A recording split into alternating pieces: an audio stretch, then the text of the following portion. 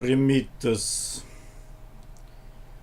Primitus. I'm still not set on the name yet. I don't know whether I'll stick with Primitus or not. I don't know if I can trust. See, I'm actually kind of amazed. Everybody's hating on GPT-5. I'm having a completely different experience. But I also just joined T3 chat, so I don't know how much of my better experience. Look at how long this conversation is. See, on GPT-4, this thing would have been started hallucinating a very, very long time ago. Look at how long this chat message is. It's actually concerning me. Look at how long that is. On GPT-4 by now, it would have been spitting out.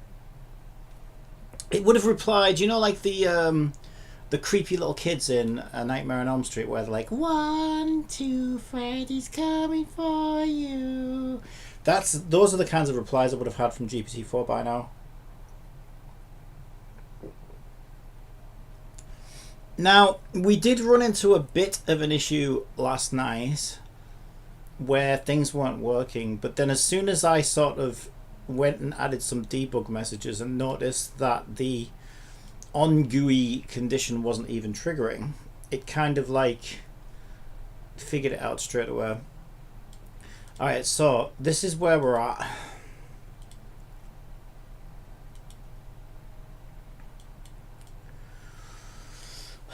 So we have our custom class. I've separated it into two scripts now. Oh no, the script link's gone, but that's fine. Okay, so we have a characters script. I guess we don't even need a transform on these, right? Can you remove a transform? No, you can't remove a transform. We can hide it though. Okay, so like in this example, we have a characters script. So all we need to do is, if we go into scripts and go into characters, this is kind of similar to how I do it already. Is essentially I'll have like something that I want to manage data for, right? So like, I don't know, I want to manage weapons, let's say. So obviously what I'll do is I'll make a weapons class which manages individual instances of weapons, and then I'll have a bunch of weapon classes. So I have a weapons parent class and then a bunch of individual weapon classes. So this will be like the data container, if you will, and this will be like the data manager. So we've got a similar structure going on right now in this test, and this test is showing characters as the overarching parent, and this is the one that we marked for server export. Actually, I don't think we need those anymore. We made those redundant, I think.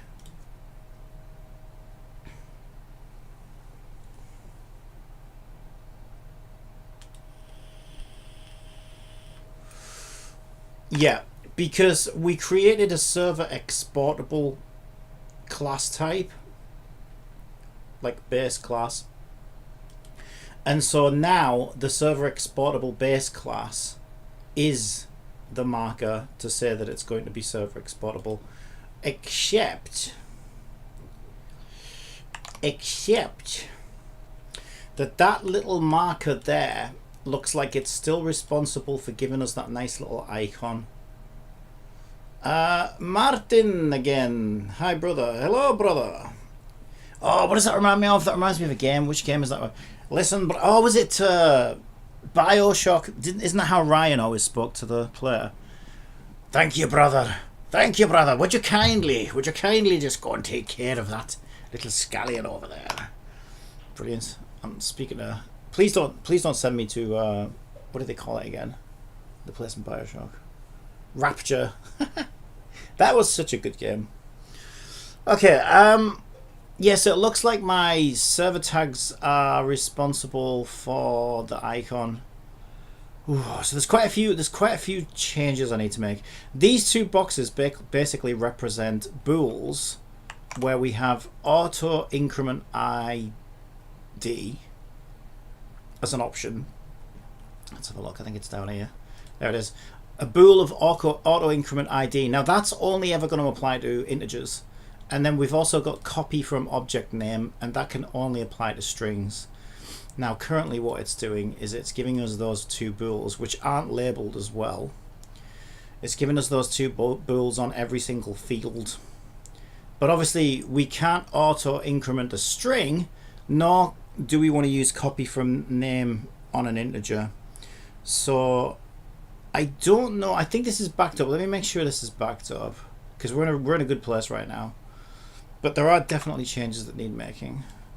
And I'm just a little bit nervous about how long this chat conversation's been going on for. So I'm kind of torn between two things, because like with GPT-4, at this point I would normally start a new chat because I'd feel like, okay, it's going to lose the plot. But to be fair, we've already gone so much deeper. All of this code that we've built since yesterday, so pretty much all of these scripts here, all of these editor scripts in here,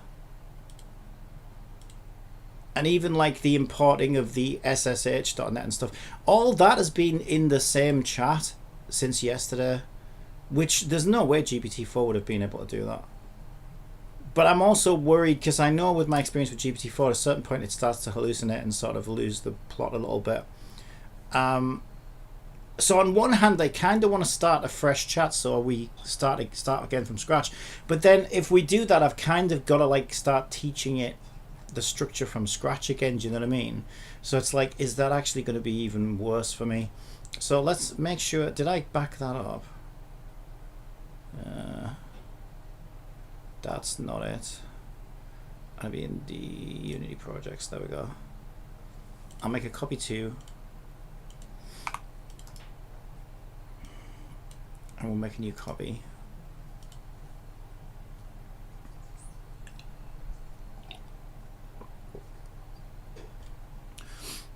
Okay, I think we fix one problem at a time.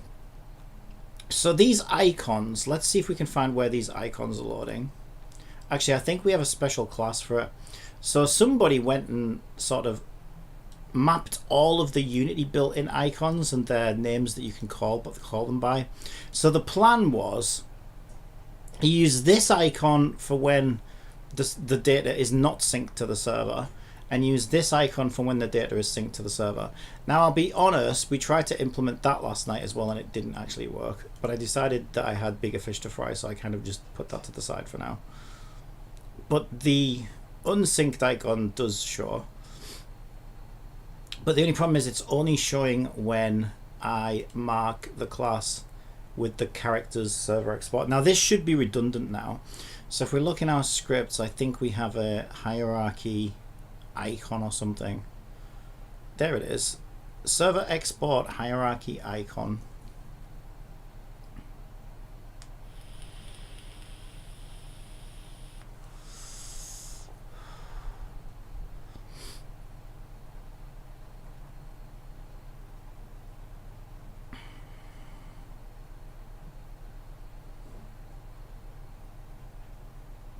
Yeah, so this is where it's doing it. So we're grabbing the attribute, get custom attribute of monobehavior.getType, and we're looking for a type of server export attribute.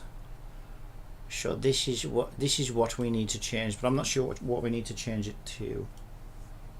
Okay, so I'm going to keep talking to the same chat because it's got all the history, and if it starts to, you know, melt down, then maybe we can start a new one at some point. But I'm like, this has way exceeded my expectations, to be honest. Okay, once I remove the attribute,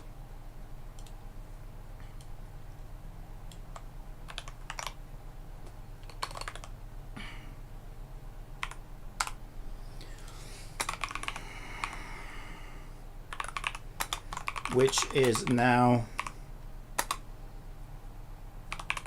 deprecated, the icon disappears.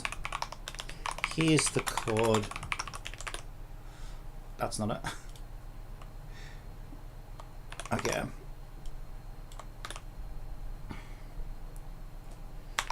What do I change?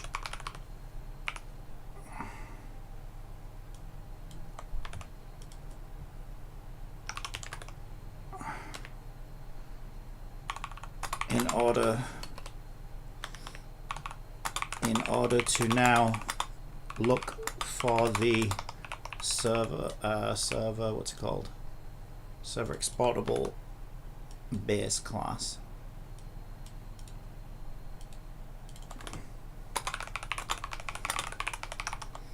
All right, let's go.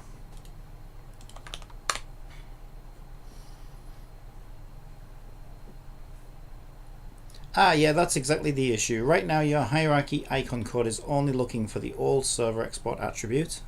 Since we've removed that attribute from the workflow, this check will always fail, so the icon never draws. What we want now, we've made server exportable the marker for exportable objects.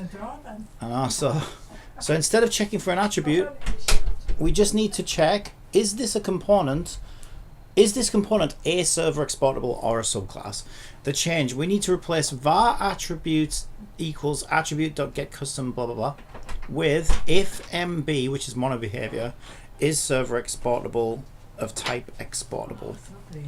Right, let's have a look then. So if we bring our code up, we want to be back in our hierarchy icon script, and the line is here. And I guess that's the condition in which we want to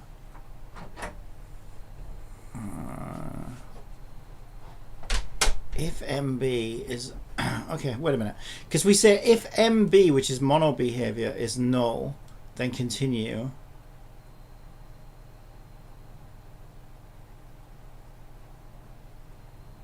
var attra.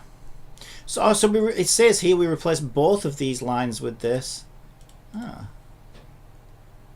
So from var to the if condition, and we can just say if MB is server exportable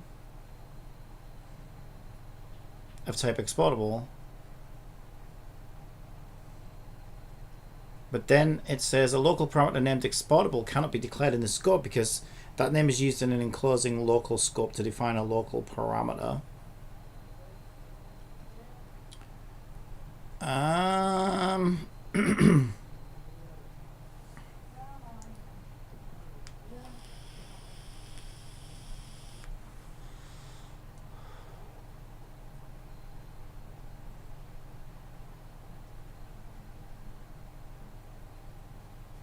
Can't we just say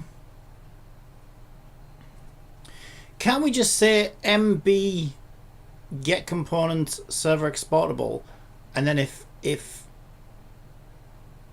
server exportable is null, then it's not a server exportable, else it is a server exportable.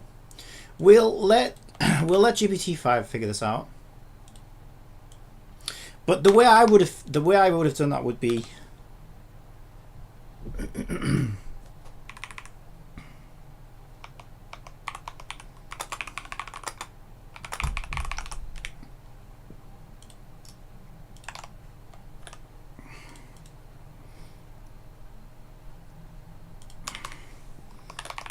could we say server exportable equals MB get components server exportable, and then do a null check on that.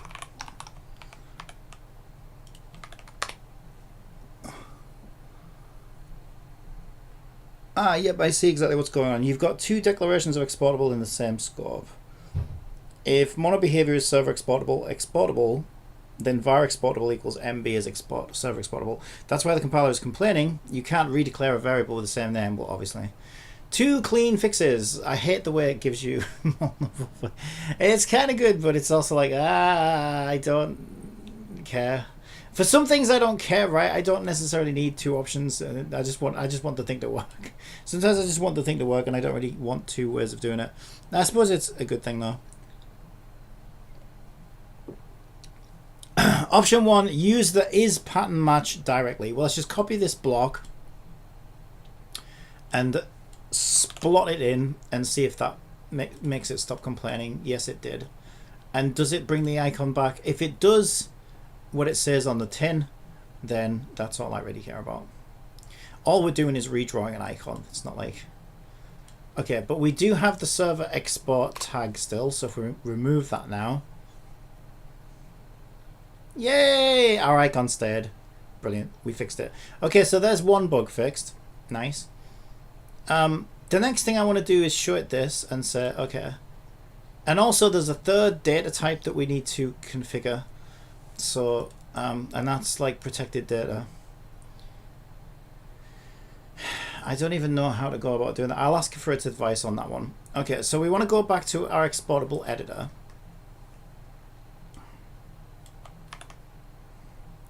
Okay, so my response is going to be perfect. I went with option 1 and all is great. Next up, I notice that our checkboxes on the fields show for every single column.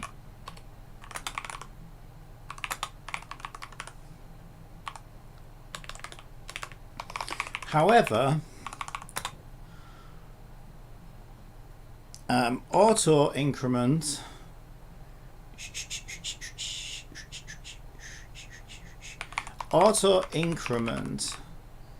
can only apply to int variables, and copy from object name would only ever be used on a string. Are we able to show the correct type, correct box for the variable type here? Okay.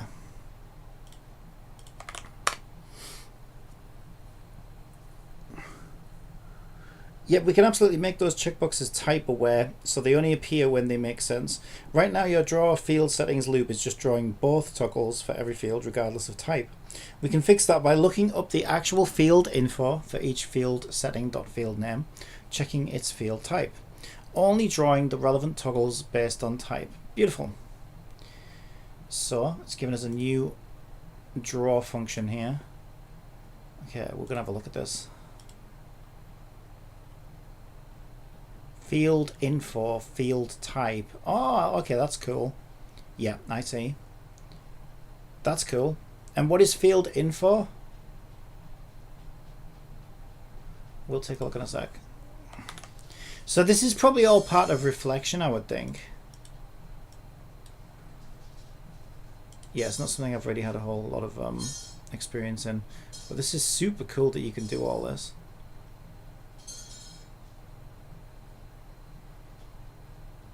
So we just declare it as a variable. So it is whatever it is. It's just a field info type. So yeah, it's probably part of system reflection, I would think. Or like something to do with Unity's editor. It might be one of Unity's editor classes or something. Okay. Oh, okay. So it did do that, but now like it's so each... That's fine, I guess. It's also difficult to know what they're supposed to be.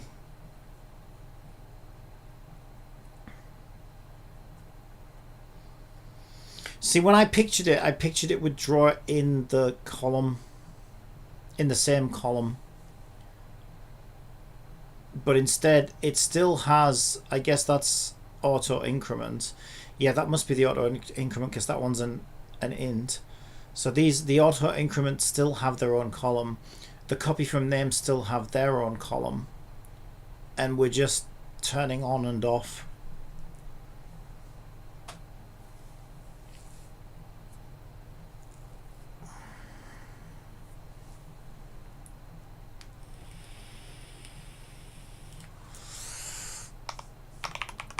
Yes, that worked. However, I'm a bit of a stickler when it comes to layout. currently auto increment draws in column 1 and copy from them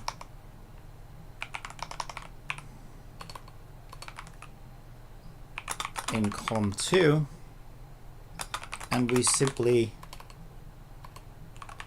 hide the irrelevant ones. Could we,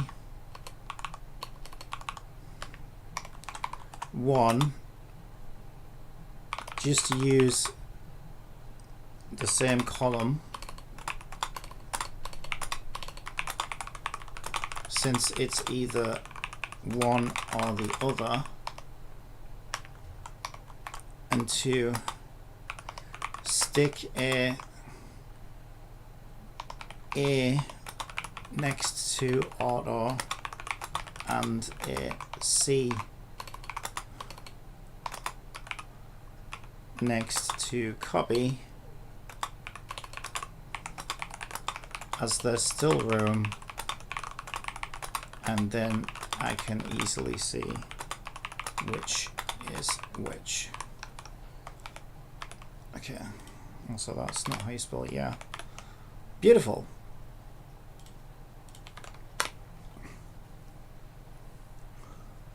Yeah, that worked. However, I'm a bit of a stickler when it comes to layout. Currently, auto increment draws in column 1 and copy from them in column 2, and we simply hide the irrelevant ones. Could we use the same column, since it's either one or the other, and stick an A next to auto and a C next to copy, as there's still room, and then I can easily see which is which. Gotcha. You basically want to merge the two checkboxes into a single column, since a field will only ever show one of them, and add a tiny label A for auto increment and a C for copy from object name, so you can tell at a glance which toggle is which. That will make the table cleaner and more compact. Exactly. Alright, so it's given us a new draw field settings.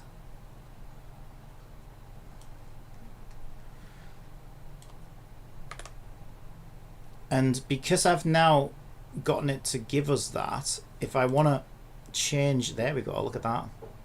That's nice. There's a bit of a gap there though, like it doesn't have to be that far away. I don't like these. See, I really am awkward as fuck.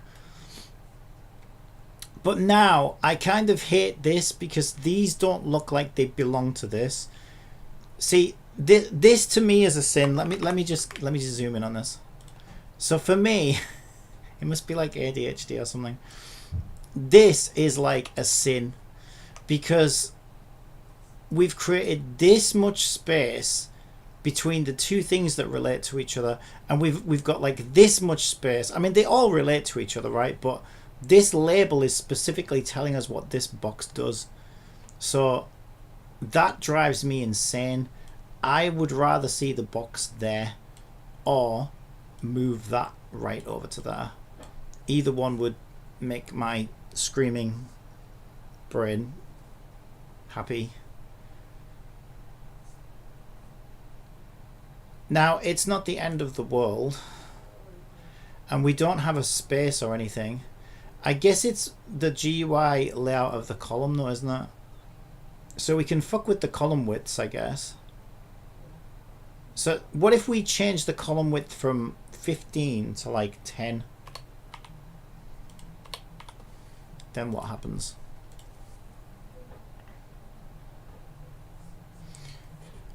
It gets cut off. Okay, so that is not our 13 is my lucky number. Let's set it to 13. So that's not the it's the checkbox column we want, isn't it? So where is the checkbox field settings auto increment? Where's the actual checkbox drawn?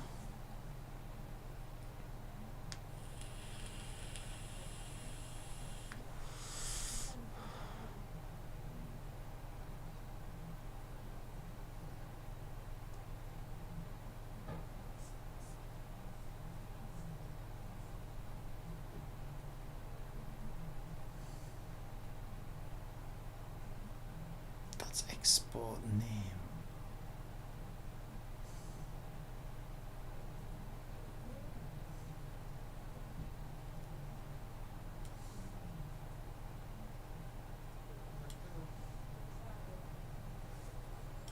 There must be a way to move that.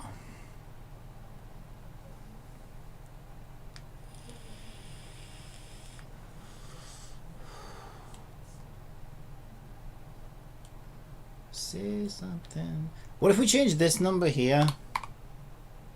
Then what happens?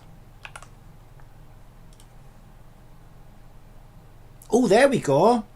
Hey, that's a little tight, but we can make it like 11, 12 maybe. I probably would be the magic number 13 again, wouldn't it? There we go. That makes me so much happier. Yeah, that's perfect. And if I want, I could even, because it's not like there isn't room, I could actually just literally type auto and copy, which might look even better, because it's not like there isn't room. Oh no, yeah, no, there isn't room though, because I chopped it off at 13, I guess. So I guess we expand this one. Let's just go crazy and make it 130. I know 130 is too much. I just want to see what it does. Make sure we're backing up the right tree. Oh yeah, no, that's fine actually. That's great. Auto copy, copy. Brilliant. So we can decide whether we want it to be an auto. Oh, it doesn't let me actually tick. Oh dear. Oh dear. It doesn't actually let me tick those though.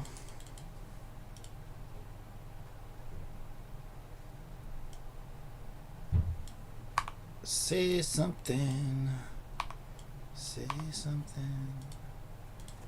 Could you be loved? Could you be loved? It's not because we moved this element over the top, is it? Let me just change that to like 20, even though that's not what I want it to look like. If I have to choose between something that looks pretty and doesn't work, or something that looks like shit but does work, yeah, no, it's not that broke it. There's another reason why we can't tick it, and I'm not sure what that reason is. I'm gonna need to consult.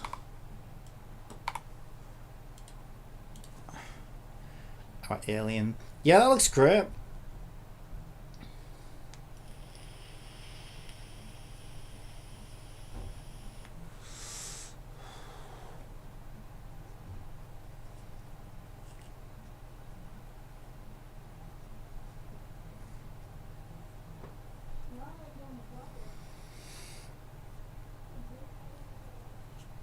Beautiful.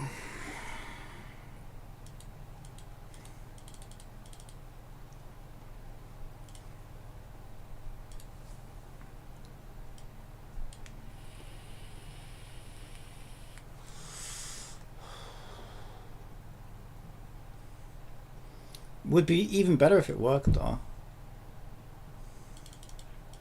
I suppose this is probably the next thing we should address.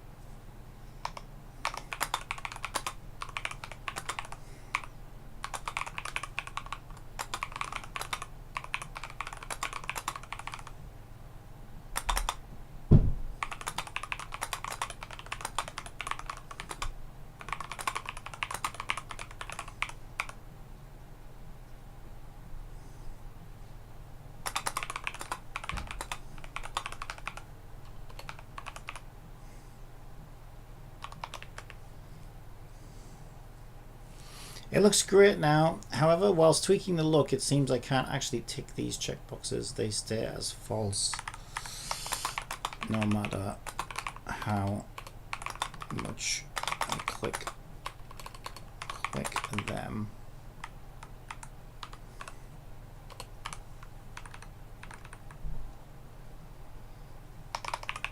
Here's the full editor script. Now, if it gaslights me and says, oh, it's because you put the elements too close to each other. Like, no, it's not, GPT, because I just tried that, and it's not. But that's what GPT-4 would do. GPT-4, it's like GPT, this is how GPT-4 worked in my brain. Right, this was GPT's workflow, right?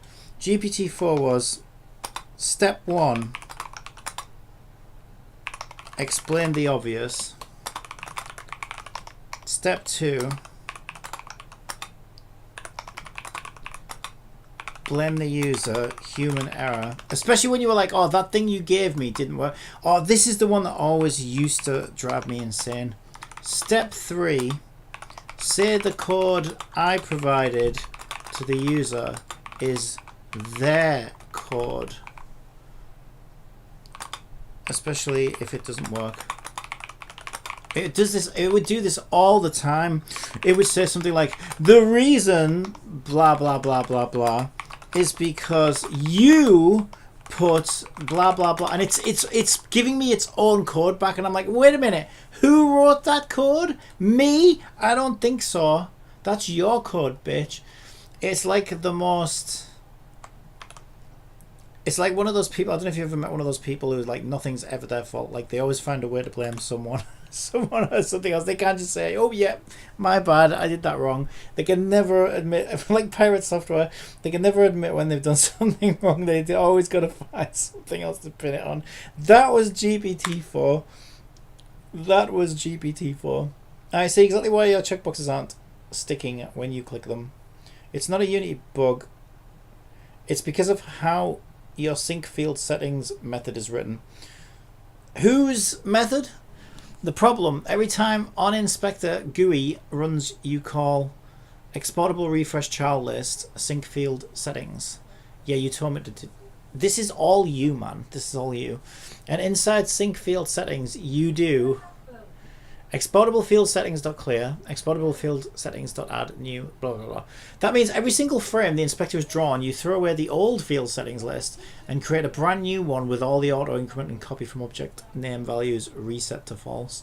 So when you click a checkbox, Unity sets the value to true in that frame, and then on the very next frame it wipes it and recreates it as false. We need to preserve the existing values in field settings instead of clearing it every time. I'd say that sounds like a fantastic idea. Okay, so we have sync field settings method to be updated. Sync field settings. Yeah, I'm loving GPT-5. I swear I'm loving it. I never would have been able to do this with any other model. But again, I don't know how much of it could be like T3 chat is just doing something behind the scenes that really helps. I have no idea. But my God, this is like, this makes my old, there's no way GPT-4 could have helped me do this. By now I would have been jumping out the window, and it would have been just spitting like freaking Atari code at me or something, and I'd just be like, and it would have been gaslighting me up the arse. It would have been like, are you sure you're not hallucinating right now and actually just typing this code into an old children's toy typewriter? That it would literally have gotten to that stage by now, and I'd be like, oh my god, help me. It would find any and every way to try and spin it around and circumvent blame you, gaslight you, get confused about what we're doing. Alright, let's see if this fixes the issue. Yay! Look at this, it actually works. This is crazy. Okay, we're looking great right now. We need to just get it functional. Now I've got to make a decision. Okay, there is one more field type, and I need to think hard about this. Okay, so let's just draw what we've got here in Unity right now. Like, I imagine if I go to my thing, it's going to have. Is there any way to make like a new one of these, like Scally Draw? Yeah, it's gonna show my old thing. Right, so where we're at right now in Unity, I just scroll down, I guess. There's probably a way to make a new one of these without losing the old one, but I'm not sure what it is. So we'll just go down here. Okay, so currently, if we look at our layout, in our overall class, we can set data that is either player data or game data. Now this is beautiful because these are the two main types of data that I have. So we have in all of our games game data, and game data is persistent, it's read only, and in this case we're only going to be stored as pure JSON definitions on the server is the way we've decided to go. So the API will deliver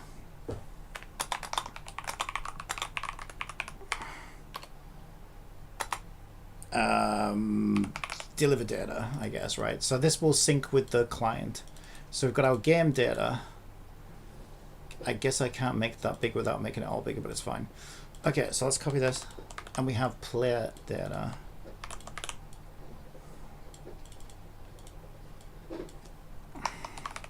We also have player data. Player data is dynamic,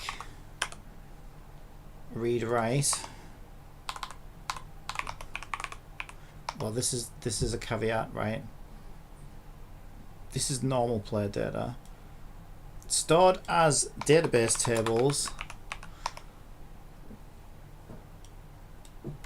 And yeah, again, API will handle, let's just say handle data, because we're also reading and writing. However, what we've forgotten, I haven't really forgotten it, I just haven't got around to it, is player data has two types. So let's just move this. So we're gonna fix that. So we actually have two types. I guess we'll call them normal player data. We'll just say like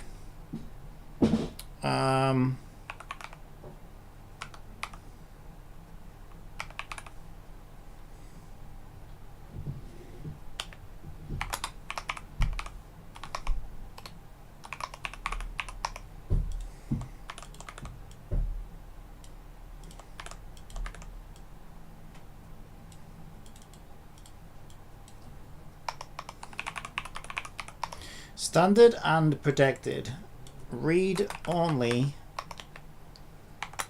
API updates with scripts.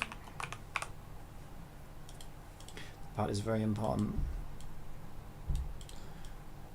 And that's used for like things like Gacha pulls. So now it's no longer all read write. It depends on whether it's standard or protected.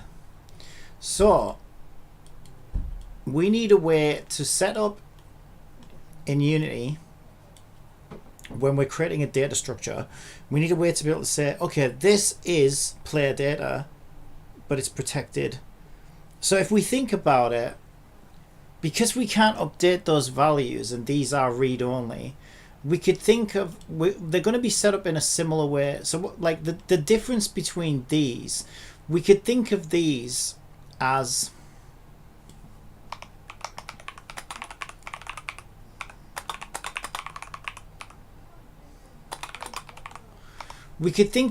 game data things as data containers to be filled by the API.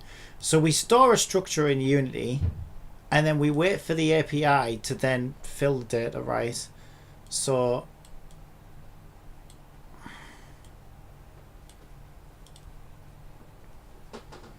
we have a placeholder for characters. So something like this, where we have the characters, my end goal is to make it so that game data, these entities are going to sit on the server. And then at the start of the game, we actually pull these in from the server. That way, if I want to add a new character to the game, nobody has to download a new client, because we simply connect to the server and then we get all our characters from the server, and then the characters will generate from server definitions. This needs to work in the same way. They need to be data containers that are filled by the API, essentially. Whereas these are kind of different. These are kind of like, these are going to have like functions where I can say, okay, read player data, write player data, read player data, write player data. So if the player wants to update their email address, then we just say write player data email address. And then as we log in, we say read player data email address. But with these two, the player should only ever be able to read, never write.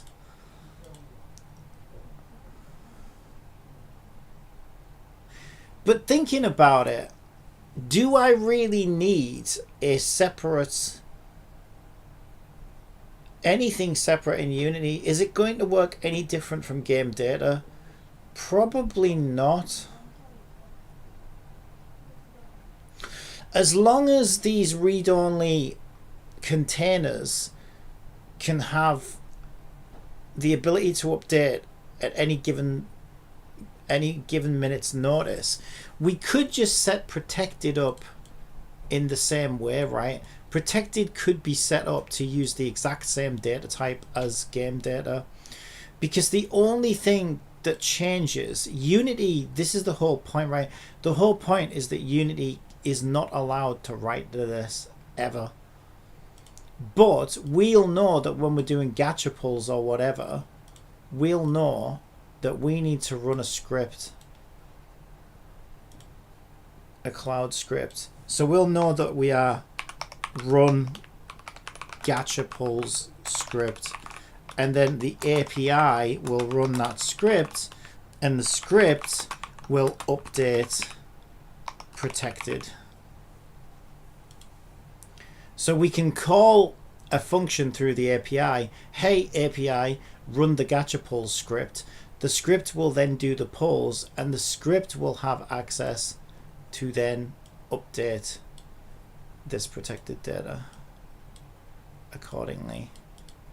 But from Unity's perspective, Unity shouldn't need to care about this really, as long as I'll know to run scripts which can update protected data.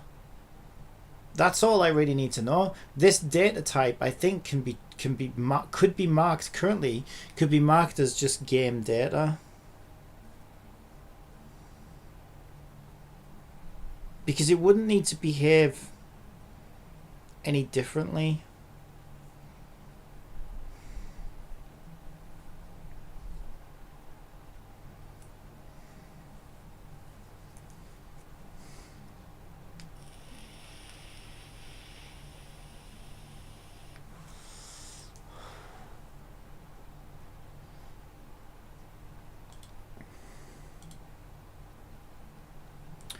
Perhaps a better way of setting this up is, rather than have a field that says is this player data, if we go into our base class, it's probably better, because I already separate game data and player data at two hierarchical levels within Unity. So what might be better is if instead the server exportable type marks this as writable instead. We're going to get a lot of errors, so we need to... I think that makes more sense, because then I can use the same...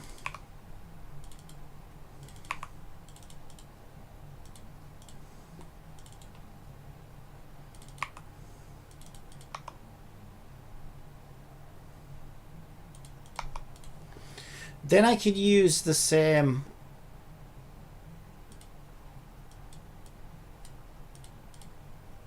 Yeah, that makes perfect sense. Then I can decide whether something's writable or not, whether it's on player data and game data. Obviously, game data should never be writable. Like, I thought that's a given. But in player data, some of it is writable and some of it isn't.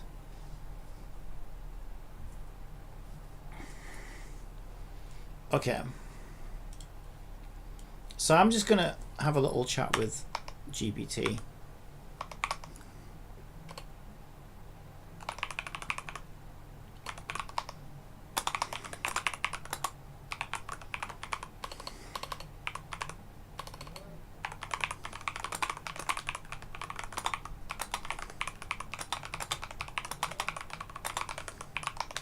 Perfect. I've been double checking that everything is covered and made a small change.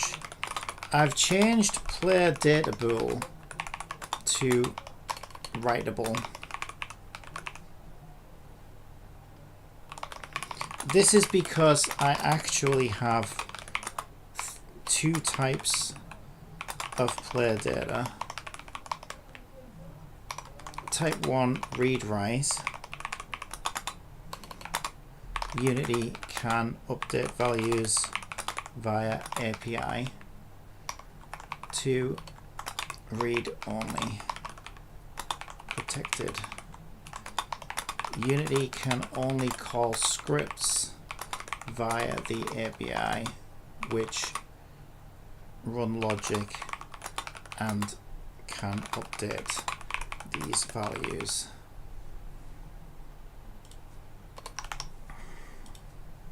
Such as Gacha poll results.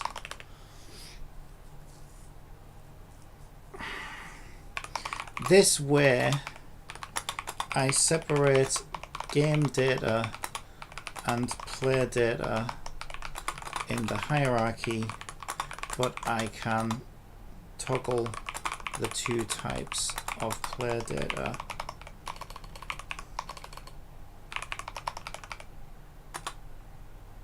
easily in the inspector.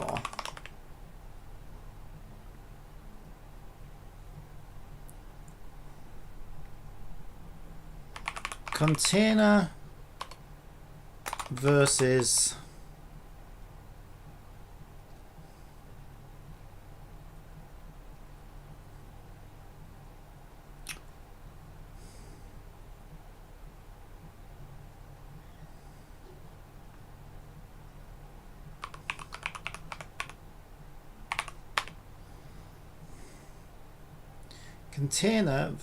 generator.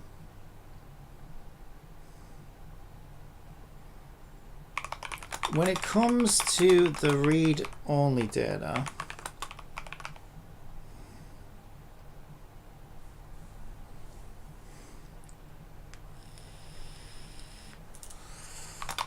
I feel like there are two options in how we recreate it from the server. Option 1, container. All classes remain in Unity and we fill the fields from API results responses. 2, generator. Perhaps we can rebuild classes using reflection.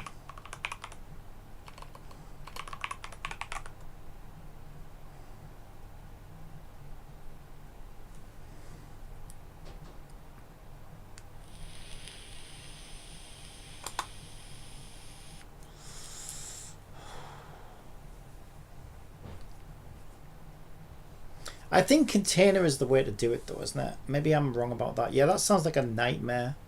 Is there really any benefit to that? I don't think there is really. Yeah, I don't think I really need to think about that. I had that thought and I was like, I wonder if we can like regenerate classes by just storing the class structures on the server and then the game literally just like fucking rebuilds itself every single time it runs. But that actually sounds kind of like a nightmare. And weird. Like there's no real upside to it either, really. I don't think that would really benefit anything. Maybe it is possible, but even if it is, like, is that really necessary? Probably not. Yeah, I don't know. I think that's probably a silly idea. Okay, right. So perfect. I've been double checking that everything is covered and made a small change. I've changed player data pool to writable. This is because I actually have two types of player data. Read-write, Unity can update values via API. Read-only, protected. Unity can only call scripts via the API which run logic and can update these values, such as Gacha pull results. This way I separate game data and play data in the hierarchy, but I can toggle the two types of play data easily in the inspector.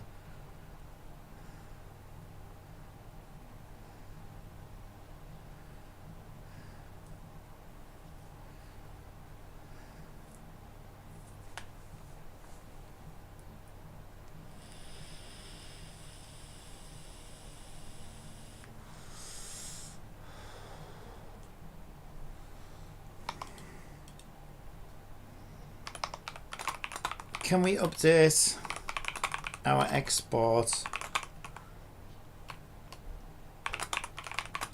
tool to 1, use our new structures,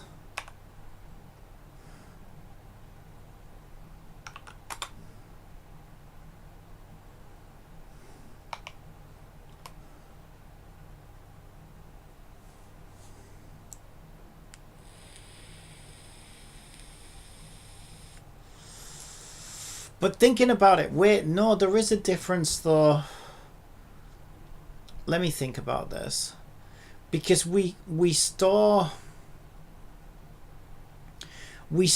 game data as JSON metadata, but it's specific to the game. But play data, read-only play data, needs to be specific to the player. And it still relates to tables in a database, because it has to.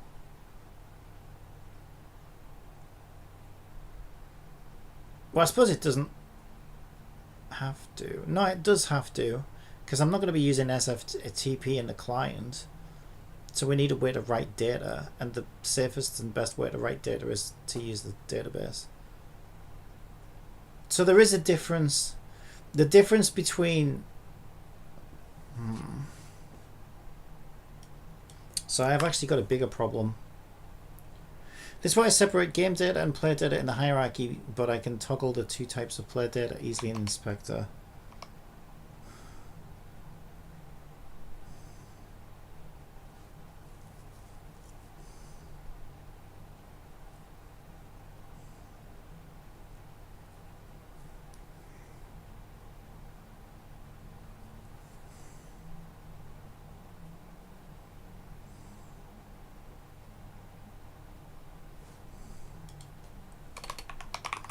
This does create a new problem, however.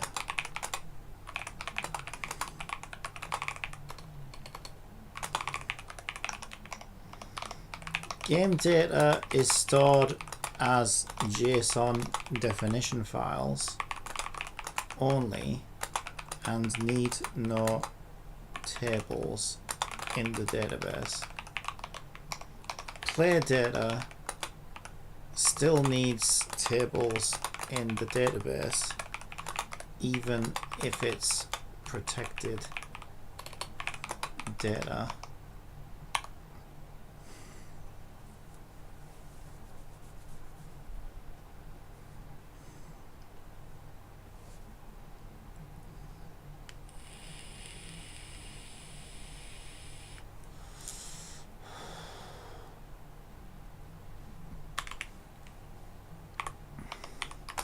I'm not sure whether to expand this class to include this, or if we can just leave that part for the API.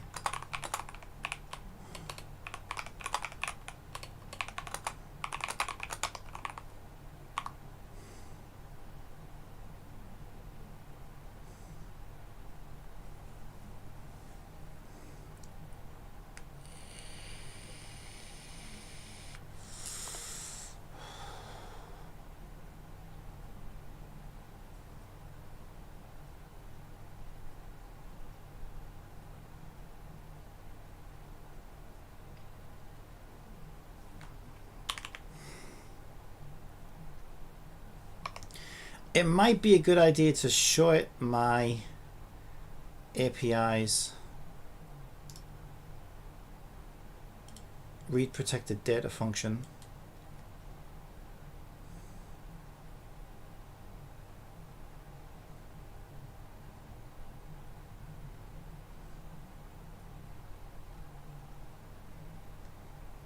Which is my get function.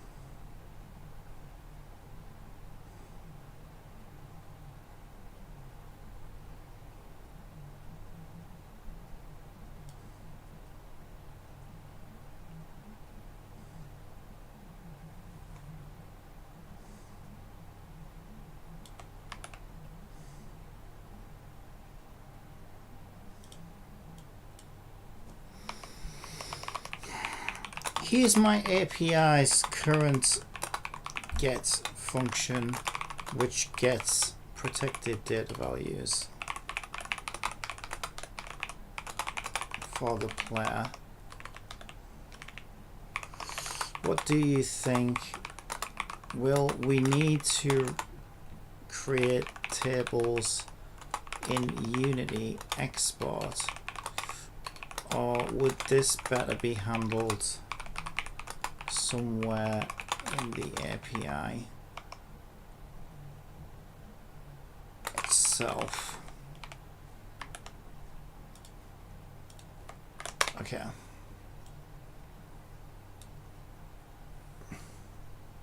Alright, I see exactly where you're going with this, and I think you're asking the right question. Should Unity's export pipeline be responsible for creating all player data tables, including protected ones, or should the API handle protected table creation itself? Let's break it down. Your current data model, now you have 3 categories of data. Game data, static read-only for everyone, stored as JSON definition files only, no database tables needed. Player data, writable, read-write via API. Unity can send updates directly to API to change values, needs database tables. Player data protected, read-only from Unity's perspective, only server-side scripts can update values. Still needs DB tables, but Unity never writes directly. The core question, do we want Unity to handle the database tables for both writable and protected player data types, or should the API handle protected table creation? Option 1, Unity creates all player data tables. Pros, single source of truth for schema. Unity defines all player data structures, writable and protected. No need to manually create protected tables in the API. They're generated alongside writable ones.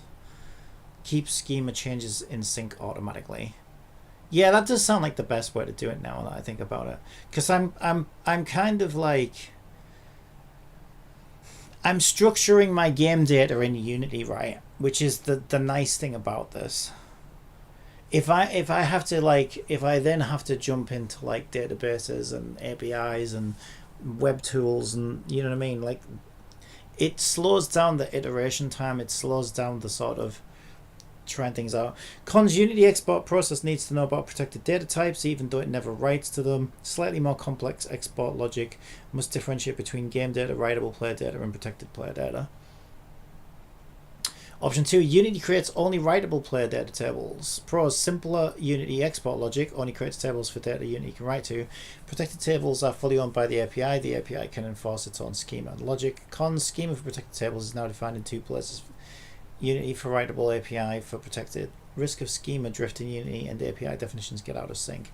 My recommendation, given your goal of keeping all data definitions in Unity, yeah, I agree, so you can visually manage them in the inspector, I'd go with option 1. Yeah, me too.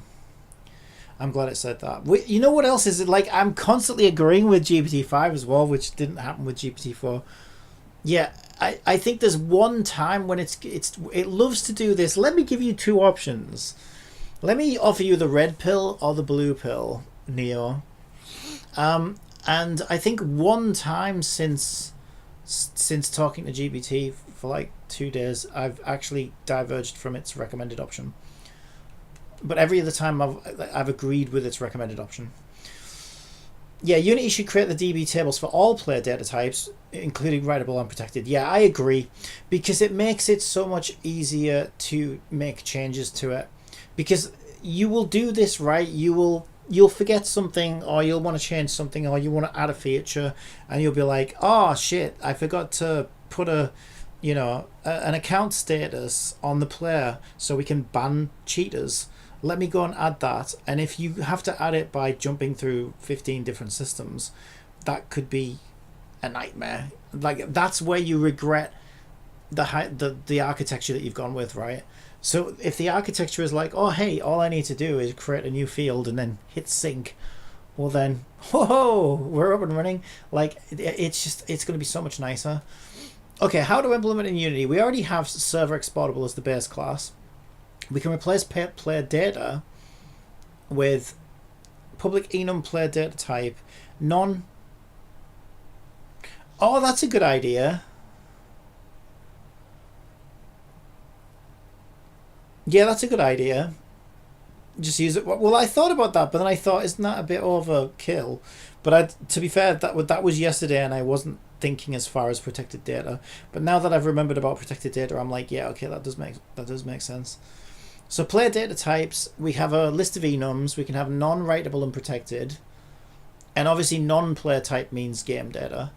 Yeah, I like that. That's a very efficient solution.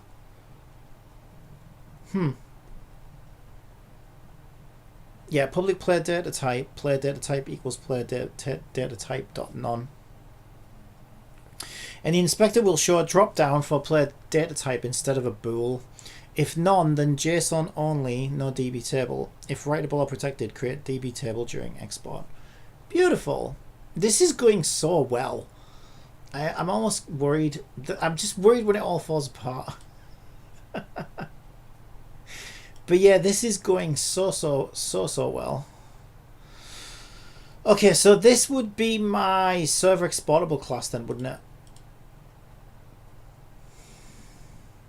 So we're replacing writable with a list of enums. So what we want is we want our enum structure. I already know where we're going with this. We want to create a public enum structure here of data type. Yeah, let's just call it data type. And then we'll call game player write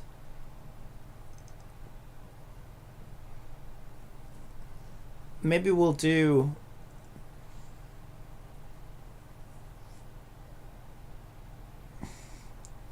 yeah, no, that's fine. I could rename none to like game data writable or protected.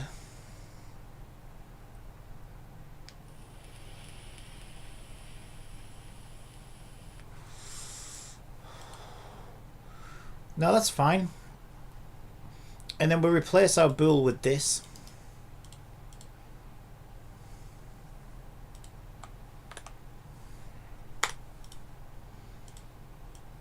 Liking it. Inspector now will show a drop down for player data type instead of a bool. If none, JSON only, no database table. If writable or protected, create database table during export. Exporter logic. If exportable.player data type is not player data type none, then we need to build a table for it, basically.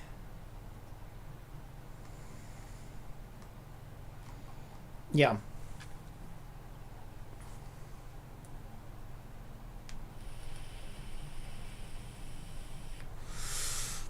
Your admin API could accept a type parameter. Yeah, whether it's writable or protected. Yeah, because it needs to know what type of table it's creating. True.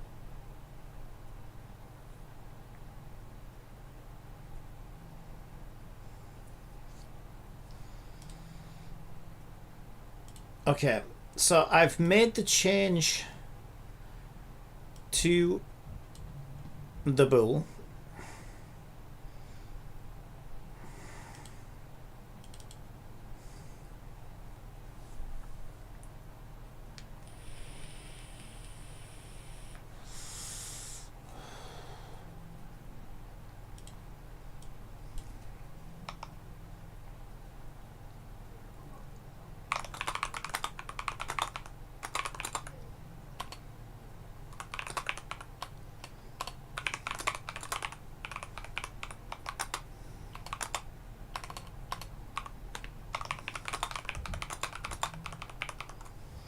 Okay, I think this is the best way forward.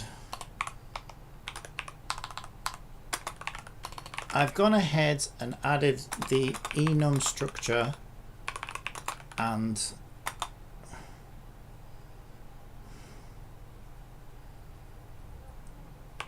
field to our base class.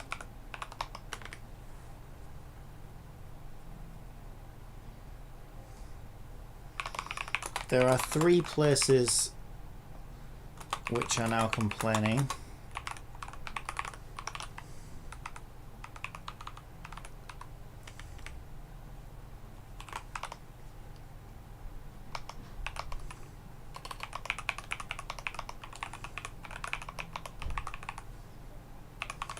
Server exportable editor.cs.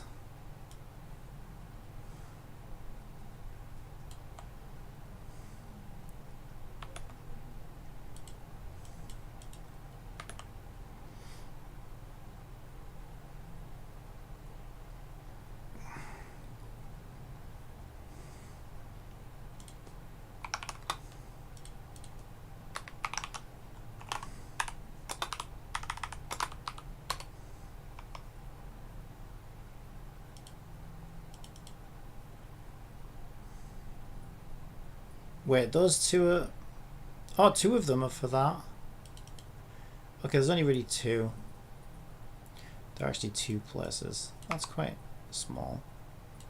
Yeah, 1 and 2. Server export tool. Well, server export tool, I'm going to ask it to...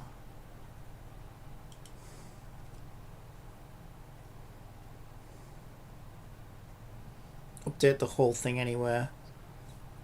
So actually, let me just mute that one out and give it that one.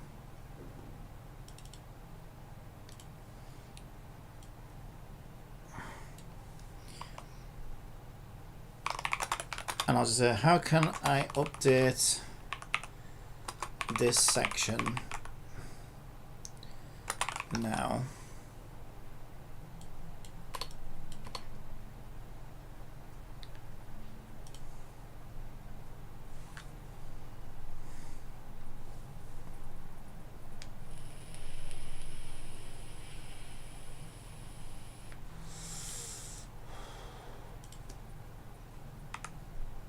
To display the drop down.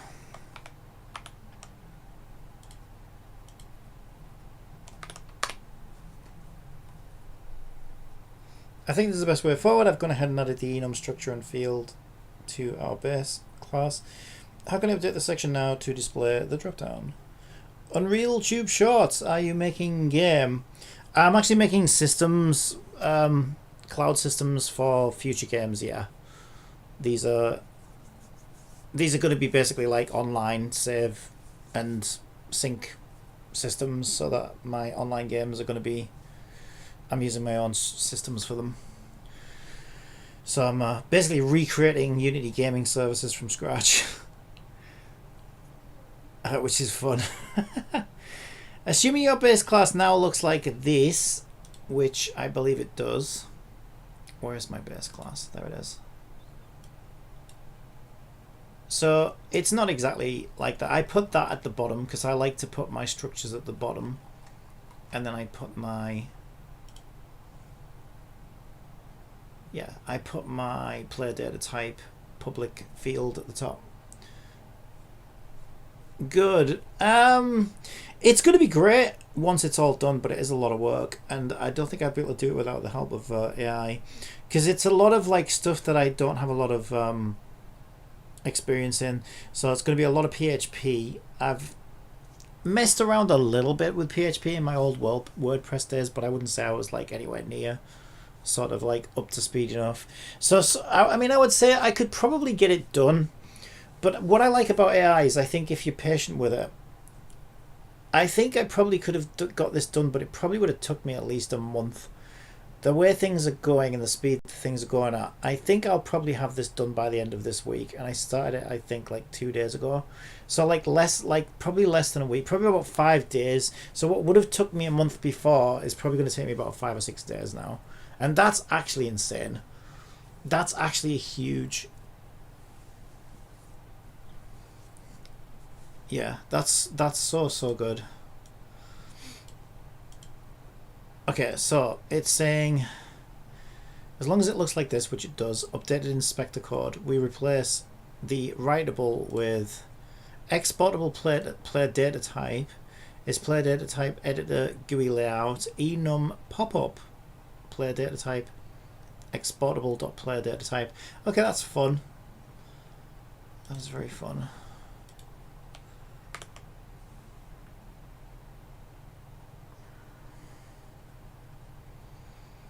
Okay, for some reason it doesn't have access to player data type. Huh. Why is that?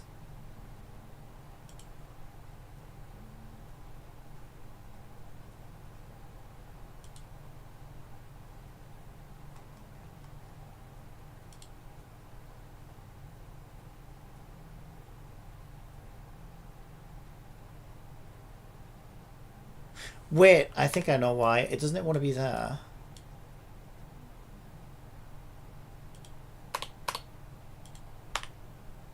I think it wants to be there.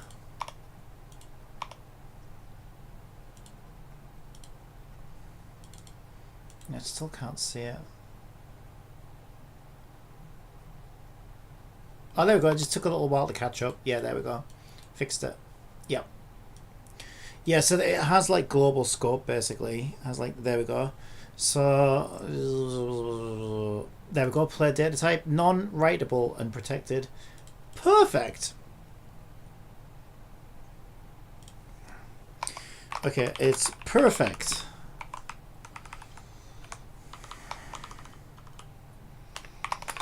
I think we're ready to update the export tool.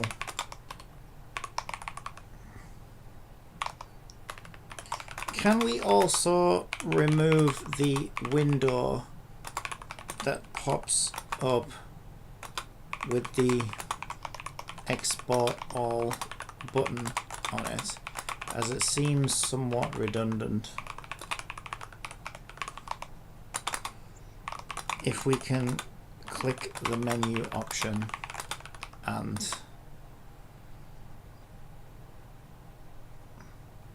everything just runs, that would be much better.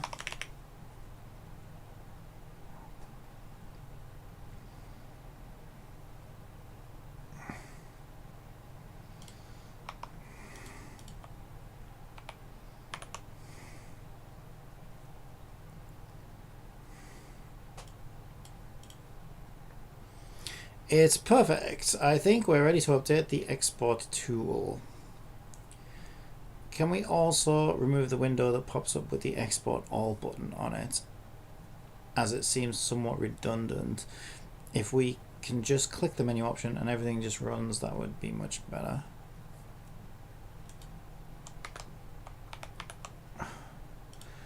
Alright, moment of truth. Moment of truth. We can absolutely remove the pop-up window and make the menu item run the export directly. We'll also update it to work with your new server exportable marker and player data type enum instead of the old server export attribute. Key changes we'll make: remove the editor window inheritance on GUI method entirely. Change the main menu method to call export entities directly. Replace all server export attribute checks with is server exportable. Use player data type to decide whether to create DB tables. Yep. This is so impressive. GPT-5 is amazing. What are people talking about? Like, it fully... I can't believe it's still with me on this. This is actually insane. It's like 3 days later. It's the same chat. There's no way this is like... This is like... One time it got a bit mixed up. And that's because... I think that's because, like, I kind of flip-flop between a couple of different things.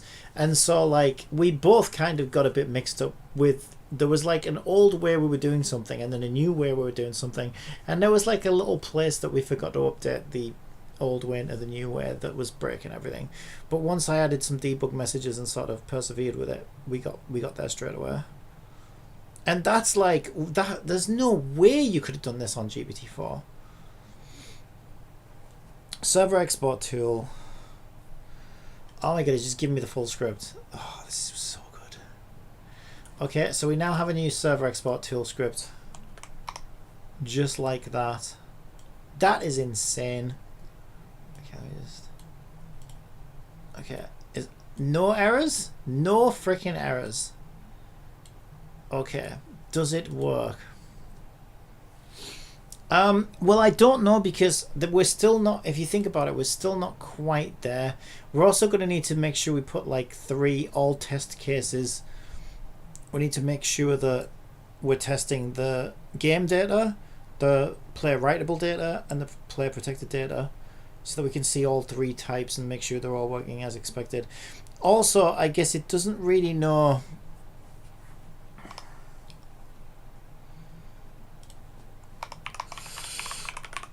Excellent.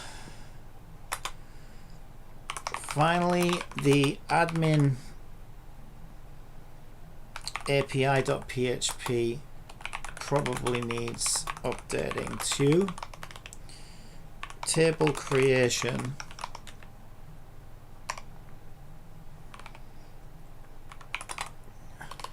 So this is only going to happen for player data, right?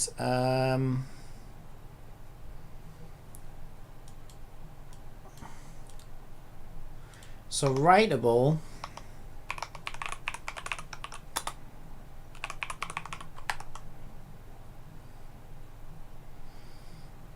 it's going, this is player data though as well, isn't it? Yes, it still needs the game prefix.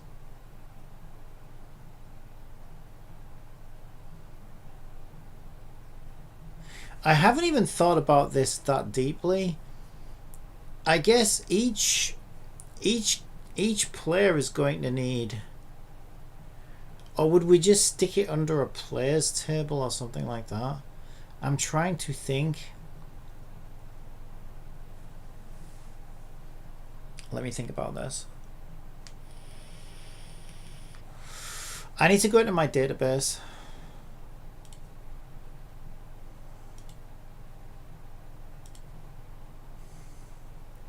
I thought it would want me to log in. Be kind of worrying if it didn't actually.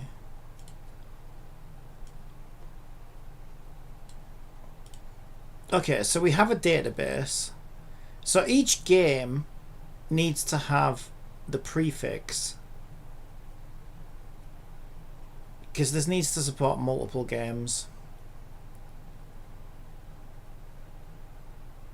So if that was the case, then I guess we would have a table for like game name. Right, how do we create a table? New table name. Okay, so prefix of the game's name plus an underscore, and then let's say players. But then we've got column 1. No. Column 2. Column 3, etc. Okay. Save that. Make sure. What? I would never create a thing. Add 3 columns. Check the manual that corresponds. Is it because I've got. What are these then if they're not columns? There we go. I said go, but nothing. Refresh this. Prefix players. Okay. There's my column 1, my column 2, my column 3. And then when I create insert, how the fuck do you use this? Column 1 value, whatever, TED. Please enter a value greater or equal to. Is that? Oh, these are ints. Okay, whatever. We'll just let's just put ints in here then. Whatever, just so I can see, visualize what the hell is going on. Right. So if this is players though, this would need to be like a player ID, and then it's like key val pairs. But in terms of our Unity structure, let me think about this.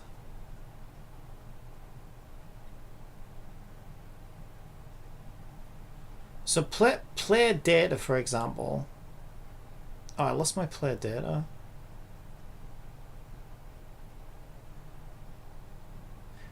Weren't these supposed to be player? Oh no, they were always. Oh, isn't it items? Oh, I never actually created a player data.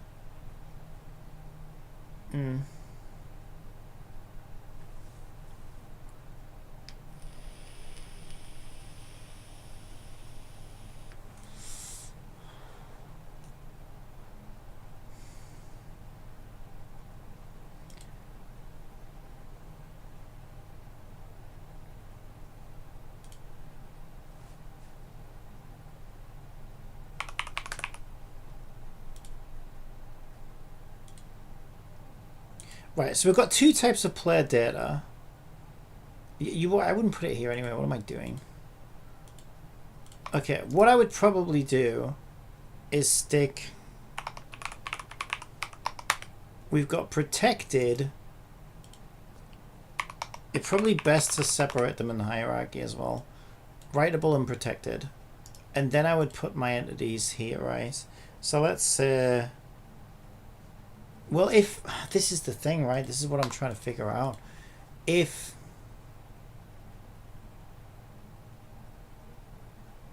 although I have to have a child, I have to have a parent-child relationship between data structure and data object, so I'd still need an object on there anywhere. So even if that was just data, this would contain the server exportable, and then I would set that as writable, children as rows. It's because we have no rows. And then I need to create a data structure. So in scripts core, let's make a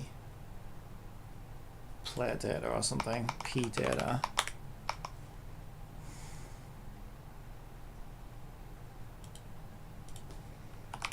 P data. Right, so in here, let's just flesh something out real quick. So we'd have something like UID, profile name,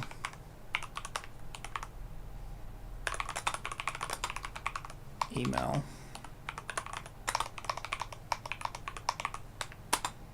joined, last log on,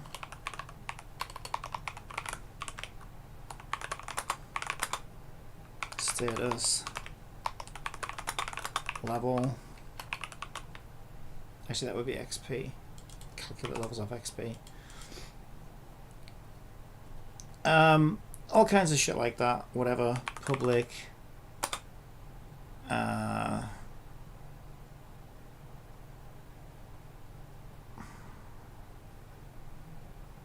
String. Avatar URL. Right, whatever, just to kind of give us an idea of what we can do with it. Okay, so that would be auto increment. So now we should have the ability. It's not happy because we got errors. Right, let me just go out and back in. Does that fix that?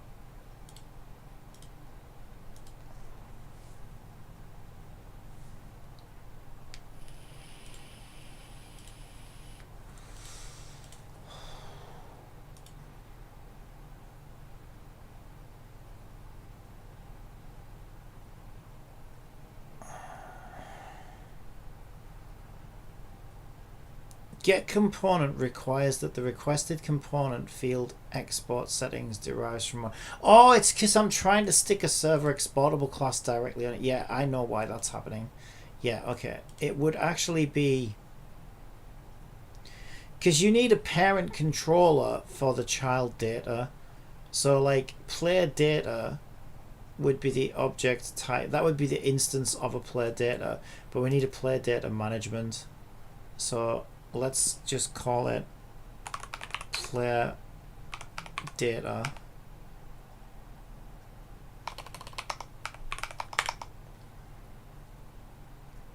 Yeah, I know where I went wrong. And then I would add the player data class. And then we would set this up with the server exportable. So this is now a server exportable. There it is. So if we look at our characters, we set it up as a server exportable. We have a public list, which is character list.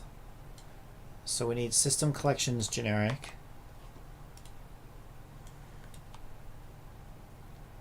Well, that's assuming it's multiple objects. Oh, this gets so complicated. Because I wouldn't need a list of player data, because it's not like we're only managing one player. We're not managing multiple players. This is where things are confusing me, like between... I think it's because I can't create a table.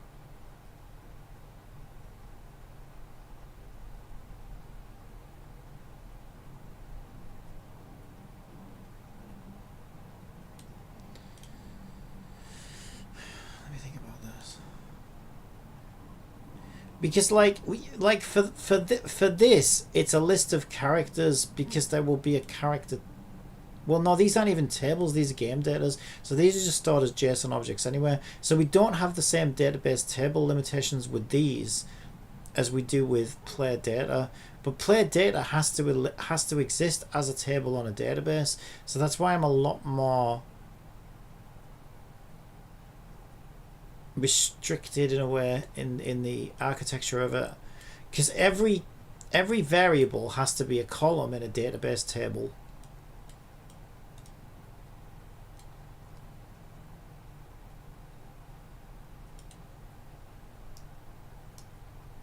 So you couldn't even if you wanted to manage multiple players, does that mean I can't have multiple?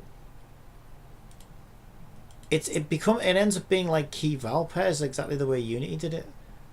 I thought we'd gotten outside of that. I think that was on the assumption that I could create tables for every player. I could create tables for every player as long as I put a prefix. I think that's what I really need to think about now. I have two options.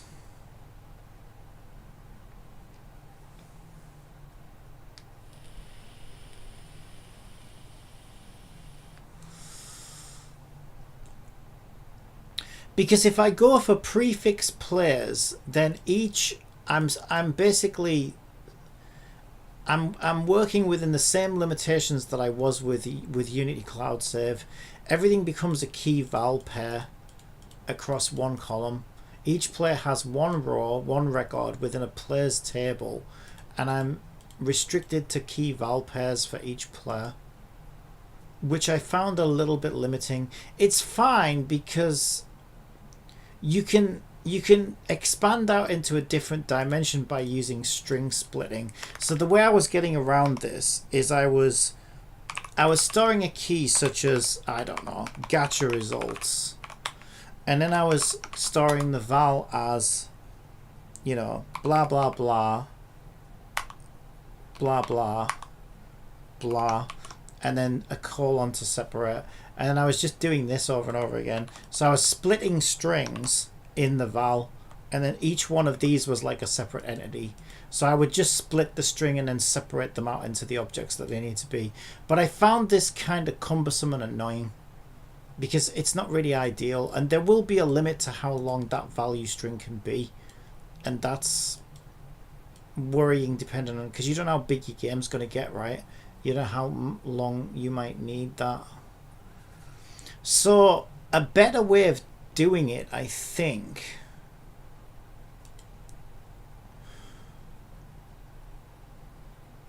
where's my, how do I create a fucking table again? Is this it? Yeah, I think this is it. Okay, so let's instead say that this is 6 columns, and the table instead would be game prefix, UID prefix for the player, or even better, player, and then UID prefix, and then add 7 columns. Oh, they need names. So yeah, whatever, like Well, the player's UID. But wait a minute, how would that even work? That would work, but I need to make sure I need the UID in order to log the player in so we know which table to look up. But we'd probably need that anywhere. And then there'd be no point in having a UID column and field because the UID is the table name. So now you don't need to store the UID in a column either. So you could just have like profile name string. Let's look at this structure that we were doing. What was the structure in my example? I thought I wrote a... What happened to my... There it is. I don't know. I'm not sure what I'm looking at. Alright, so let's try to recreate that. So we don't need UID because UID would be in the table name, but we'd want a profile name so the player can set the name for themselves. And then we want to store an email address probably for logging in and sending spam or whatever, right? This is an example anyway, like, so I don't fucking know. Status, so we can ban players and time them out and whatever. We can control their account status. XP, so they can earn and level up and whatever. Avatar URL, so they can set a profile picture. Just as an example. Right, so there we go. Create that table for me. I don't understand. Processing request. Did it do it? It didn't do it. Save. There we go. Okay. Yeah, okay, so in this example we would create a new table for each player. That sounds juicy and nice. We're going to end up with a lot of tables, but I don't think there's really a limit. And now the player can have separate columns in the database with separate data types. So we don't have to fuck around with string splitting anymore. We're not confined to key val pairs only. So it's better than Unity gaming services, as it should be. Because this is our database and we can do what we want with it. I think that's much better. So yeah, sure, we'll end up with like tons of tables, but they'll be sorted by game because we have a game prefix. We can see all the player tables have player in them, and then we'll put the UID of the player.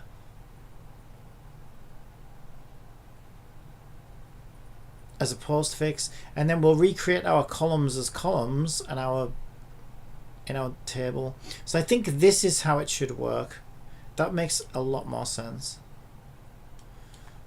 That was my... How does GBT respond?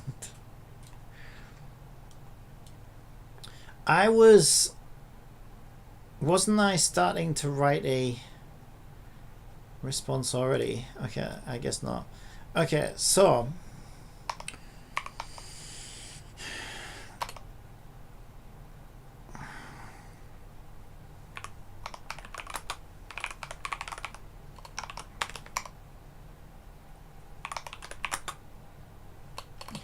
okay, table creation. At the top of each game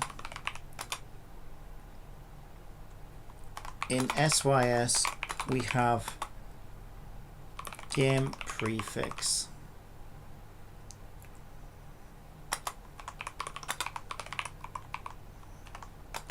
So we can store multiple games in our database.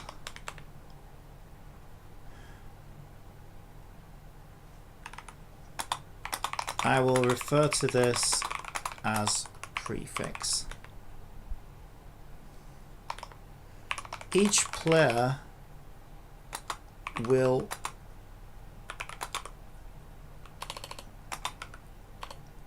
be given a user ID which they will need in order to complete API requests. This will need to be auto incrementing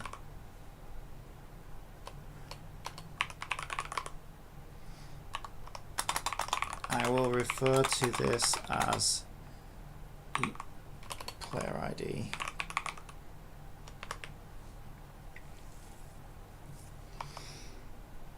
Cloud save felt quite limited, restricting me to key val pairs, which resulted in me splitting lots of strings to store additional dimensions of data. I can now avoid this.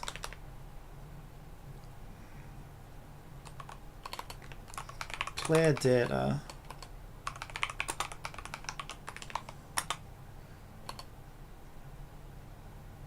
prefix player ID.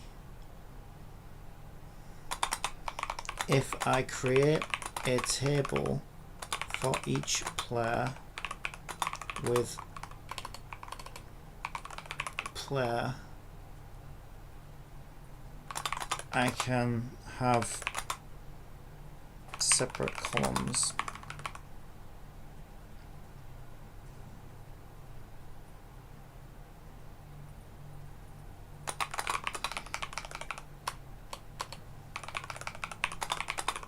In the database for them.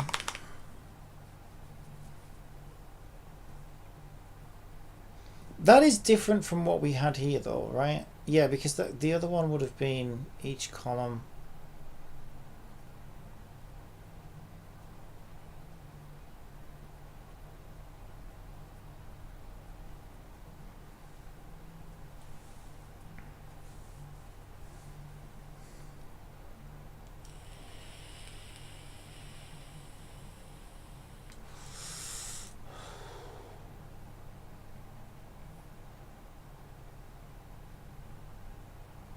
Why does that feel no different though?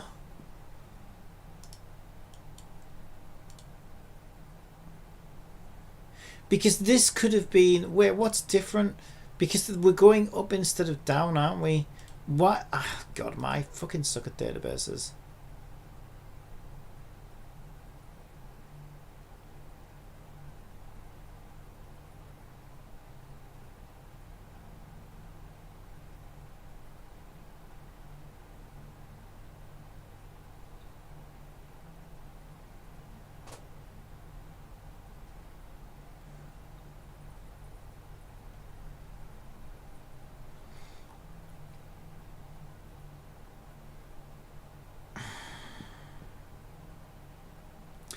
I think it's because in this particular example, like, it doesn't make a whole lot of sense having columns here. This would still be plays, wouldn't it?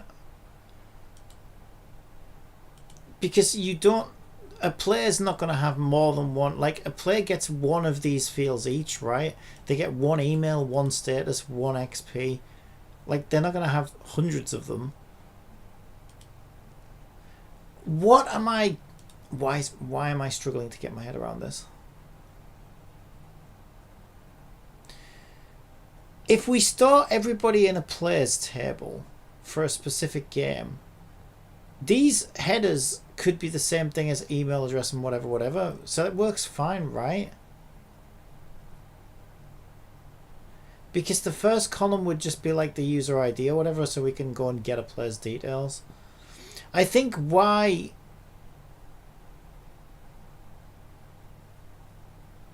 I'm getting confused is I'm thinking more about how do you, like, when it comes to things like inventory items and other things, I had to like string split those because all I could really do is store. I could create a column called, you know, inventory or whatever, and then I'd have to store all the items in one long string and then split that string, and that's what I'm trying to avoid. But I guess that would require its own table.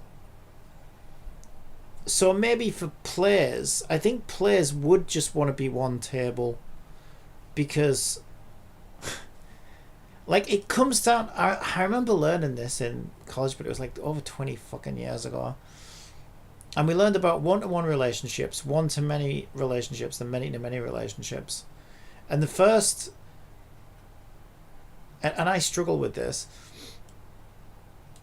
I think the first thing you need to do when you're analyzing data to decide how you're going to construct a database is you have to figure out whether it's a one-to-many, a one-to-one, or a many-to-many, because there's different ways of structuring that.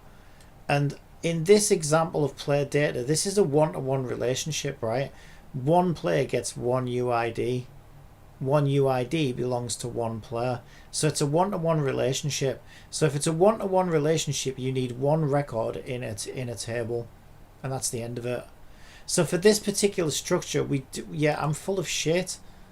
We just stick them all under players.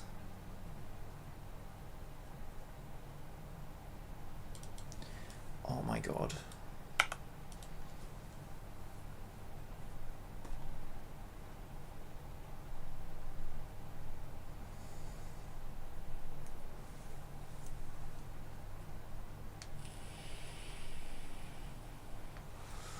This is definitely the part that I struggle with.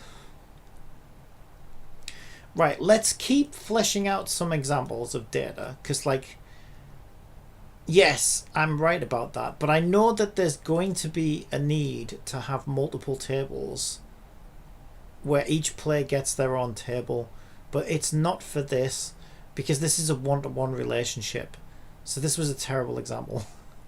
But that's where we start, right? We start by saying, yeah, okay, the player needs a profile, and this is where we would, so really this would be profile, I guess. So on writable we have profile, so we could have different, so then each one of these becomes a record in a table, doesn't it? God damn it, this is so confusing. Right. Yes. Right. Profile is a record in a table, so I'm going to put an R next to profile because it's a record. Wouldn't everything be a record though? But then each object would need a separate table. So essentially each one of these child objects would need to be linked to a table in somewhere, I think. Let's keep going and see if we can figure it out.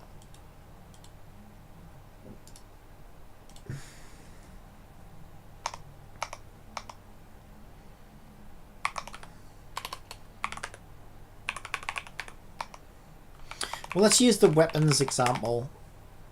Player data, weapons. Okay, so let's make...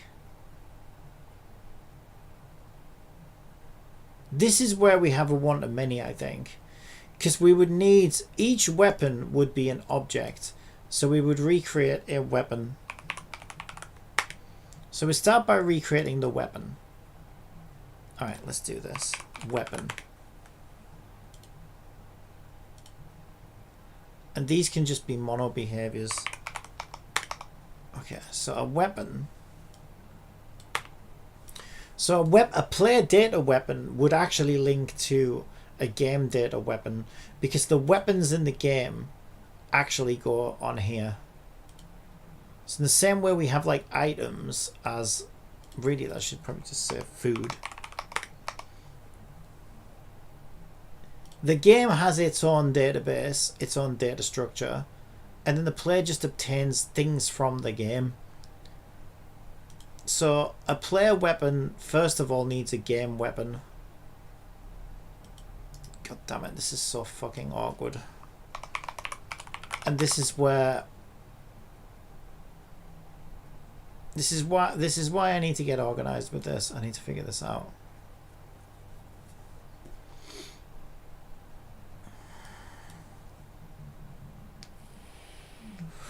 Because really, I just created a weapon class there. But for me, logically, a weapon class should belong to a weapon. A game weapon. And not a player weapon. Because a game weapon and a player weapon are completely different things. A game weapon is the blueprint of a weapon. But a player weapon is the amount of game weapons that a player has in their possession. And they're completely different things. So the weapon class, if I have a weapon class, should be a weapon in the game. So an example would be weapon name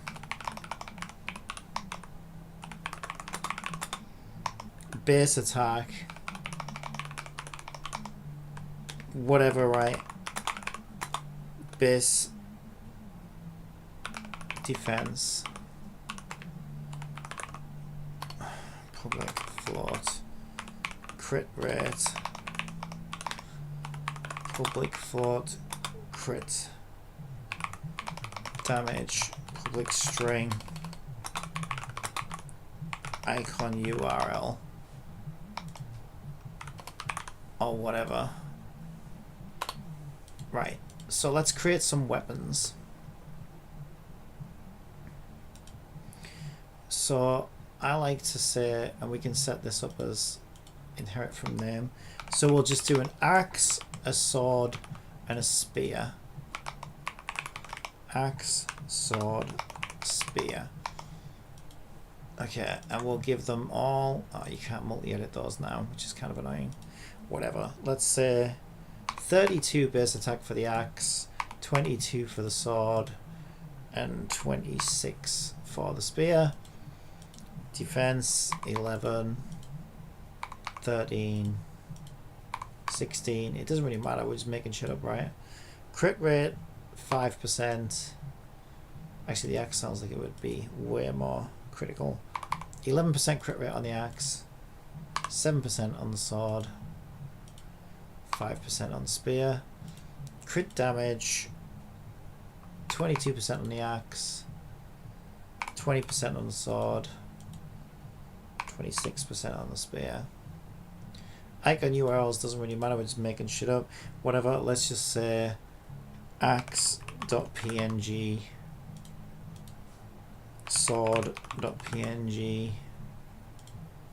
spear.png. And then for weapon name, we'll just use the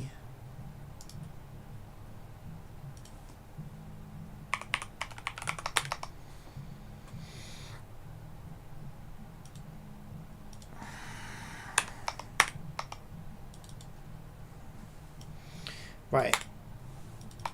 We'll use the name. So server exportable type, and then this is where I was getting confused before. Now this one makes sense because we're going to have a list of weapons. So this one wants system collections generic. We don't even need Unity engine for this one. We want our list. So if we go back to our characters, we have a list of characters. This one's going to have a list of weapon.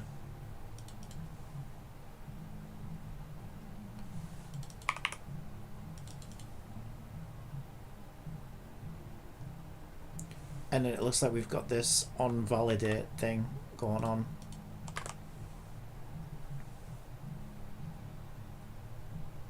That should say weapon list.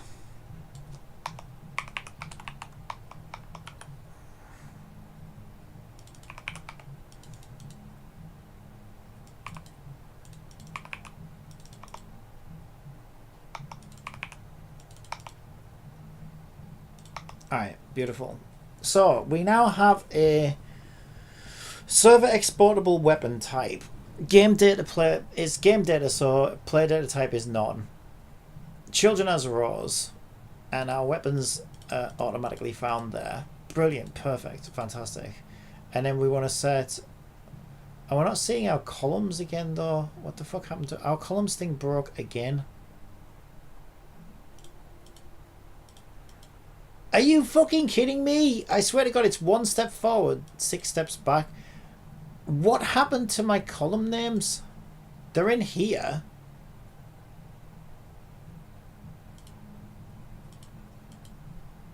Oh, they're here now.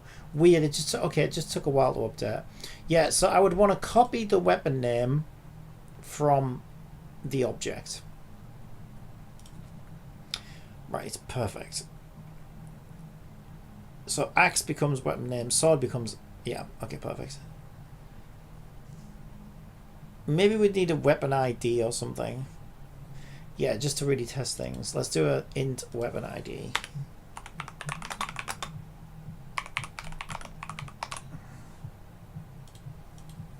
And then we'll set that as auto increment. There we go. So weapon name, weapon ID. Probably should have put that the other way around, but it doesn't really matter.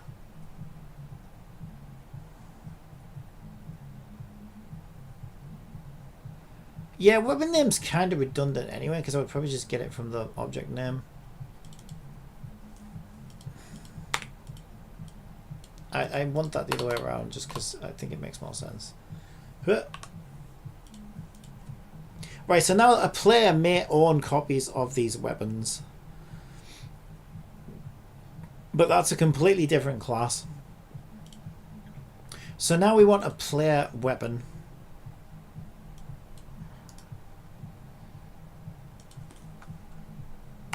So P weapon for player weapon would now become a mono behavior on character weapon.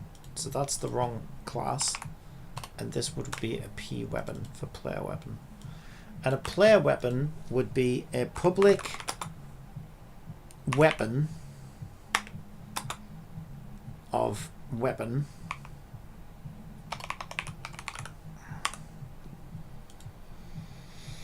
So which weapon is it that they own? And then they would have stuff like the amount of XP they have on the weapon.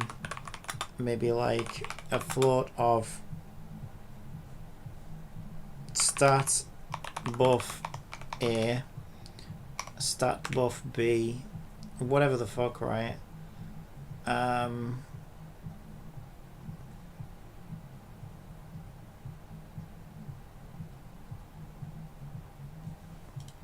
Especially in gacha games, you can normally have copies of the weapon, right? Like,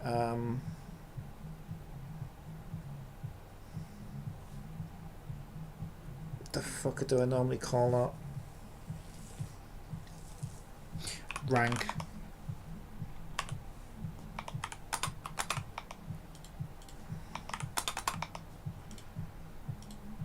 Okay.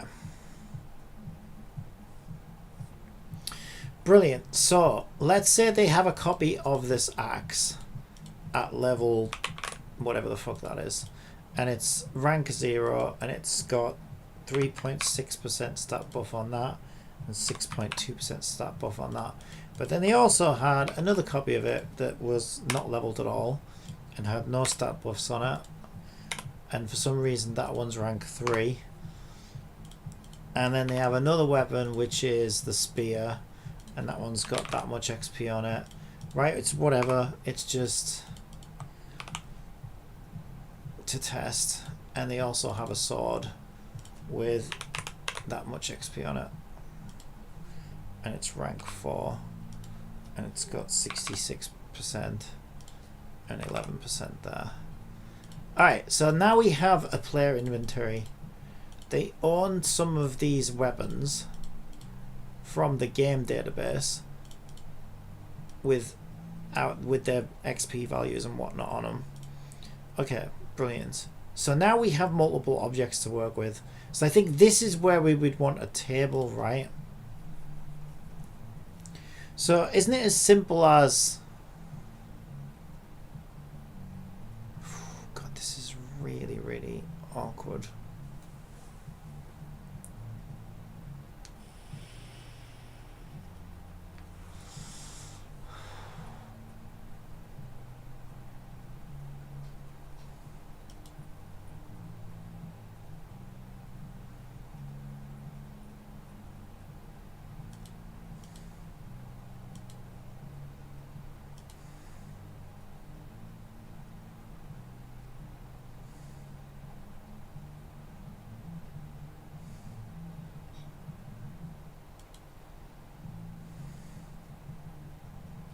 So now these would be the records, right? So the object with this class on is always going to need to end up as a record. Yeah, and then the question of whether it needs a table or not is the parent a child, basically, isn't it? Of the main class. Oh my god, this is getting complicated. Right, so in terms of database structure now, this could just go into a players table. So game prefix players table. But then this would need like weapons, like P weapons, I guess, player weapons. So we would call it P weapons for player weapons. And it would need the game prefix, and it would also have the player's UID on it. So that then we can store multiple weapons on that table for the player. So we don't have to be confined to key val pairs. But how do we set it up in a way so that all of this is like automatically inferred as we export it out?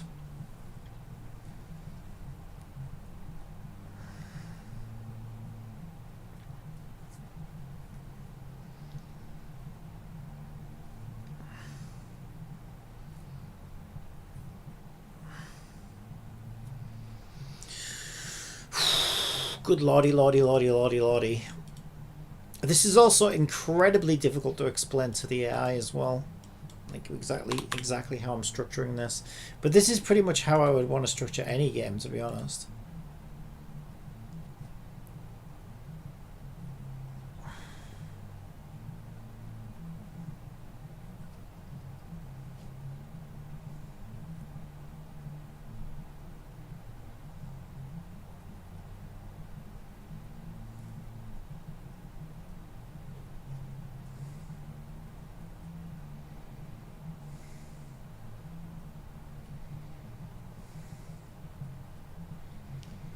Profile.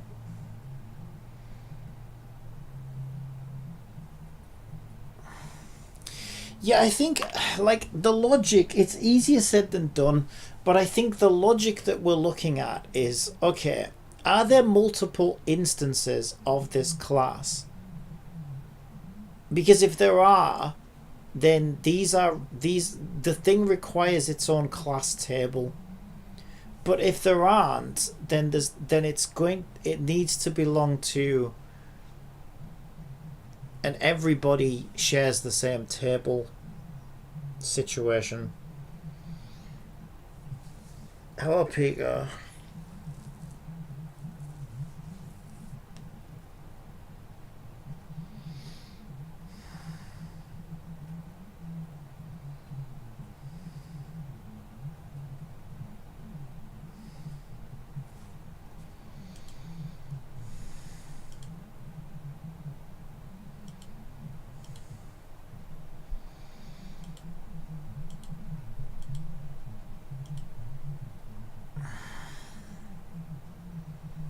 I need to get this part right. This part is very important to get right. Like, I'm thinking about a million things right now. It's like, do I need an ID for a player weapon? Probably makes sense to have an ID for a player weapon. But isn't an ID for a player weapon basically just a record number in a database? So then do we need to actually represent the weapon ID as an integer in Unity if it's just going to be a record number in a database? Because also, what happens when those numbers don't match? Things get mixed up. So maybe we don't want an ID for a weapon, because essentially the ID for the weapon would just be the index of child in terms of the mono behaviors hierarchy, which should reflect the record order of the records in the database. So if we can rely on the database on the web server to keep the records in order, which I'm pretty sure we can, then we can also rely on the API delivering those weapons in the correct order, which I'll make sure that we can. And I know that we can rely on Unity's index of child order in the mono behaviors hierarchy. Then surely everything will always line up perfectly.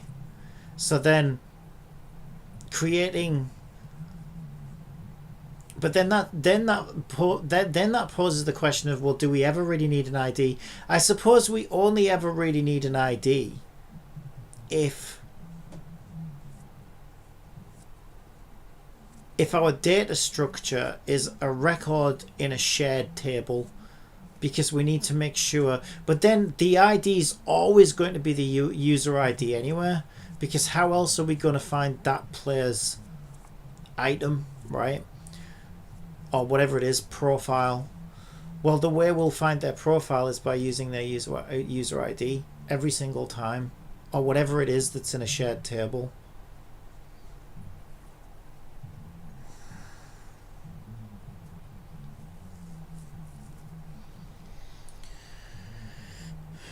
Some do say a human brain is more complex than a simple AI program.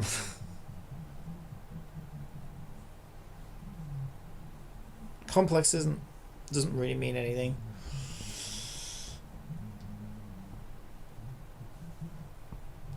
Yeah, I watched a video on this. This is a great point. See, good design is the opposite of complex. Good programming is the opposite of complex. Like, true intelligence is taking complex things and making them as simple as possible.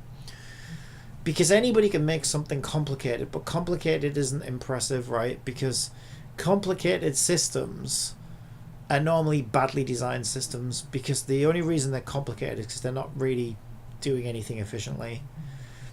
But a good, well-designed, efficient system will be as least complicated as possible.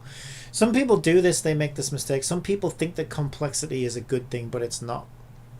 There is no advantage to making anything more complicated than it needs to be. Not a single advantage. You always got to make things as clear and less complicated as possible. But making things, that's the weird thing, right? Making things as simple as possible is actually really difficult to do. Like, especially when it comes to stuff like this, taking the least number of variables and boiling it all down to make it as efficient as possible is actually a very difficult thing to do. Because complexity is often used as like a crutch, right? You can stack something on top that is kind of like helping you cheat at getting to the thing that you need. But if you can get to the thing you need through the least shortest number of paths possible, that's actually a really good efficient system, and it shouldn't be complicated at all. Like Genshin, which uses UID as well to identify players, as it's always displayed in the bottom right of the screen. Yeah, of course, that's a primary key in a database. That's what we're talking about. Sort of, because you have IDs that aren't meant to be visual. It depends, right? There are many ways that UID could work. The UID could just be a separate field that gets mathematically incremented that has nothing to do with records in a database. Or it could actually be set up, and this would be better, if it's directly referencing the record generation within a database. So it's one thing and one thing only, and that's kind of what I'm going for, because it's so much better to set it up that way if you can get it to work. But it's tricky.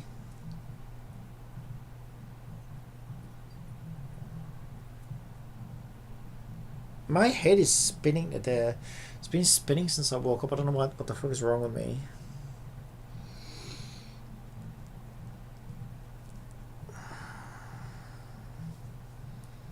I just feel really dizzy. Got fucking vertigo or something. I need to take these pills actually.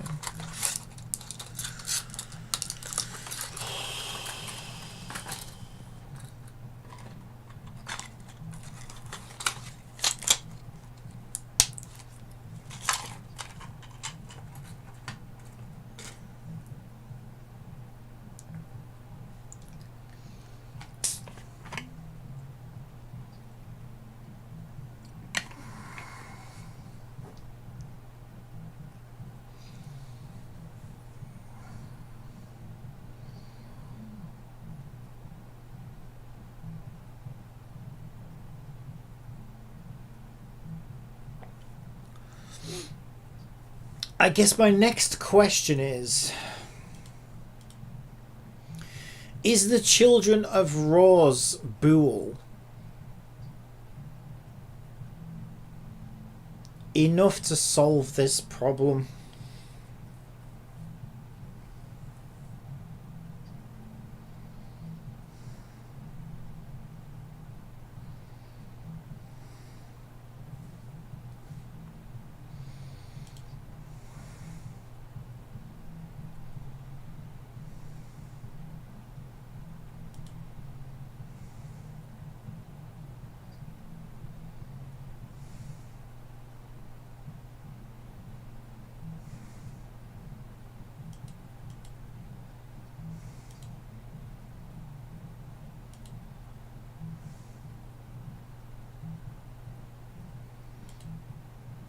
Oh wow. It does not like that. Holy fuck, I managed to break the whole thing. That's not good if it's that easy to break.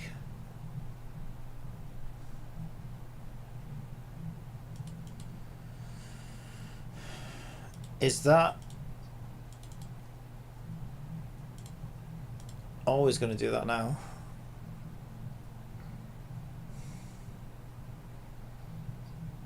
Yes.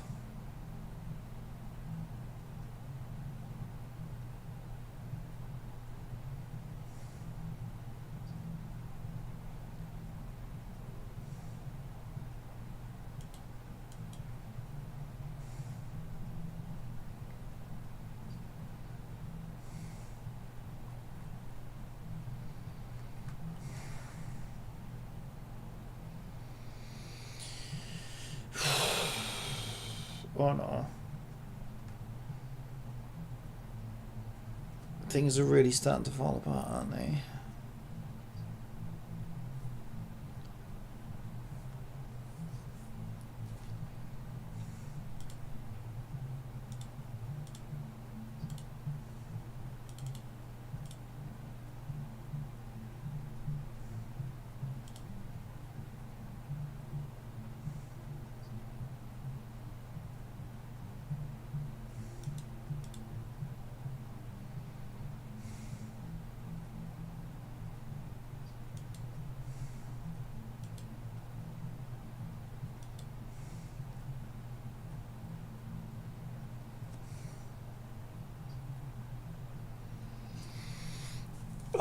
Fuck, I wish my brain wasn't doing this. It's another one of those days where my mum's blasting the fucking radio. This is the most complicated thing I've ever tried to work on in my life. It's distracting the fuck out of me. Also, I felt dizzy since I woke up, which is not helping.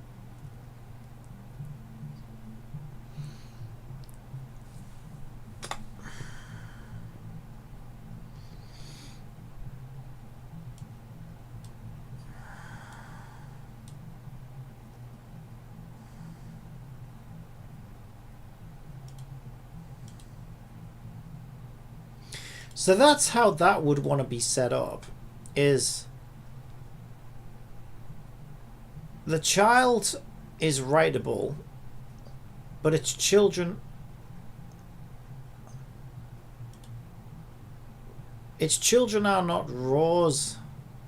But if its children are not raws, then it means the entire object is a raw. And these refer to a column, but I don't know if it knows that. Is that what the AI is thinking as well?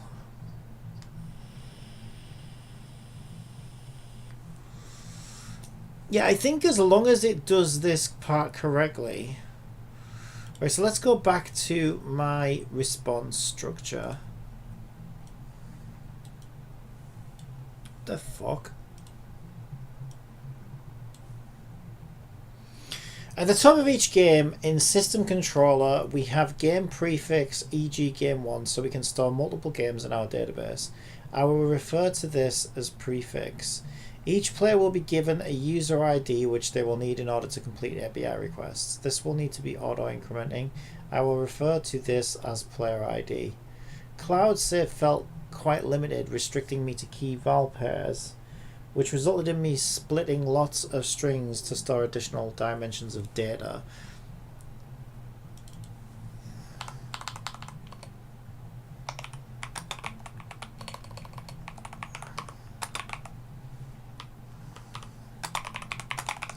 I'm hoping to avoid this where possible. Player data prefix players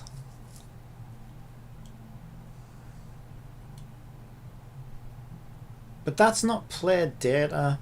What I need to do is show the structure.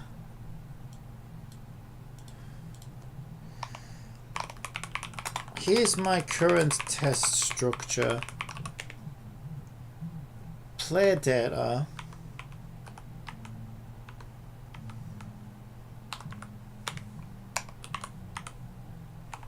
Profile. Actually, before we go to that, we've separated it by writable and protected. And then profile is a child of writable.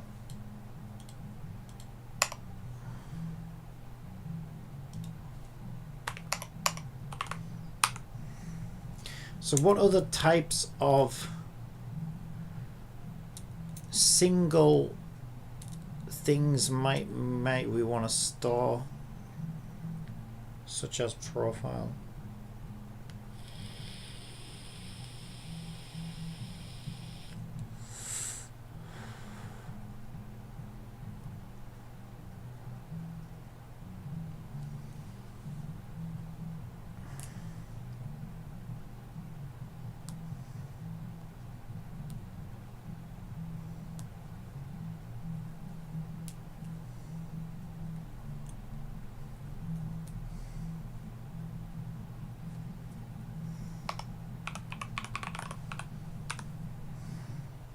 Let's just pretend we've got one called settings, because it would be something like that, I guess. Right, and then we've got one called weapons.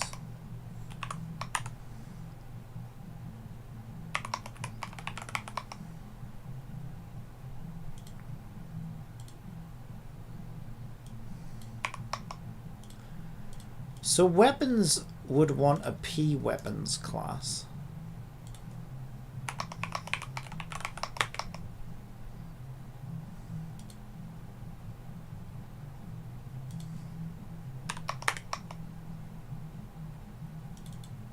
And a P weapons class would be server exportable.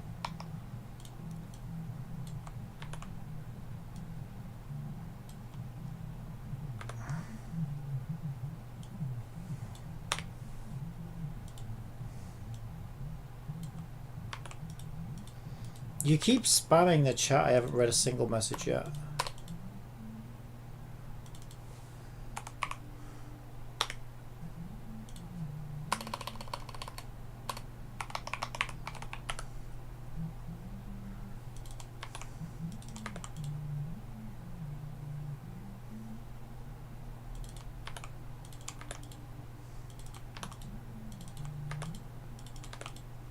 Okay, so that's what that would look like. Children as rows. Uh-huh.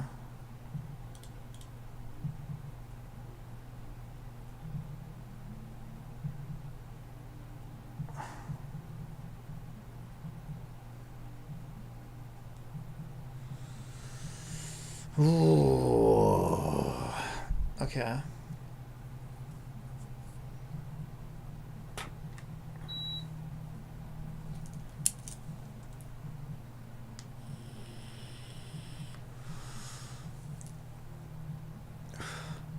Yeah, Piggy, you can't just spam chat like that while I'm deep into it like this. It's too much of a distraction. It'll all just be freaking Genshin this, Genshin that, Genshin the other as well. Now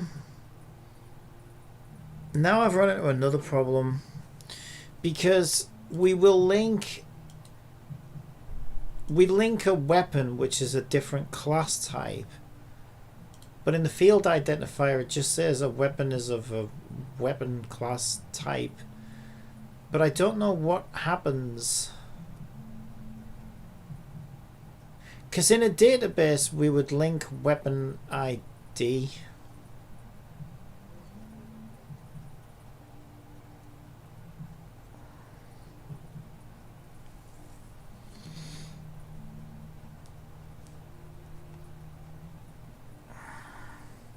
So there are two major concerns that I have right now.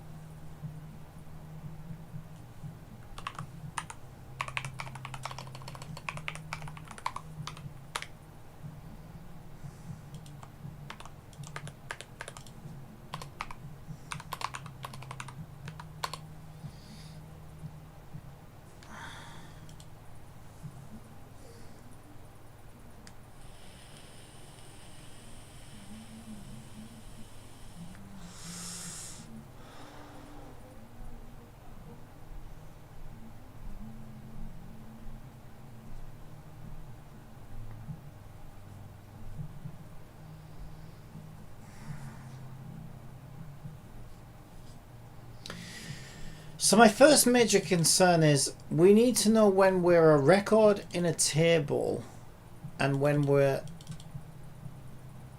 we need a distinct table instead.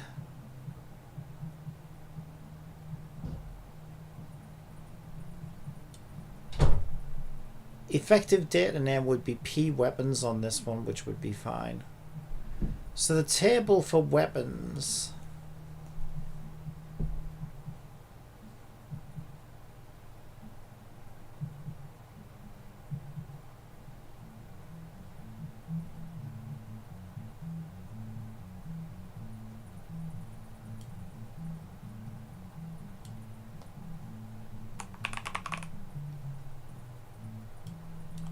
so we'd want that to be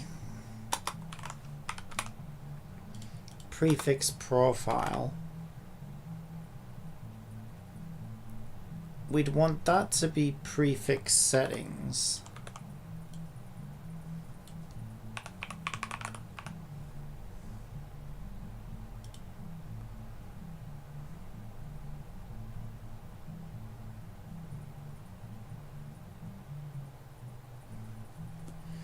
But this would need to be like prefix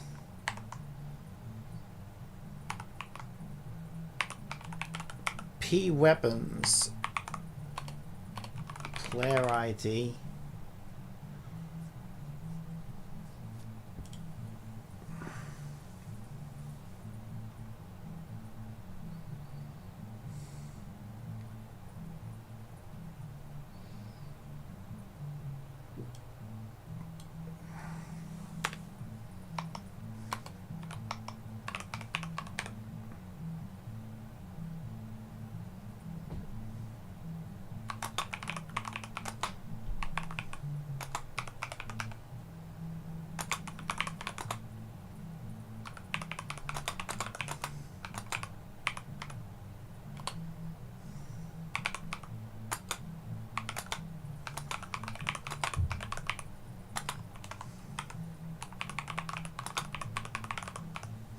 Clearly, sometimes our data object needs to be a record in a shared table, such as profile and settings, and requires no player ID.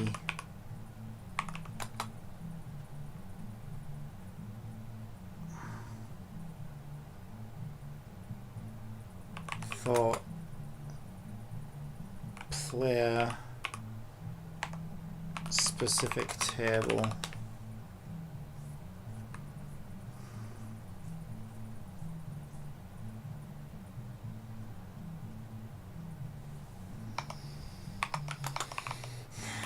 In weapons, however,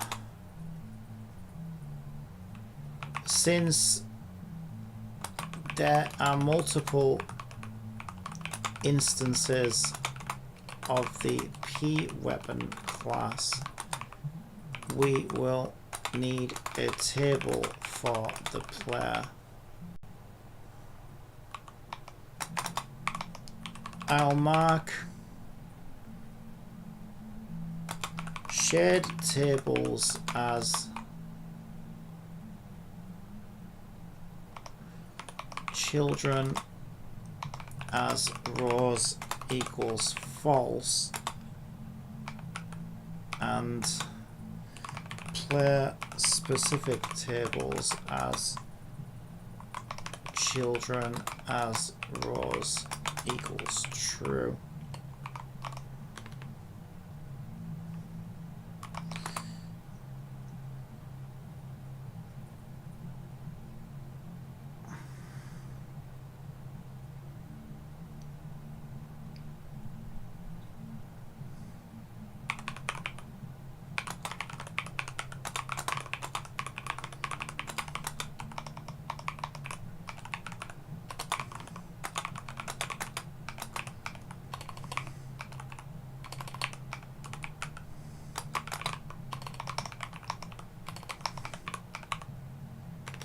My other concern is the structure of P-weapon, which links to a weapon in game data.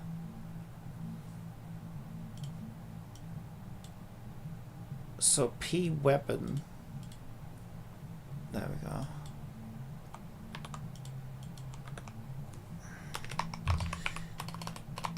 Here, the player has game data weapon linked with some player specific stats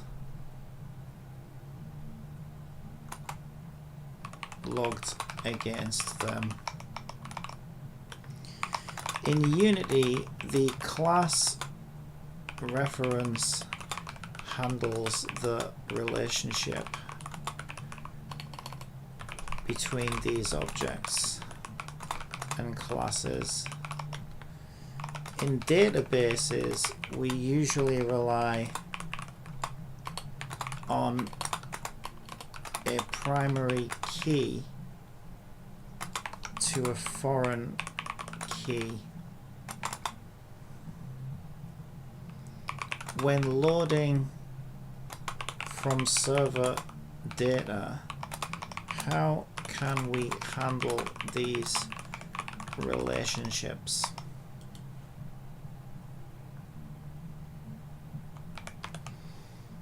Okay.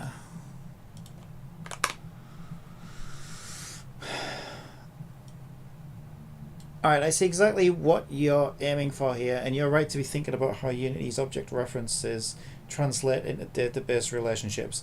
This is one of the big gotchas when moving from Unity's in-memory object model to a relational database model. Unity happily stores a direct reference to another object, but in a database you need to store keys and join them. Let's break this down step by step. Your current player data structure, from your example, profile, shared table, prefix profile, settings, shared table, prefix settings, weapons, player specific table, prefix P weapons, player ID. Shared tables, profile, settings, children as rows equals false, one row per player in a shared table. Yep, correct. Player specific tables, weapons, children as rows equals true, one table per player, or one table with a player ID column. Let me read that again. Player specific tables such as weapons, children as rows equals true, one table per player, yeah, or one table with a player ID column. No, it would have to be one table per player. We can't store one table with a player ID column, because then each weapon instance would need columns added and created, and if we're sharing tables across different players, then every player is going to require a different number of columns. You can't have that. The table needs to have a set number of columns. So this doesn't make sense. This does, one table per player, but the OR example doesn't make sense. the P weapon class, P weapon, public weapon game data reference. In Unity, weapon is a direct reference to a weapon object in game data. In a relational database, you can't store a Unity object reference. You store a foreign key, e.g. weapon ID, that points to the primary key in the weapon table in game data. Yep. How to handle relationships in the database. We need to flatten Unity's object reference into a foreign key column. Oh boy.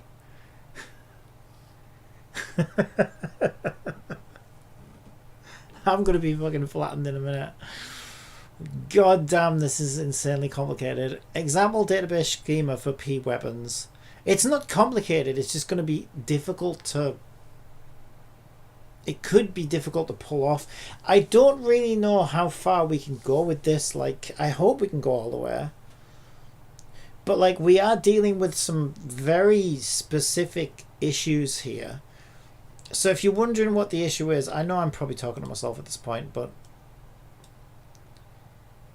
basically Unity has its own serialization system, right? So each class, or maybe it's like the C# or the mono behavior, whatever it is, right? In object orientation, we have custom classes, and classes within classes can point and link to other classes, and all that serialization and relationship happens under the hood in like between C#, Unity, and mono behavior.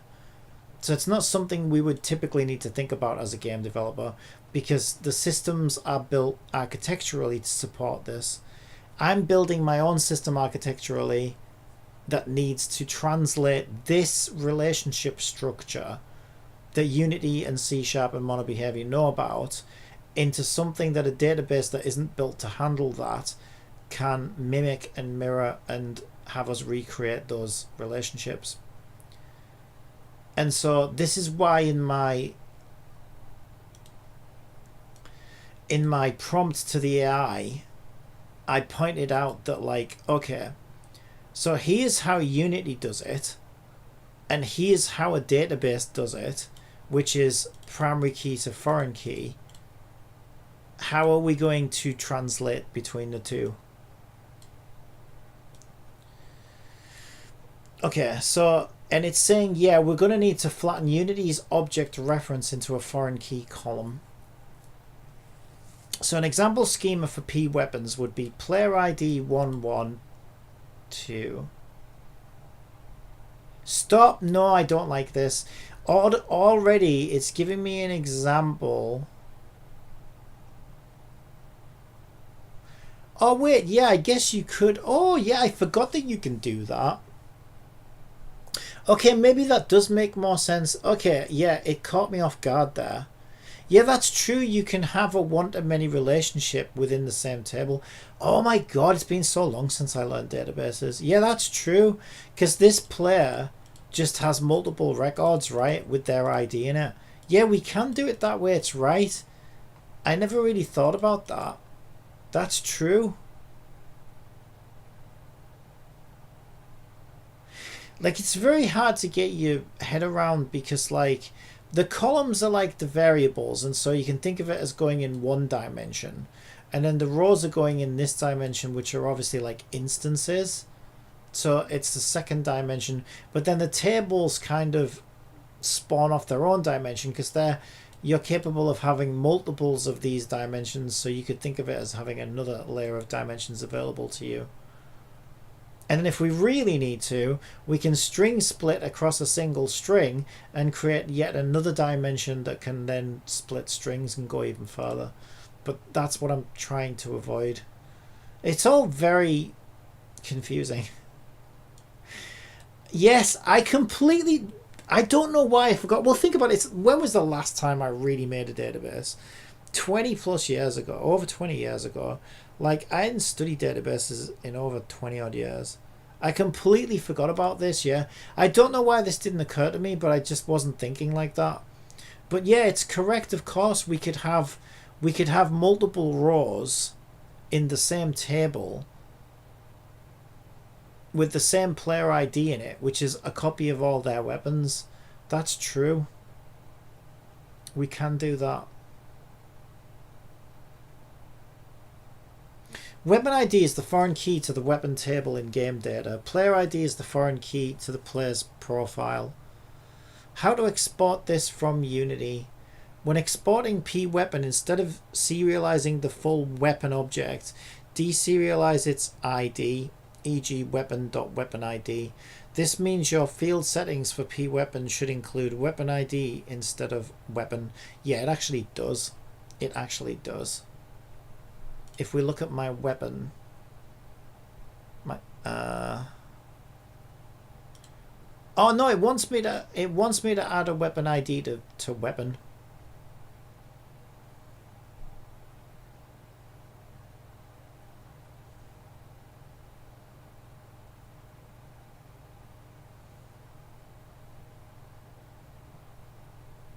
Okay, but I don't want to have to manage this on a case-by-case basis. So what we can do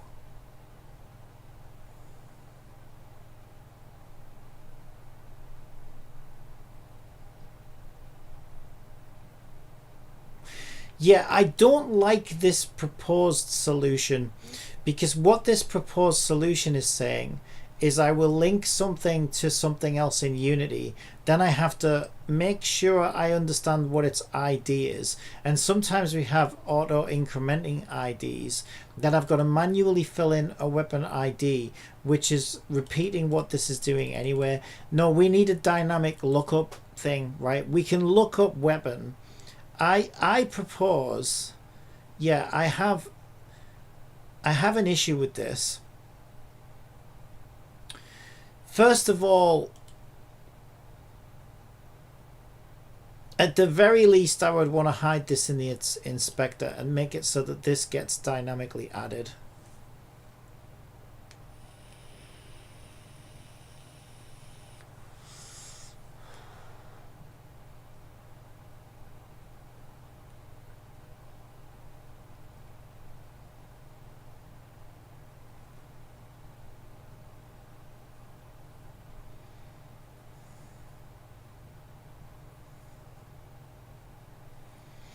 If you don't want to store weapon, oh, this is option B. Yeah, I was going to say, yeah, absolutely. I do not want to store weapon ID manually, because that is going to be a fucking nightmare. Like, the players, like, think about it. You're playing the game. You do a dungeon run. It drops 16 weapons, right? And during testing, I play for an hour. How many fucking weapon IDs would I have to manually enter just to make sure everything gets synced to the server? No, this needs to be like an automatic process. Wait, also I'm being a fucking idiot, aren't I? No, I'm not being an idiot, because I'm right to think about this and I'm right to be concerned. But really, we wouldn't do this on export. We're not creating... I don't know. Do we want to... Oh god, now I'm even more in the weeds. Because what we're basically talking about here is, yeah, we are trying to solve the fundamental problem of how do we link classes together like they already are in C# Unity into a relational database, which is a fundamental problem we need to address eventually. But also, we don't really need to worry about that at the export process, because at the export process, we're just creating tables in a database and writing JSON structures to the web server. But if you think about it, like, if we need a column or whatever in a database to support this, then we need to make sure that that's sort of embedded into the table structure to begin with, right? So that we have support for it. Ooh, during export, check if a field is a reference to a server exportable game data object. Replace it with the object's ID in the export data.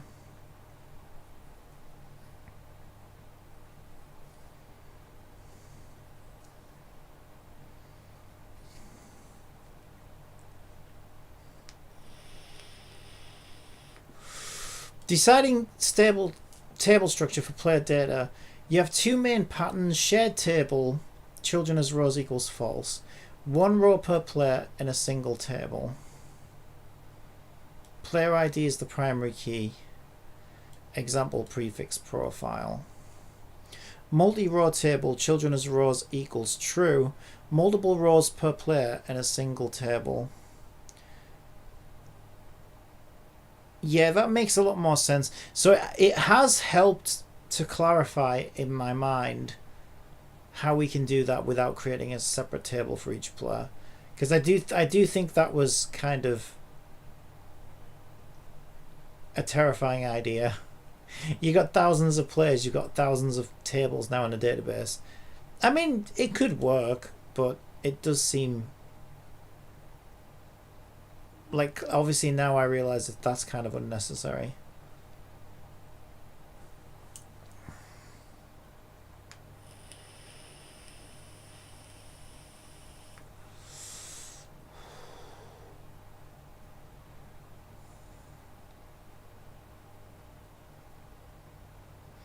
Since you want player ID to be auto-incrementing, in the profile table, player ID is auto-increment primary key.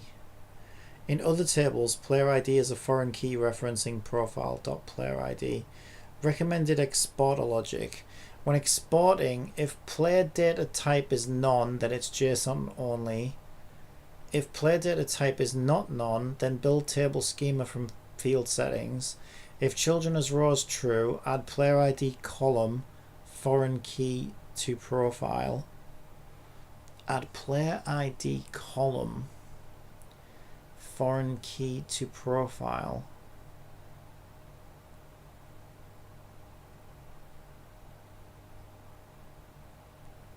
Yeah.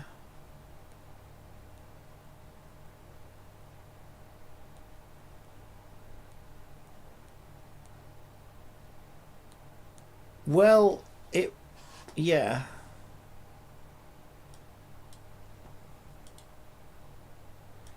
UID is always, yeah, UID is always going, well, isn't that just going to be the primary key? Again, I'm a bit rusty on my database logic. If any field is a reference to game data, replace the name ID column foreign key to game data table. Send schema to API for table creation. API table creation. Your API can create prefix profile with player ID as auto increment primary key. Create prefix p weapons with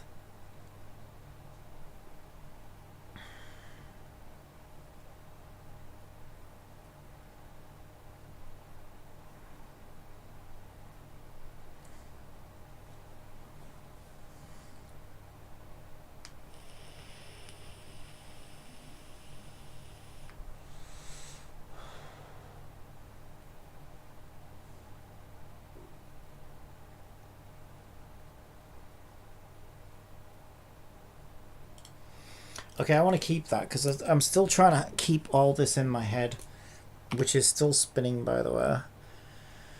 Oh, right, let me just, I can take a breather now. I don't know if you're still with us, Pika. Sorry, but this is probably the most complicated thing I've ever tried to fucking work on, if I'm being honest.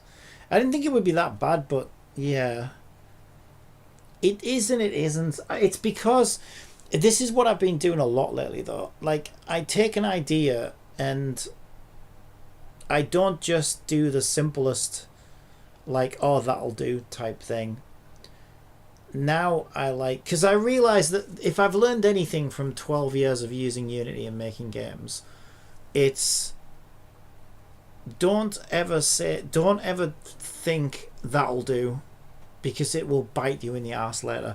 Like, if you can think of a better way of doing something, do whatever it takes to get it to work the way you want it to work. Once you realize, okay, this is going to be the best way to handle this for like utilization further down the line, like any quality of life you can bake into the thing at the start is worth any amount of like headaches, because when you're using the thing for like months, years down the line, like it's just oh yeah. it's the difference between like having a nightmare of a system that you're constantly wrestling with having this thing that just like does everything for you, and the difference is night and day. So like with this, it's like I could have made a very basic version of this. I had a basic version of this 2 or 3 days ago, but I'm trying to make sure that it will do everything I want it to do in exactly the way that I want it to do it, and all bases are covered, like one solution for everything kind of thing. And getting there is extremely difficult, because you can knock up like a basic, that'll do version in no time at all, but like as you're using it and tearing your hair out, you'll kind of wish you took a bit more time building a better system. Genshin uses first UID number to tell them what server region they're from. Yeah, that's true. The first few numbers are like a server code. It'll help with routing and stuff like that. We'll get rough night's sleep. I didn't even have a rough night's sleep. I don't know why I'm so tired and why my head's spinning. I've been like that all week, really. This project is quite intense, though. They can be quite annoying, but some say it's just a part of, unfortunately, nothing bad or concerning at all. I also don't know whether if... I don't think I should be over my COVID now, but I felt funny for a couple of days. Like my arm was aching again, which was happening when I was at the height of my COVID. And I noticed that yesterday. I was like, wait, why are my muscles so achy like they were when I had COVID? And then today my head's been spinning all day, and I just kind of feel a bit rough. So I don't know if I am having some, I don't know, COVID after effects or something. What do you think about Genshin? I haven't looked at it. I haven't had time, Pika. I have not had any time, so I haven't even looked at it yet. I think I saw somewhere like, I didn't even read it. I just saw there'd been an announcement made about it, but I didn't even read that. So yeah, I mean, I'm semi excited to check it out and see what it's like, but I haven't had time, and I won't get time until I kind of get most of this down. Because I'm juggling so many things in my head, right? I mean, well, it's the time. It's not even like my brain can't handle it. My brain could take a break and handle it, but there's nothing to do in it right now, and I'd rather just wait for it.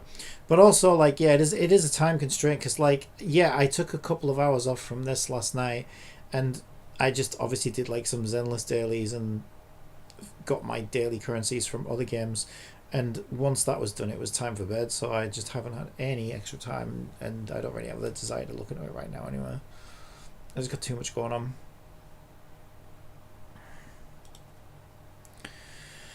Right.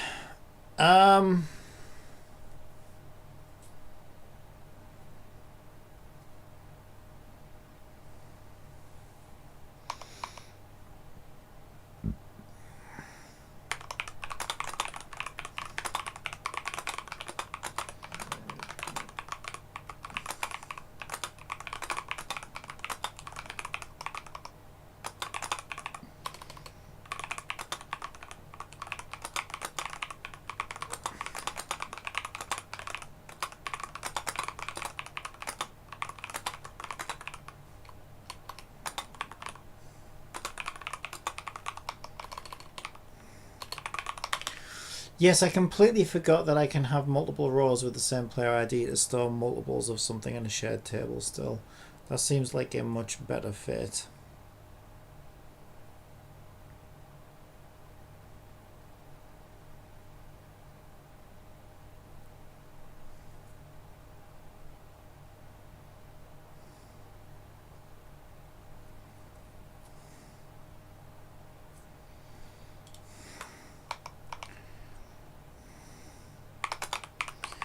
I definitely don't want to be manually typing IDs into related objects.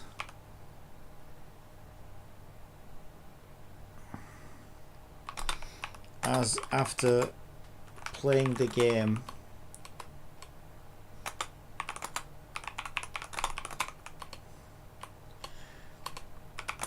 as if dozens of weapons are dropping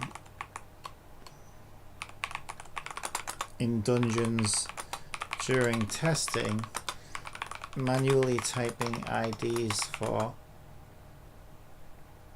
these would kind of miss the point. Yes, I completely forgot that I can have multiple rows with the same player ID to store multiples of something in a shared table still. That seems like a much better fit. I definitely don't want to be manually typing IDs into related objects, as if dozens of weapons are dropping in dungeons during testing. Manually typing IDs for these would kind of miss the point.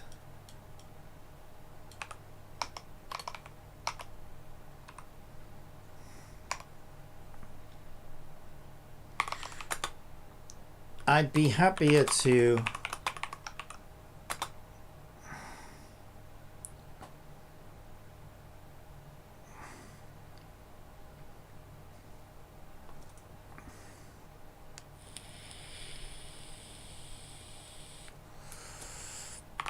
use a naming convention like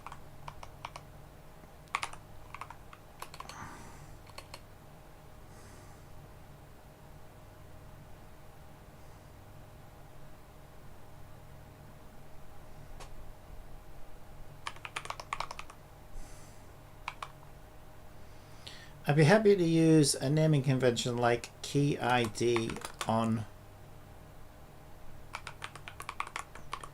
anything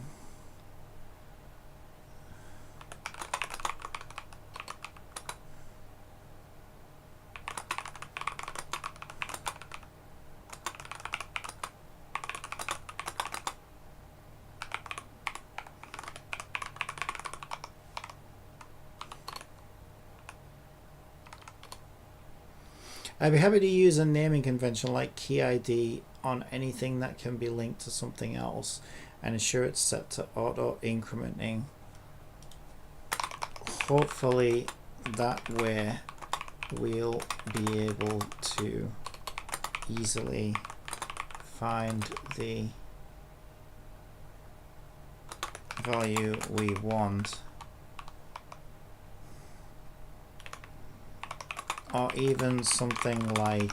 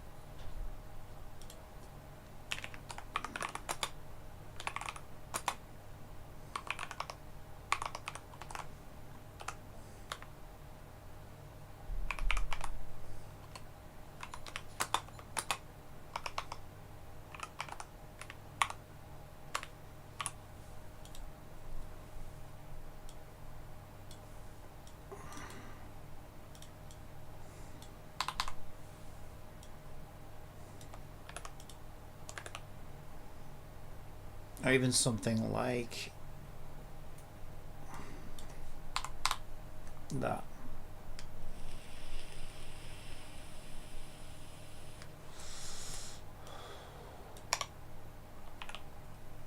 Okay, we can't tab that out. Yes, I completely forgot that I can have multiple rows with the same player ID to store multiples of something in a shared table still. That seems like a much better fit. I definitely don't want to be manually typing IDs into related objects, as if dozens of weapons are dropping in dungeons during testing. Manually typing IDs for these would kind of miss the point. I'd be happy to use a naming convention like key ID on anything that can be linked to something else and ensure it's set to auto incrementing. Hopefully that way we'll be able to easily find the value we want, or even something like get ID. What do you think?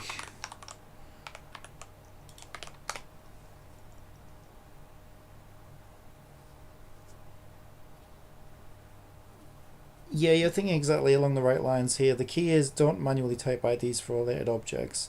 let the system derive them automatically from the linked game data object.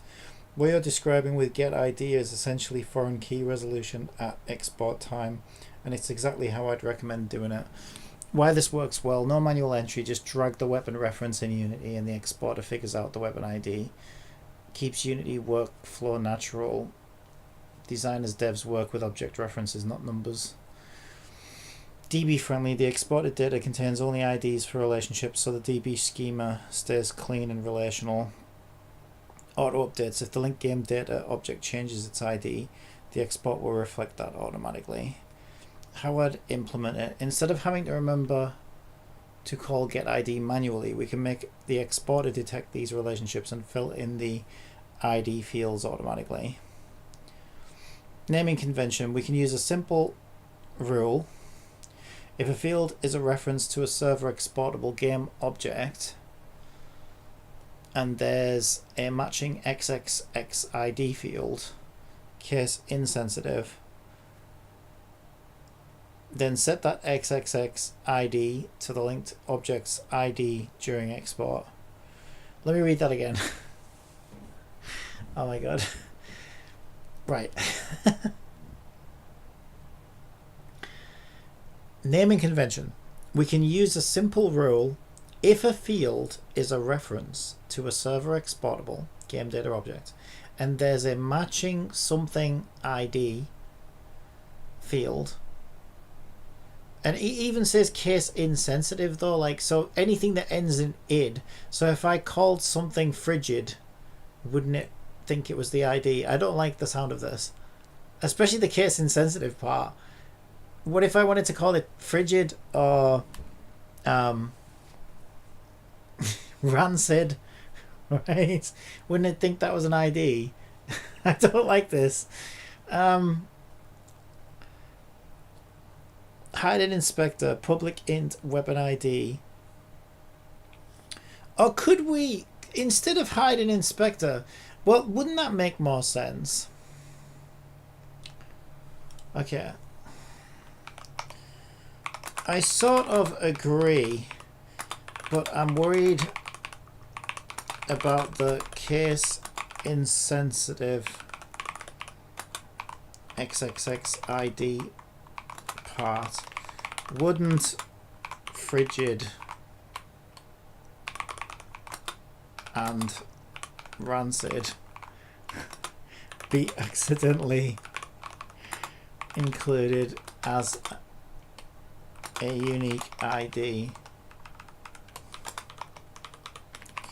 We used attributes before, so would that be a good fit here? Something like hide in inspector primary key public int weapon ID. Maybe we can even automatically apply hide in inspector to all primary key attributes.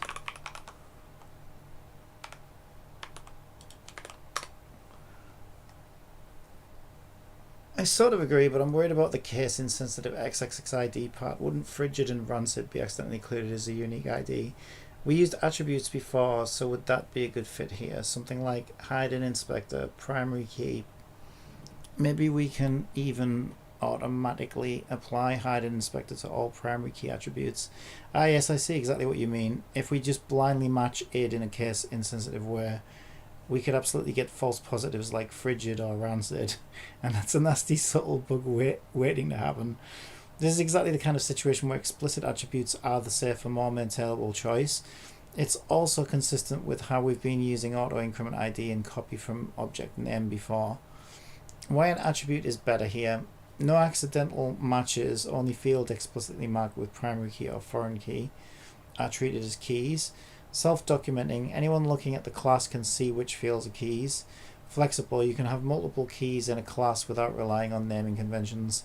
Tooling friendly. The exporter can reflect on attributes instead of parsing names. Yeah, I think this is like a pretty typical case for attributes, right? Propose attributes using system, using Unity engine, attribute usage, attribute targets dot field, public class, primary key attribute, property attribute. Okay. So I think those are on my system controller.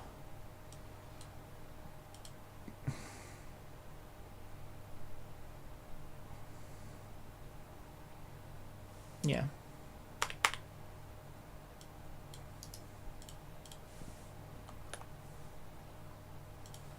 So we now have a primary key attribute.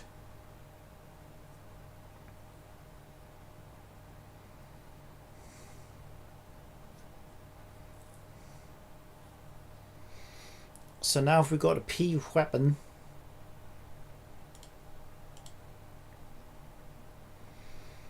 we still need to have the hide and inspector apparently.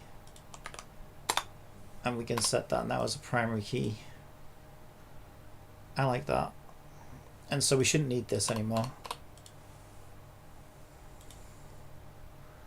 But how do we know? The next question is, how do we know that primary key? Is it because we'll always list them together?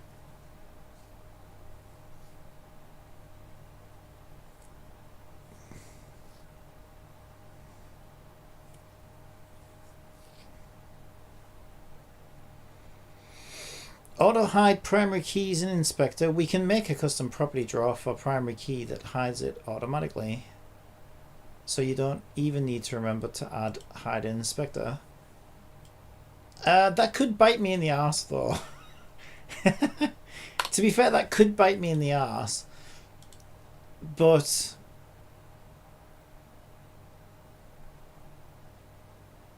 like because when I'm testing, if things are falling apart, I might want to see what. But there's always ways to do it, and I could always just remove it or whatever. No, I think it sounds nice. So we're gonna make a primary key draw.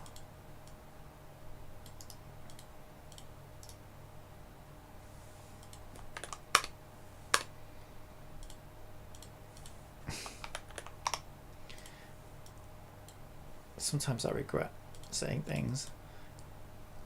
Maybe that's one I regret asking for.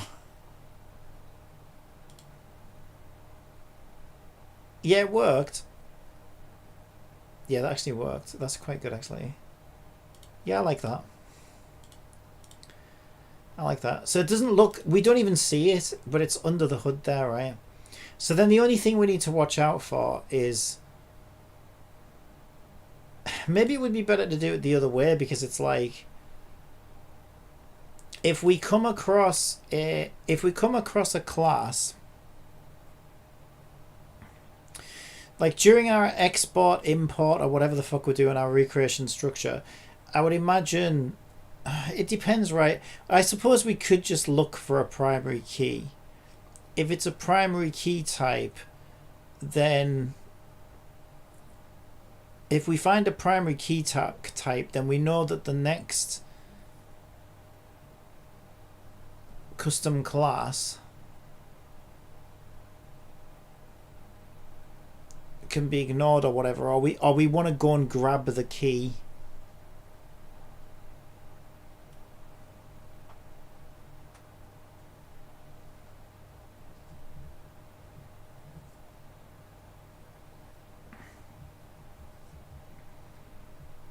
Export a logic for foreign keys. Instead of guessing based on names, we'll explicitly look for primary key fields and fill them from linked game data objects.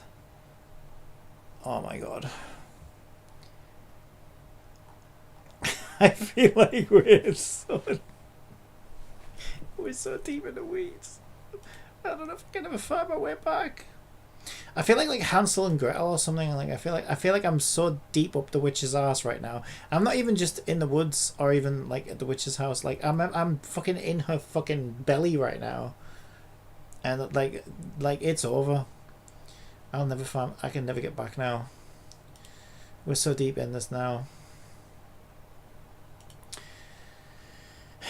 Okay, like everything makes sense in my head. But my god, we're juggling a lot of stuff. And I don't know how well the AI is following along. And that kind of terrifies me. And each time we add more bloat to this, I get kind of nervous. Okay, I think it's fine.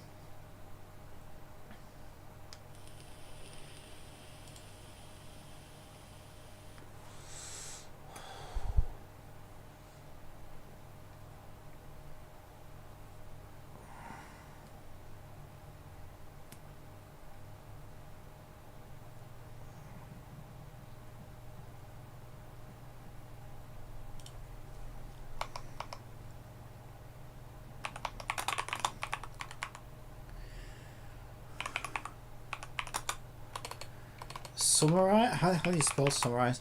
So to summarize,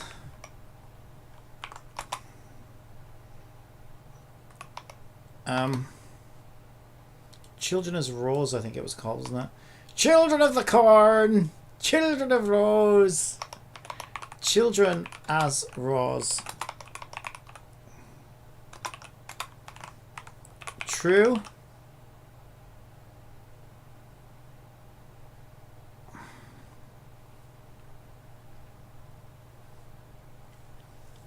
So does it even mean anything anymore? Because either way, if we're just like, so all of that bullshit somersaults I was doing in my mind, all those backflips and somersaults in my mind, if we're no longer creating player specific tables, but we can add multiple records per. So remember when I was saying, oh, you wouldn't have more than one a player wouldn't have more than one profile. Yeah, but the point is, a player could have had more than one profile if they wanted. Like, as far as the database is concerned, I mean. But I suppose you need to know whether you're... Yeah, that's kind of important as well, though, isn't it? How do you know if something's new?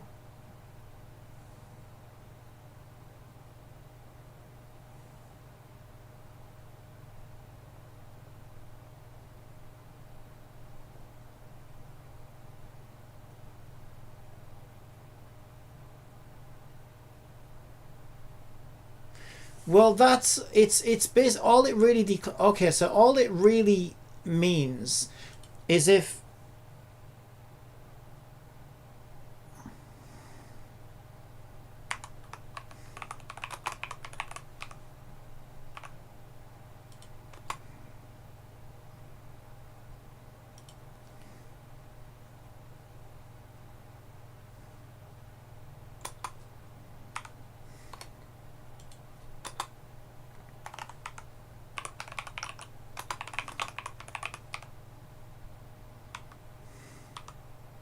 children of Rose, children of Rose, children as Rose, true multiple records, false one record. But I'm still concerned about the multiple records part because, like, I suppose you have.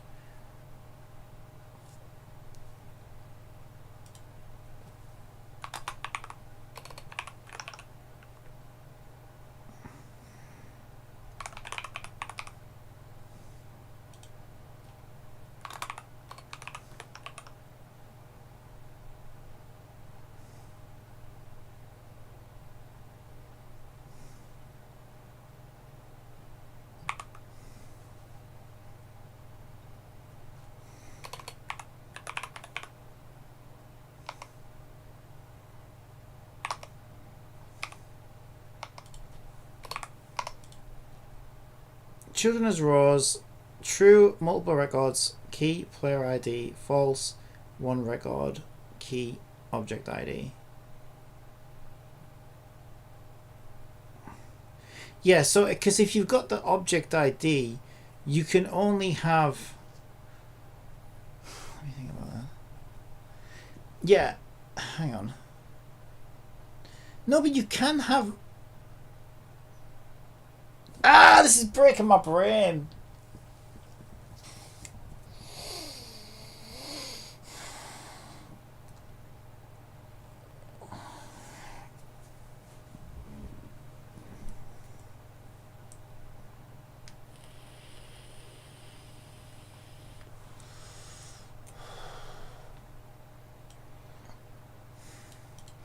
Let me just simulate this in my head. Right, so let's say we have a profile we want to save, right? And it has name, email, date joined, or whatever the fuck, right? Okay, so we make a request and we save that to the database, and it's going to have a player ID as well, right? The player ID is the primary key. Is it the primary key? I still forget what fucking primary key means. No, because a primary key has to be unique every single time. So I think I'm starting to remember now.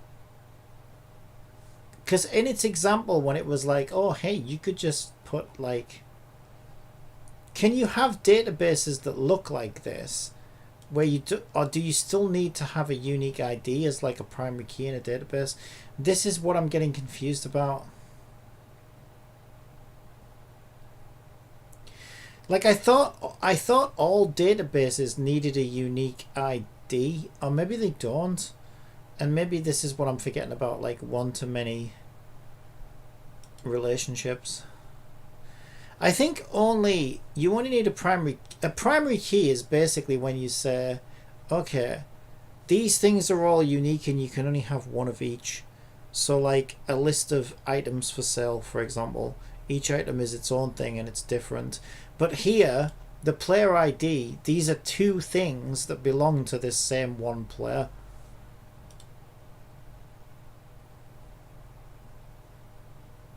But that's what's worrying me about it, right? If you do in shared profiles, if you create another profile for the player, then every time the player updates their profile, they're gonna end up with a new profile.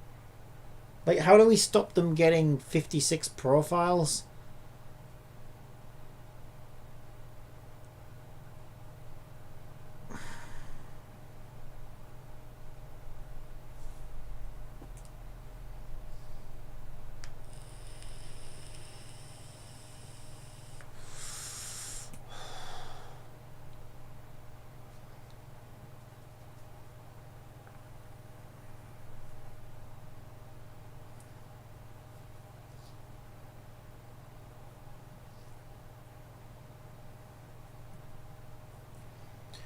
Okay.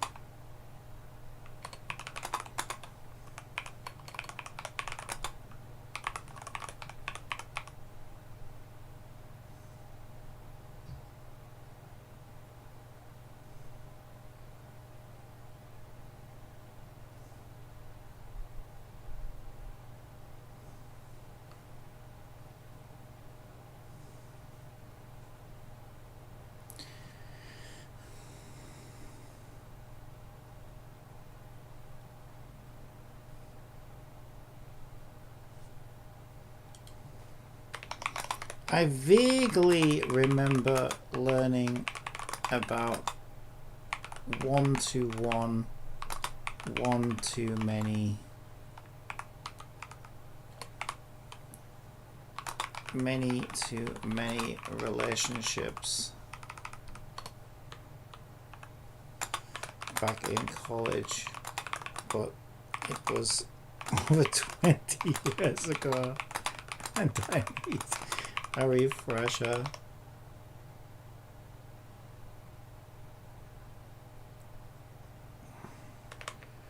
I just want to make sure our table structures make sense before we move on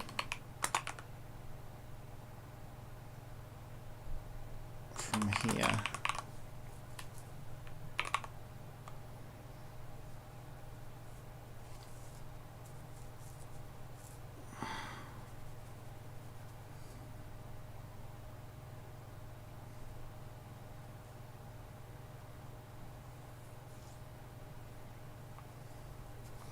Okay.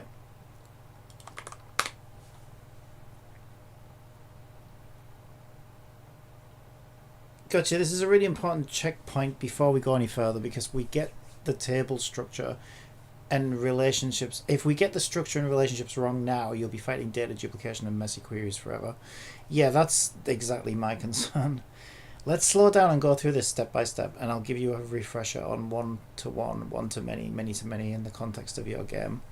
The core problem you're worried about, you're right to be concerned about profile updates create new rows instead of updating the existing one. Weapon updates creating duplicate weapon rows for the same player. This happens when the table doesn't have a proper primary key or unique constraint to identify a record. The API always does insert instead of update when a record already exists. Quick refresher: relationships. One-to-one. Definition. I know what the relationships are, I just don't remember how they're structured. Like, I know what they are, they're kind of like self-explanatory, but it's the structuring that I'm hazy on. Anyway, so yeah, definition is one, obviously one record in table A corresponds to one record in table B. Profile table and settings table, each player has exactly one profile and one settings row. Implementation: both tables have the same player ID as the primary key. One-to-many. Definition: one record in table A can have many related records in table B. This is the one that confuses me. Actually, I'm good on one-to-one because they're pretty straightforward, right? One record with a primary key for each whatever it is, right? So each player gets an ID, and each one can have one email address, one account status, one whatever. Those are straightforward. Even the many-to-many ones are kind of straightforward, because it's basically just a list of indexes, right? You basically just say, okay, we want index, we want, you know, the primary key of this table to link to the primary key of this other table. So even those I'm kind of okay on. It's the one-to-many that confuses me. Like, how do you know which side is the one and which side is the many? Like, structurally, I mean. Okay, let's read. Good morning, Canthia. So, one table in record A can have many related records in table B. Yeah. Example: one player can have many weapons. Implementation: table B has a foreign key to table A's primary key. Okay, table B has a foreign key to table A's primary key.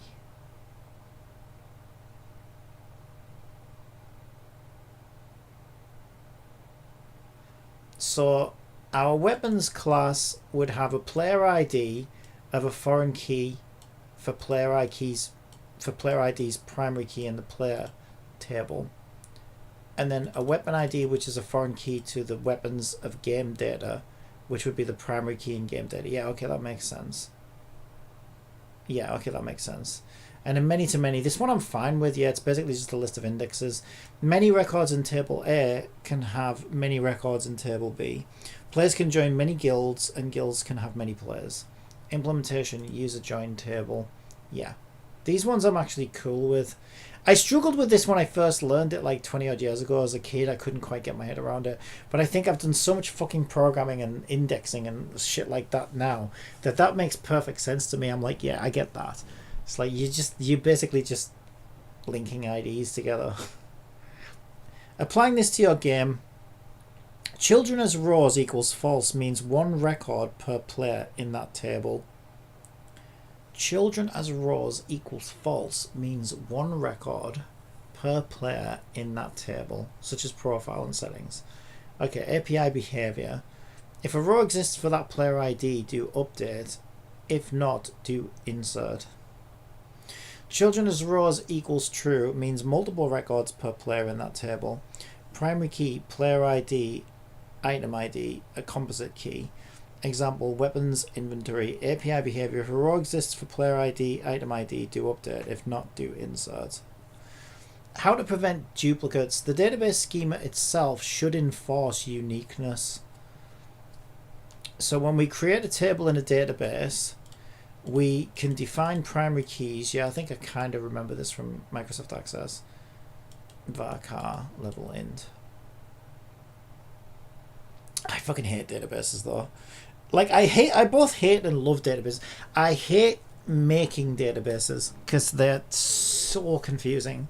I still get confused with them now. But I love using a good database. A good database that's set up well is absolutely phenomenal. It's so good. But making the fuckers, oh my god, they can be so complicated.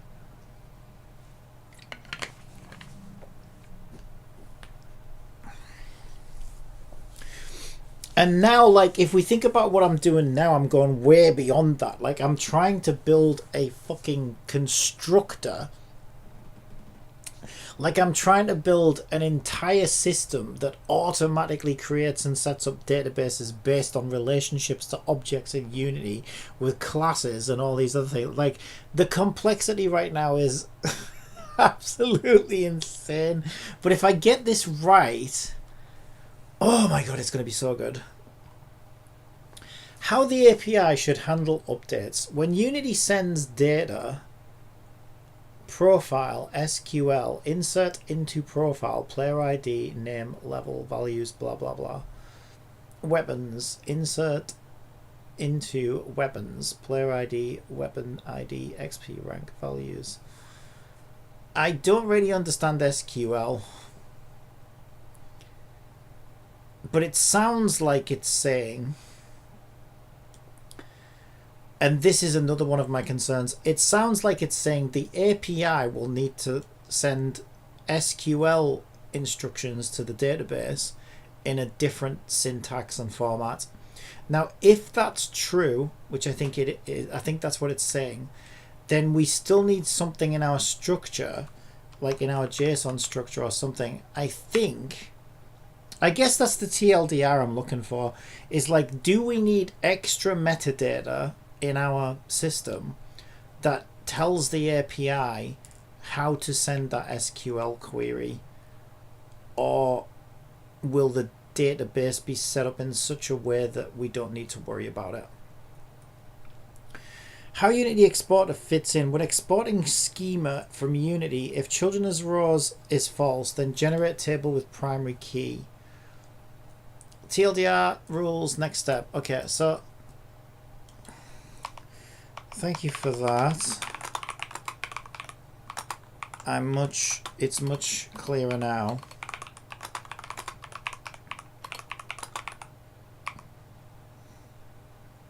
And I only have one question. It sounds like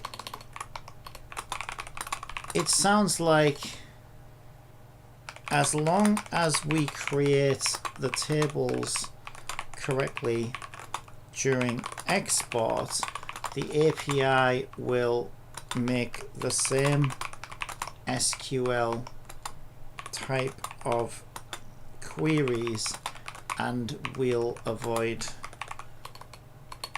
the duplicate concern.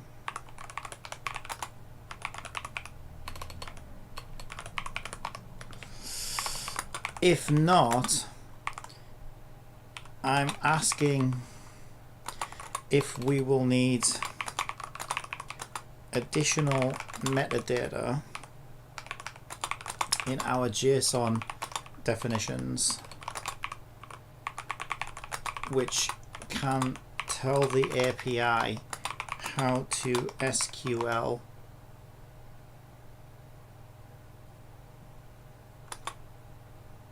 for a specific data request.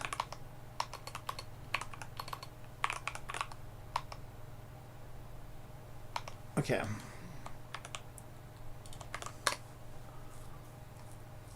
Thank you for that. It's much clearer now, and I only have one question. It sounds like as long as we create the tables correctly during export, the API will make the same SQL type of queries and will avoid the duplication concern. If not, I'm asking if we will need additional metadata in our JSON definitions which can tell the API how to SQL for a specific data request. Exactly, you've got it. If we design the tables correctly during export with the right primary keys and constraints, then the API can use the same SQL pattern for all updates, and the database itself will enforce uniqueness. Oh, that's beautiful. Okay, so our SQL queries will stay the same. That's actually really good news. That means the duplication concern is solved at the schema level, not by adding extra metadata to every JSON definition. Where this works without extra JSON metadata, when Unity exports the scheme, it already knows children as rows, whether the table is one-to-one or one-to-many, which fields are primary, or the implicit player ID. If the schema is correct, the API doesn't need to know about special rules. Okay, so I think when we would need extra metadata, we don't need extra metadata in the JSON definitions. If API had to do some custom logic for certain tables, like special joins or calculated fields, the table's primary key wasn't obvious from children as rows or primary key fields, and we wanted to store query hints. This table is append only or never update. Okay, yeah, I definitely think yes, please. Right. It's ready to update the exporter for us. This is fucking nuts, though. Yeah, honestly, GPT-5 is absolutely fucking... My experience with it, this is insane. It's far exceeded my biggest expectations. Like, it's actually nuts. It's actually crazy how good this is.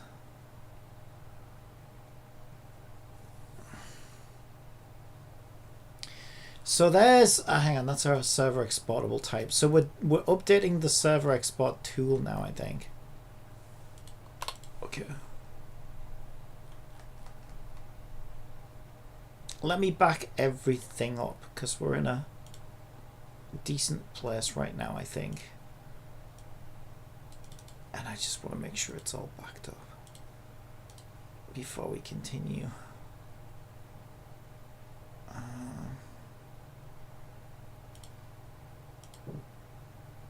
Excuse me. How's Canthia?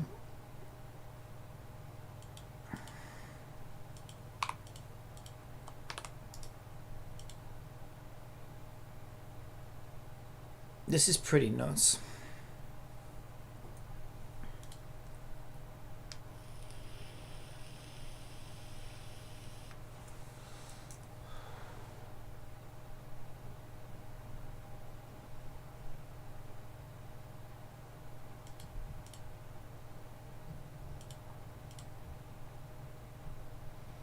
Yeah, I'm genuinely in disbelief at how good this is.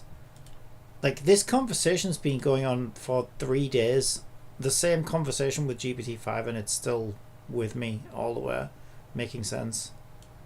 Which is actually unfathomable. I don't know how the fuck it's doing it. I genuinely don't.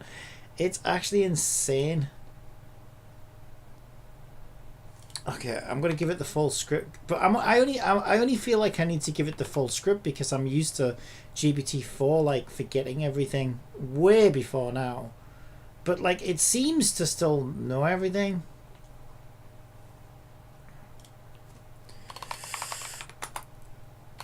Okay, let's do this.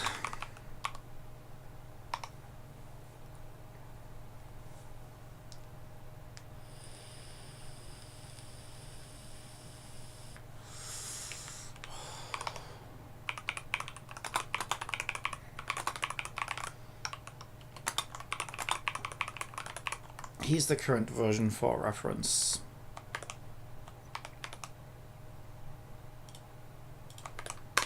Okay. Alright, I've got a clear picture of where we are and what we need to do next.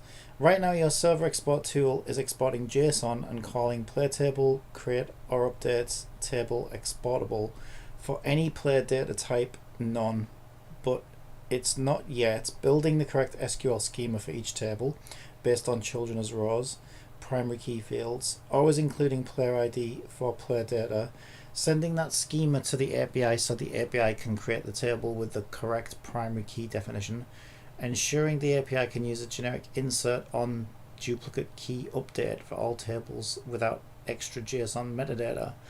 The plan will make the exporter detect the primary key fields from your Unity classes using primary key attributes, build a table scheme definition, list of columns, types, and primary keys, send that schema to the API via player table builder so the API can create and update the table. The API will then be able to handle inserts and updates generically. If this all works, there's no way it's going to be able to do all this. There's no way it can do all this. This is actually insane. I hope it can do all this because I certainly fucking can't. So if it can't, I'm in trouble.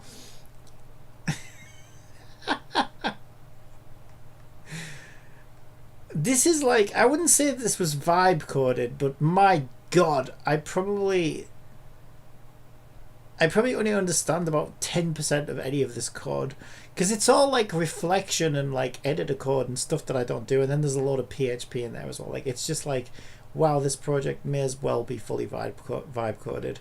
But I'm also not somebody who doesn't understand any code or anything. Like, I have at least, you know, some feathers in my cap, I guess. But yeah, if I had to like dig into all this and start like reverse engineering it, oh boy, oh boy, oh boy. Oh boy, oh boy. I'd be like, Unity Gaming Services, how much a month do you want?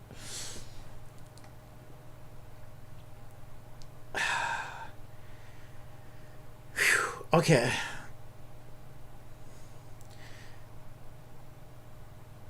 Let me see what it's like. Let me just see what it's saying here. So step 1, primary key attribute. We'll use the attribute we discussed earlier. Yeah, so we created a primary key attribute and a draw to hide it in the inspector. Yeah, I already added these actually. Update player table builder. Player table builder. Oh my god, it still remembers that. I'd forgotten about that. Yeah, we do have a... How is it doing this? I don't understand. People are upset with GPT-5. Oh, I don't like GPT-5. It's too good. Maybe that's why it's too godlike. They're like, oh, I can't deal with this level of intelligence. Make me feel stupid. That's my only issue. Is I feel like I don't know, the village idiot saying, oh, can you explain that to me again one more time, please? That would be my only negative experience from this. Wait, why is it saying SYS doesn't exist in the current context? Oh, it's trying to inherit from my... Oh, that's interesting. But I never taught it how to get my system controller. That's fine, I can do that.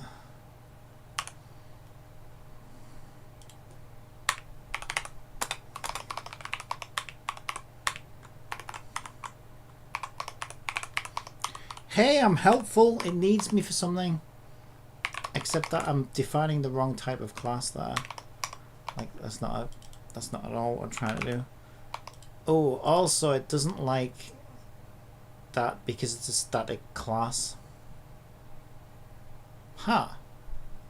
Oh, now I have to be the idiot again. Excuse me. Excuse me, can you just explain that to me again, please? So that I can... Oh, wait, I know what I can do. I think I could just I can just declare it as a system type of SYS here, and then do the component. Yeah, there we go. I'm learning. See, I'm learning. I'm learning. Little cheats and tricks and hacks and shortcuts. Step 3. Oh my god, I'm so deep in the weeds. API side. Oh my god, it's even giving me this without me asking for it. Jesus Christ. I'm actually terrified. I'm actually scared of GPT right now.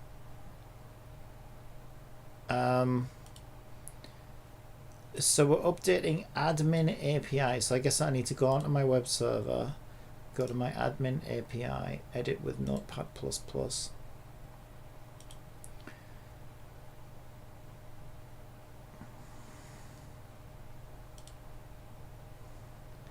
And there's our $ input. So I'm guessing we're replacing that section down to echo JSON. So right down to the bottom, I guess. Okay. I also need to put my super secret API keys in and everything, don't I? Okay, let me hide my screen then.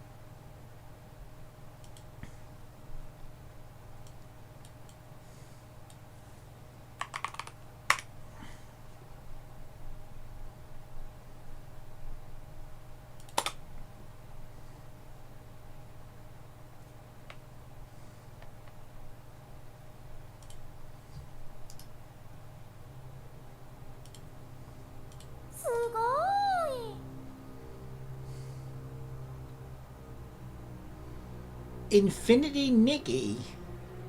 Is Infinity Nikki open somewhere on my system? It shouldn't be. Why does it think I'm playing Infinity Nikki?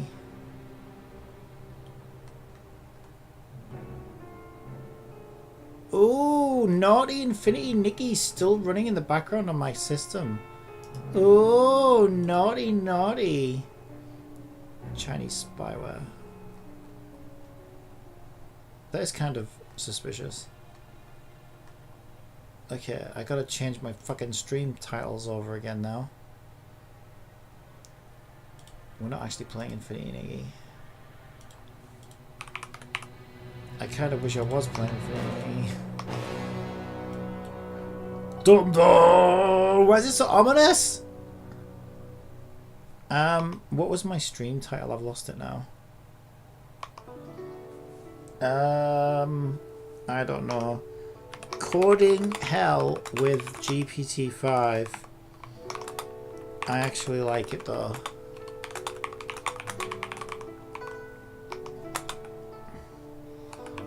PHP, Unity, C#.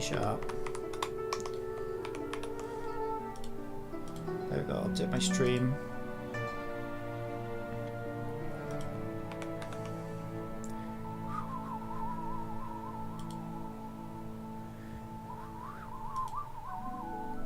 Okay, I was just gonna put my API keys and stuff in. It sounds so funny. My API keys. I am the API. I still need keys though. It just sounds weird. Like in some ways it sounds kind of pretentious, but like no, like this genuinely does need API keys. Like that's no lie. As pretentious as it sounds, like I genuinely need that. It's just weird.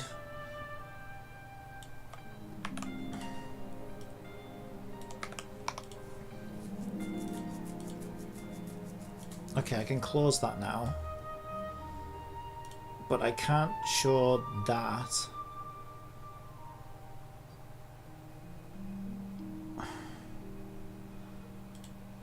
Okay. Right, where are we up to?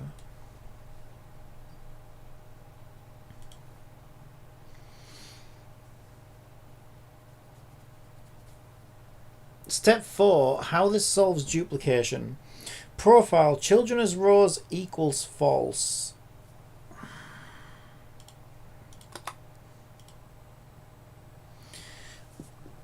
Primary key, player ID, I've set the stream title to Infinity Nikki. Let's go, and updated the stream. Oh, good, you're here. Welcome to the PlayCompile live stream. Yes, welcome. Player ID, only one row per player. Weapons, children as rows, true. Primary key, player ID, weapon ID, only one row per player weapon combo. API uses insert into table values on duplicate key duplicate. Updates existing rows instead of inserting duplicates. Exporter integration, your server export tool already calls if exportable player data type is not known. Okay, so I think it's basically time to test that. I'm so nervous. Right, let me just make sure I close everything so that it's saved, because Unity doesn't like to save things unless it's closed first. Also, my camera looks wonky, doesn't it? Is that better? Now it's all t-shirt. All t-shirt and no trousers. I am getting a bit like that, actually. That sounds like it's a kind of low-key way of calling someone fat. He's all t-shirt, no trousers. And he's got a small dick. He's fat and he's got a small dick, is what that translates into. So yeah, maybe I am all t-shirt and no trousers. Alright. Should we just test it? I'm so deep in this, in the weeds and everything, I don't even know what I'm looking at anymore. Alright, let's do this. Deploy data. So if everything works,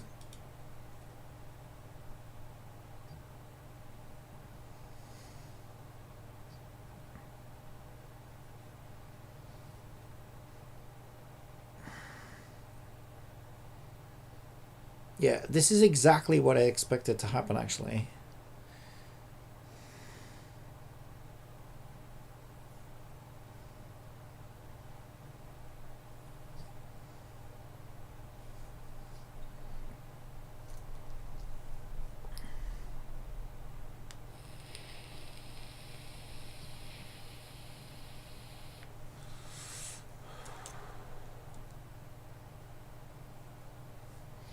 Let me make sure my URL's correct. Actually, I won't be able to get into it right now.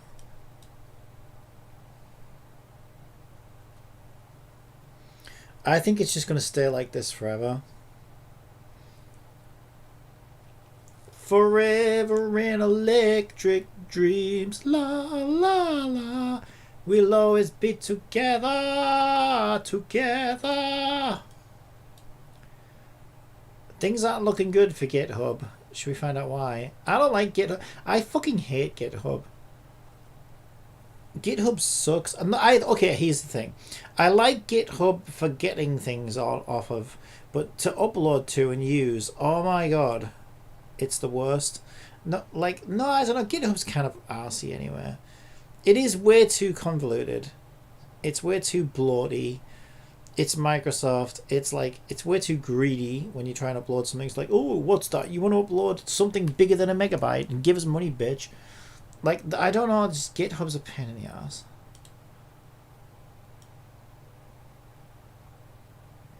But I still visit it like almost daily to get things off of. So like, I see where it can be useful. Like if you're working on a project or whatever and the Git clone and everything, yeah, it's cool, I guess.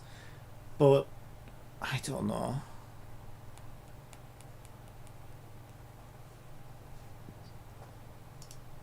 Going in, I'll bite. We've got to. I don't think it's recovering from this. Put that there. The day has finally come. A day I've been scared of for a while. Scared 7 of? years ago, Don't be scared. GitHub was acquired by Microsoft. And for the most part, Microsoft's been a pretty good steward of GitHub, primarily because they've allowed GitHub to operate independently. That just changed. The CEO of GitHub has stepped down, and GitHub is now part of Microsoft in a much more direct way. Oh, it's over. I've generally been impressed with Thomas's focus on the community and being part of things. He's the first GitHub CEO that followed me and would hit me up about things. Generally speaking, I've had very positive interactions with Thomas, and for the most part with the GitHub team as a whole, which says a lot because I tear GitHub to shreds all of the time. He was one of the reasons that I was hopeful GitHub could turn it around, that they could take the incredible opportunity they have and turn it into something magical, and not just a hotbed for the name Copilot and random AI stuff. This change has me very, very scared. I don't know what the future of GitHub is going to look like, but I do want to break down all of the different paths I see going forward, the biases that I've seen from people at Microsoft, and the concerns I have about where this all might end up going. I have a lot to dig into here. I don't got any good joke for the transition, so let's just do a quick word from today's sponsor, and then we'll dive into all the things I'm thinking about the future of GitHub. It's kind of crazy how easy it is to build apps nowadays. When you're using cool AI vibe coding tools, you can whip up the whole app in minutes instead of days. The things that are hardest are no longer writing the code, it's now setting up stuff like auth and payments. That is, unless you use today's sponsor, Clerk. They have both of these things really figured out. The Clerk billing part in particular is so cool. As you guys know, I've wanted this forever. Now, when you set up Clerk, each user can just have subscriptions managed as part of the user object, all routed through Clerk directly. And it's still using Stripe, by the way, so they're not rolling their own crazy thing that's super sketchy. It's just a better interface for getting Stripe right in your apps. You'll never have to deal with webhooks again. For that reason alone, it's worth it. If you guys have seen the hell I've went through setting up Stripe, I have many videos about it. You can just skip all of that by using Clerk. And that's one of the many things they offer. There's a reason so many companies are making the move over to Clerk. It just makes life easier. We still use it for most of the products that we build, and there's a good reason why. It's so easy to set up and get things right. The built-in UI and components is just so handy. The majority of the things I build use this because it's just so much easier than building your own views for things like waitlists, sign-ins, the user button, like the icon in the corner that when you click it has all of the user's information and the ability to switch between different accounts. Organization, so you have groups for businesses and whatnot. The billing stuff in particular, having a pricing table built in and all of the management in the user's card is just, setting up all of this stuff literally takes days, if not weeks otherwise. Or you can go with Clerk and not have to deal with any of that. If you need auth and you need payments, you probably need Clerk. Check them out today at soydev.link/Clerk. Is this the end of GitHub? An important question that we will hopefully be able to answer by the end.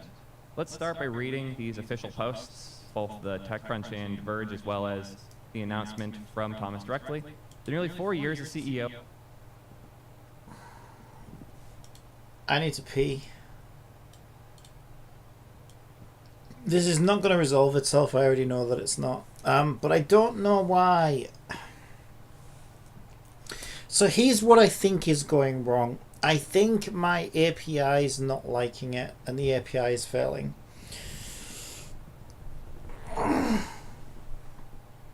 Why do I think that? Because it did this to me the last time we tried to incorporate that admin API. And then when I took it out, it started working again. So I think my API is causing Unity Editor to just never resolve itself. So we need to debug my API. Actually, I have two APIs now. I have Player API and Admin API, which makes sense because you don't want Player to do admin things. So it makes sense that we have that. But like, one API was kind of, you know, if you think using APIs is awful, making one even awfuler. So making two is double the awfulness. Alright, I'm going to go pee and then end this task because it's probably not going to resolve itself. And then we need to start debugging the API, I think. So that'll be fun. Alright.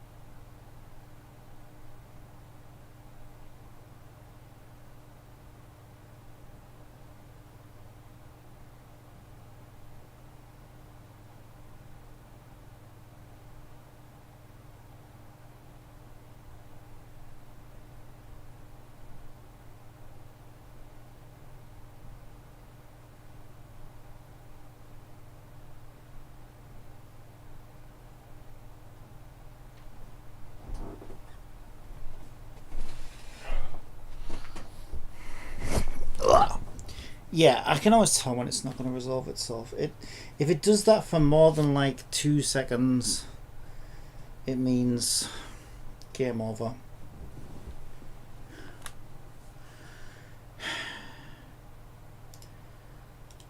Unity.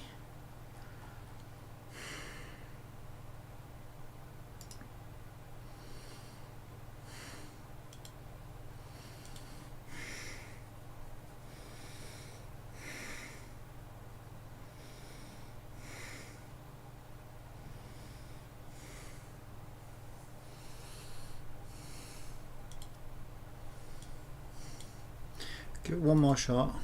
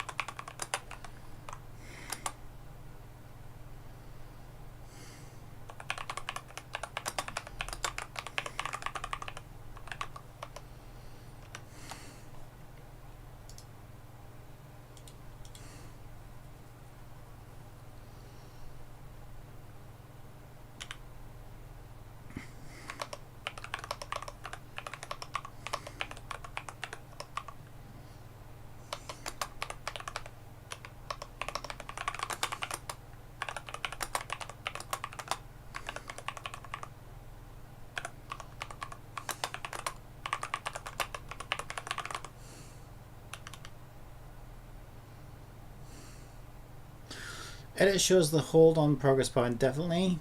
Menu item deploy data, waiting for user code to finish executing.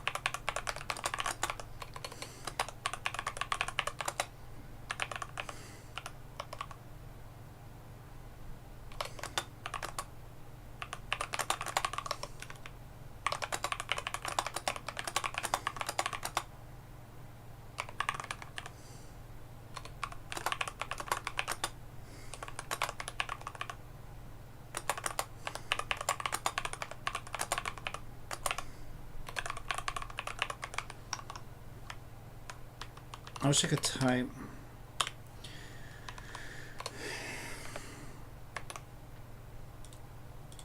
Okay. Yeah, that hold on progress bar in Unity that never finishes is a classic symptom of your editor code making a blocking network call that never returns. In our case, that's almost certainly happening here, because wait is blocking the Unity main thread until the HTTP request to admin API finishes, and if the PHP script is slow, stuck, or unreachable, Unity will just sit there forever. Oh, I know it too well. Quick sanity check. Is PHP script the bottleneck? We can test the PHP endpoint outside of Unity to see if it responds quickly. Use curl from terminal. Is curl a Windows thing? Oh yeah.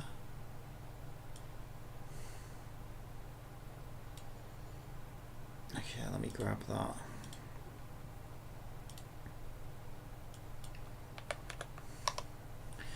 I need to fill in my credentials, which I have closed. Actually, I have them in script, I guess. I need to terminate Unity first to reload it to get into the script. Yeah, it's right there in my script, I guess. And it's good to test it with what we've got in the script because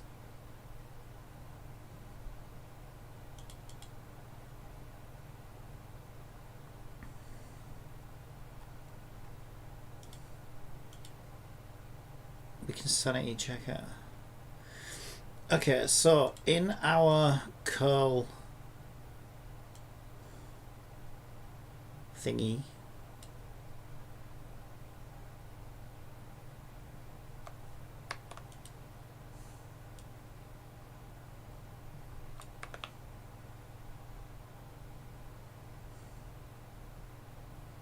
that's actually really funny. In the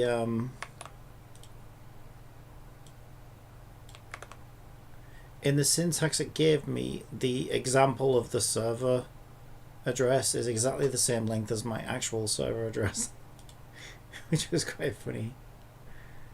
Yeah, that should be fine.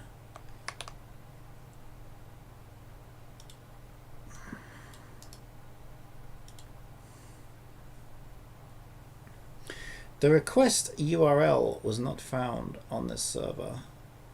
Oh, well, that might explain it. Yeah, of course, I forgot the Prometheus part, didn't I?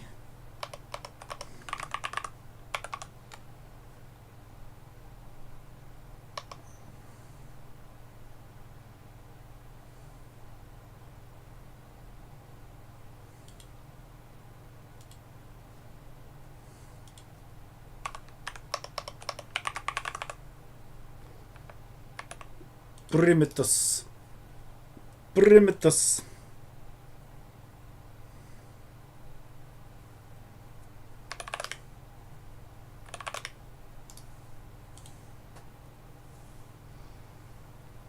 H is not recognized as an internal or external command.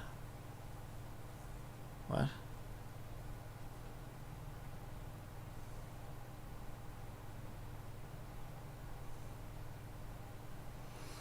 URL rejected, bad host name.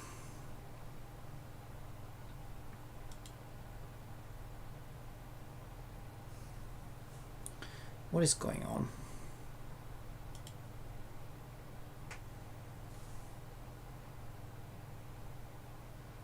Are we allowed to put it all into quotes? I feel like it's the... That is the right address, right?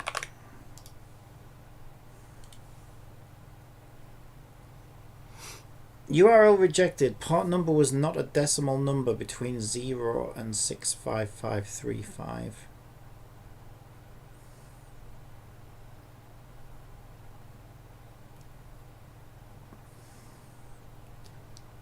What?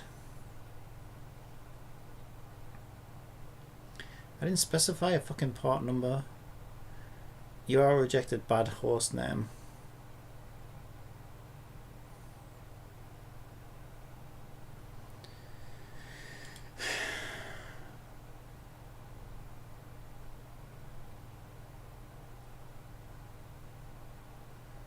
I really don't know why it's saying that.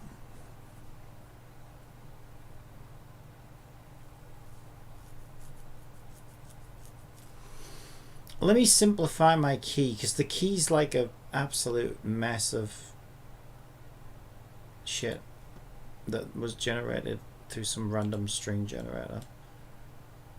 And it might have some symbols in it that is causing issues, I don't know.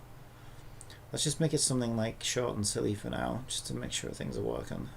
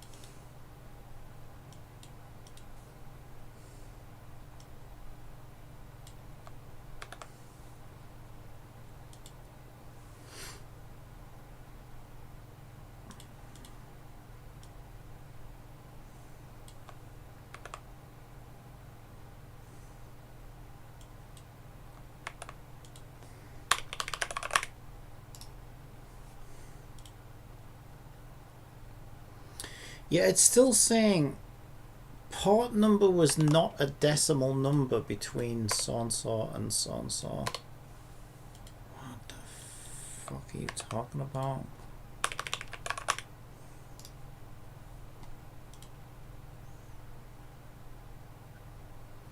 Bad host name.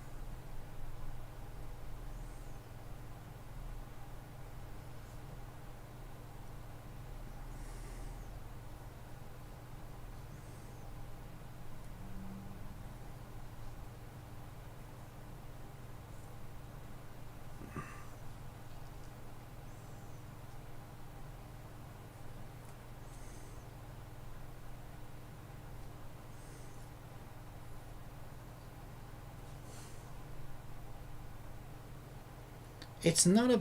What are you talking about?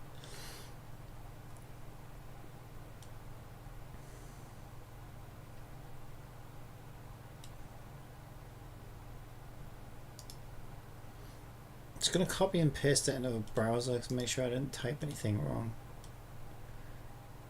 Forbidden. Yeah, I should think so. Yeah, no, that's correct then.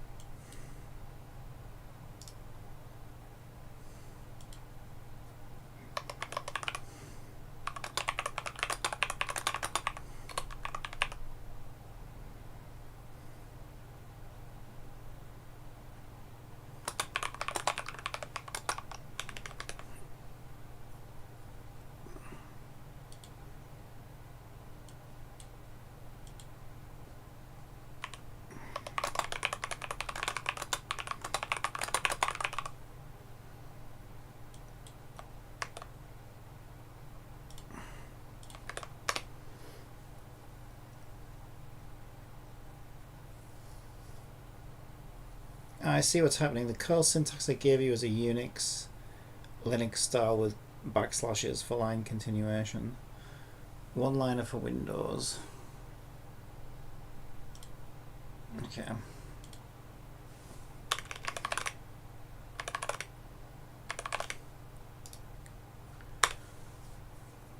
Okay, forbidden.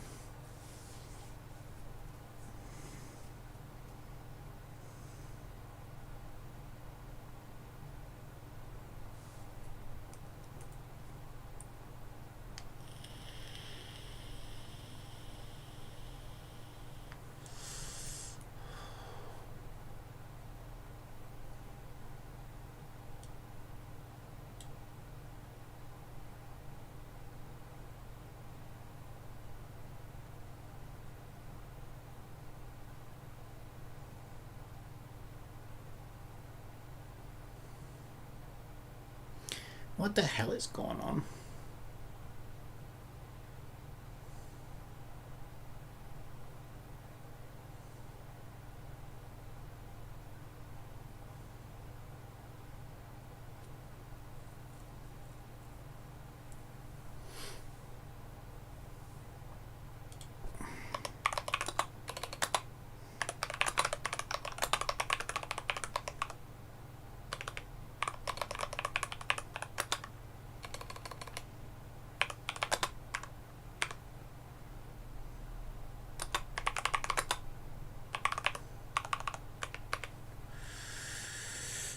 Oh, my screen's still off. Okay, that's good, because I need to get into my config file now.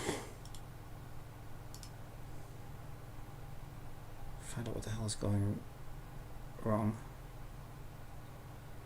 I won't give it my actual database keys.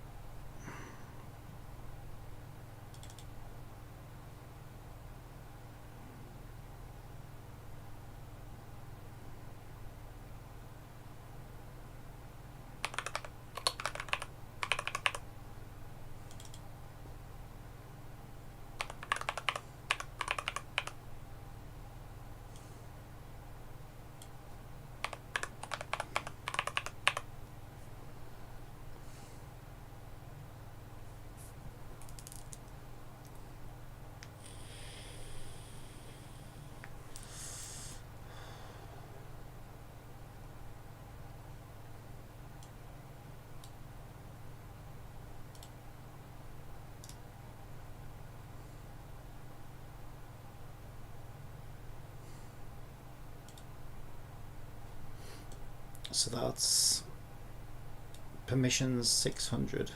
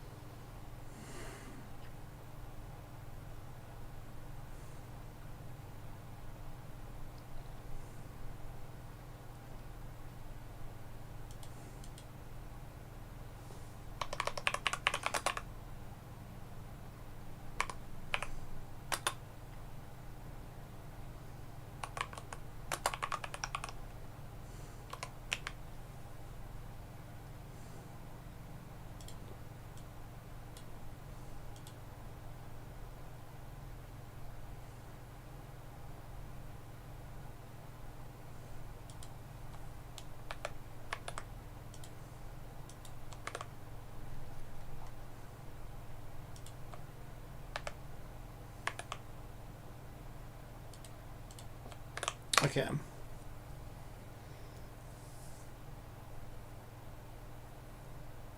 I see exactly why you're getting forbidden in your API. It's not a network or DB problem, it's a logic bug in your PHP key check.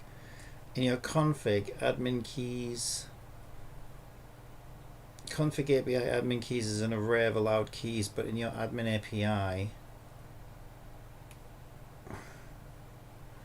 the fix, you need to check if the provided keys is in the array not equal to the whole array.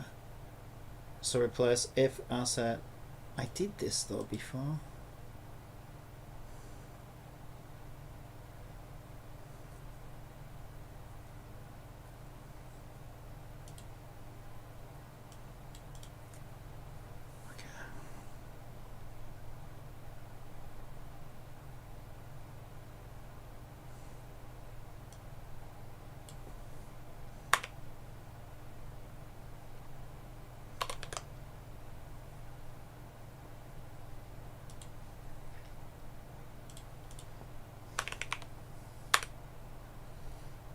Okay, brilliant. It came back. Test table. Yeah, I think it probably did it. We could check the database actually. Let's test. Check the database. Huh, we don't actually have a test table.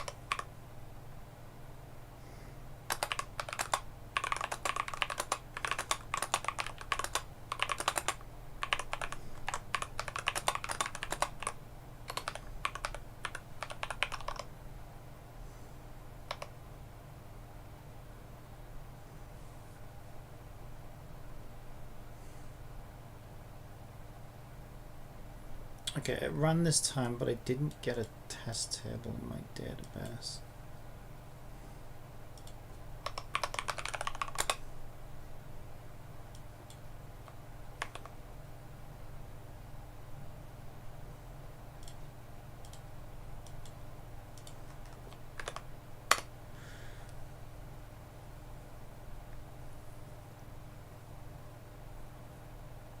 Gotcha. So now that the forbidden issue is fixed, the request is actually hitting your admin API PHP and running, but you're not seeing test table in your database. That means the PHP script is completing but not actually creating the table, so we need to debug why. Step 1, check if the PHP script is even connecting to the database. Right now you have hostname cast. The problem is you're not passing DB user and DB pass to PDO without credentials. PDO will try to connect anonymously, which will fail silently. Okay, I can start showing my screen again if I just close my config files.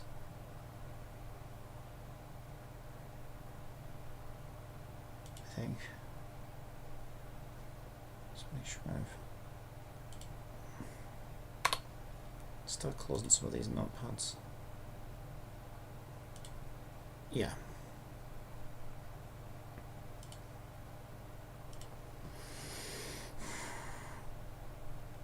Okay, so the PDO sounds weird.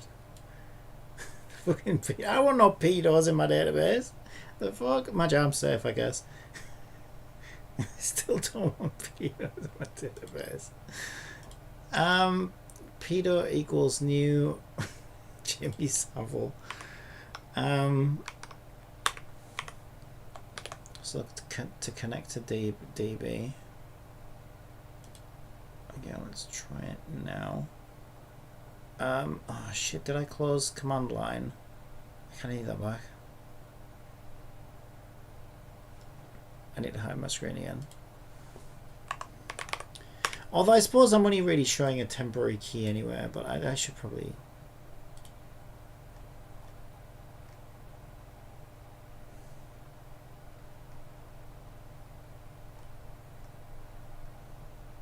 that one line back. Curl. There we go. Okay, so it should have run. Well, it did run, and it didn't reject me. And we should get a test table in our database.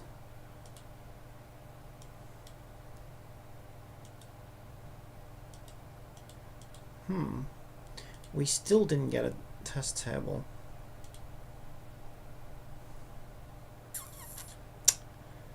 Oh boy.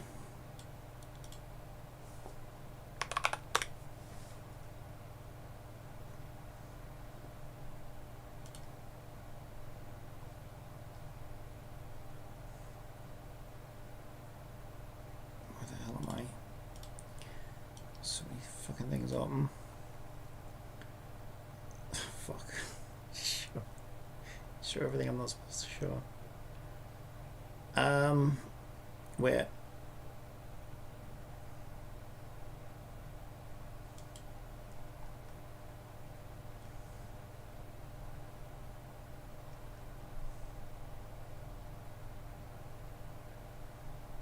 So I did that.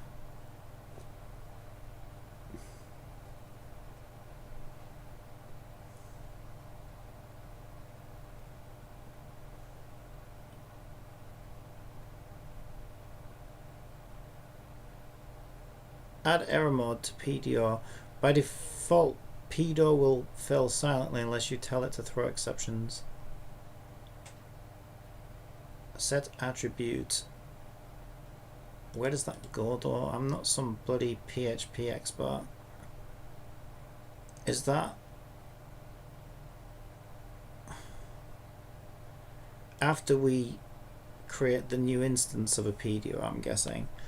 Put it there maybe.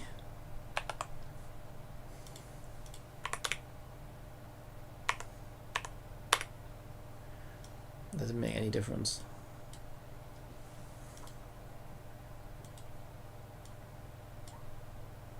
And we still don't have a test table. We still don't have a test table. But we didn't get an exception either. I don't know if I put it in the right place though. Probably because we would construct it first, right? Can't we just add the set attributes within the constructor? Is that not how we do things?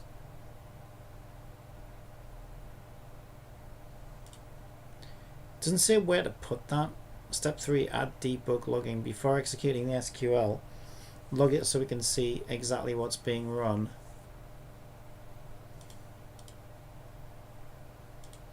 Before executing the SQL.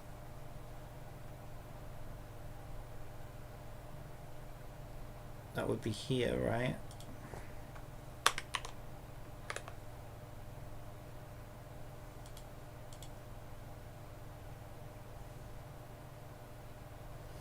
He's a fixed and debug friendly version. If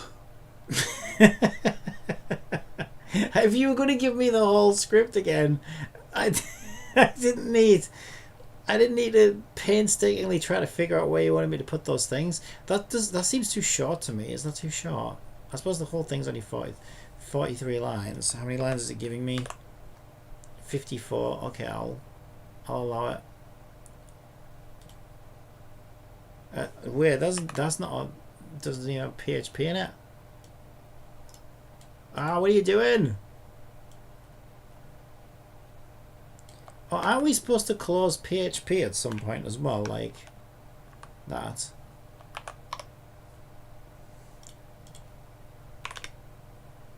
We still don't see fuck all. All these changes. Is that definitely going onto the server, yeah? It should be. Right, our new version is 56 lines.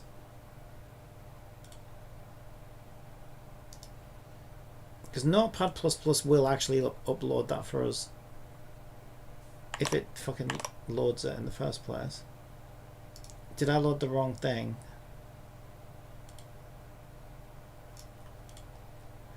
.56 lines, yeah, it's definitely the new version. We still don't have a test players or test table, whatever the fuck it was. Test table. Okay, still no test table. Test again with curl. Does it give me? Oh, this better be a Windows friendly version. Let me try it.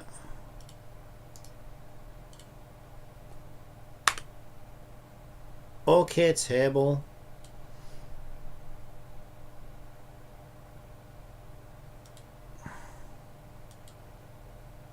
Yay! Okay, it's working now. Okay.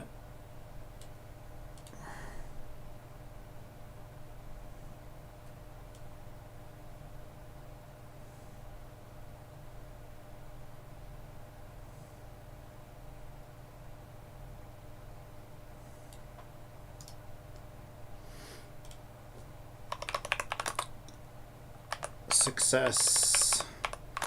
The new curl did the trick and the table was created. Do we need to update anything in Unity?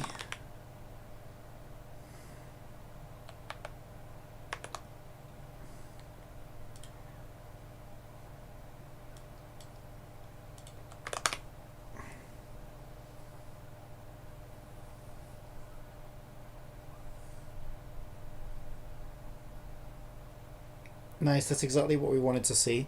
The fact that curl now returns status OK table, test table, and the table appears in your DB means the PHP script is now authenticating correctly. It's connecting to the DB with the right credentials. It's executing the create table SQL successfully. What this means for Unity, right now Unity is already calling create update.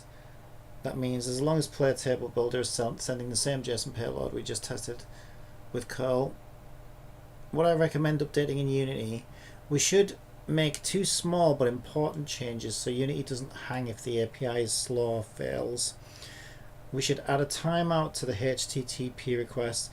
We can fix that in player table builder. Okay. Okay, boss. Okay, boss. Oh shit, I put some food in. Let me just go check out. It should be alright. But yeah, I need to go check that. Oh, fucking house will burn down.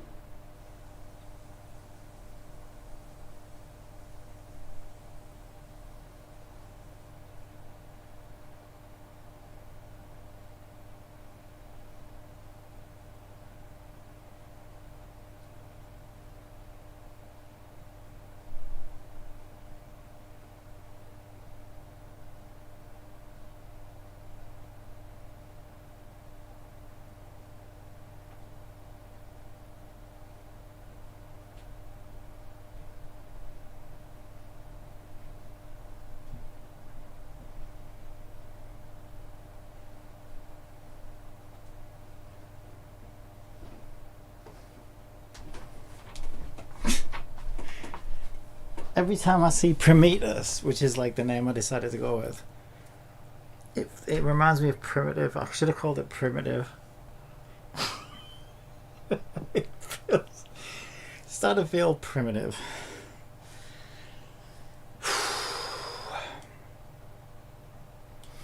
Okay, so we're adding a timeout to the HTTP request. That's a good idea. Using var client.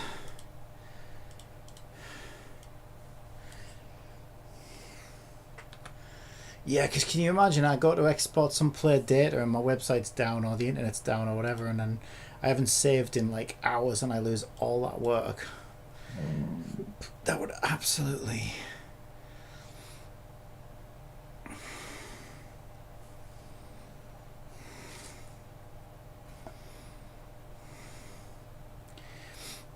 ...5 seconds.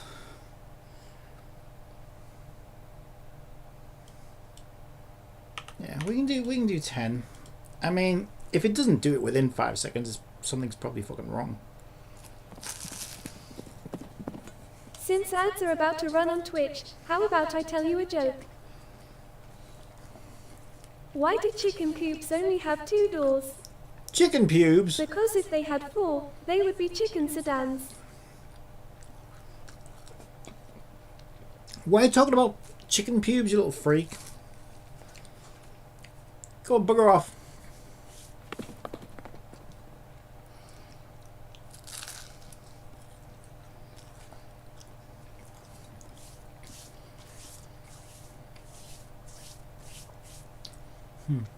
Log API errors in Unity. If the API returns an error, we should see it in the Unity console.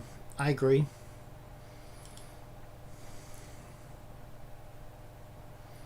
Where does that go exactly though? Response.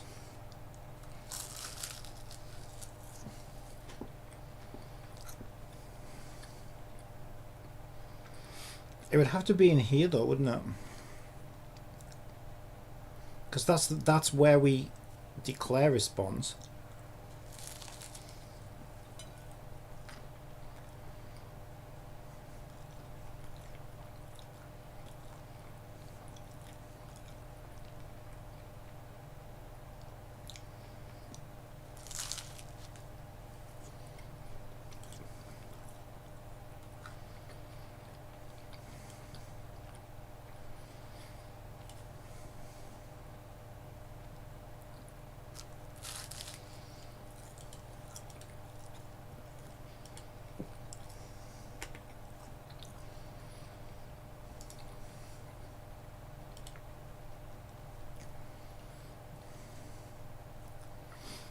It doesn't like result.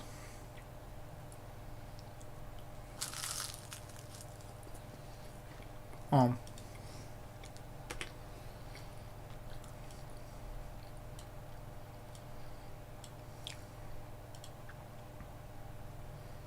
Okay.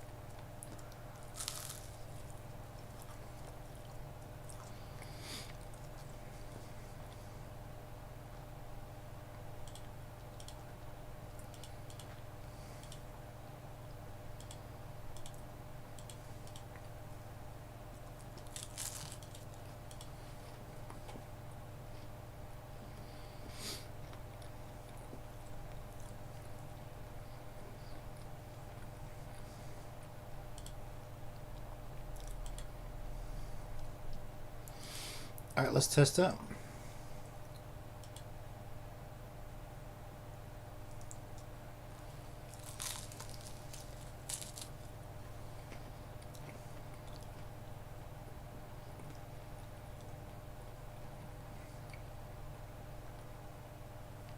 Still don't work.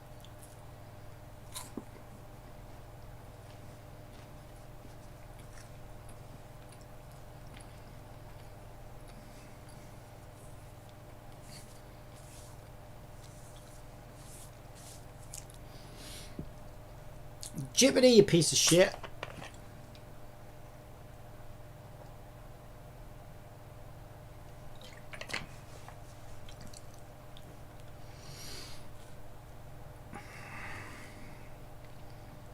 It's not different.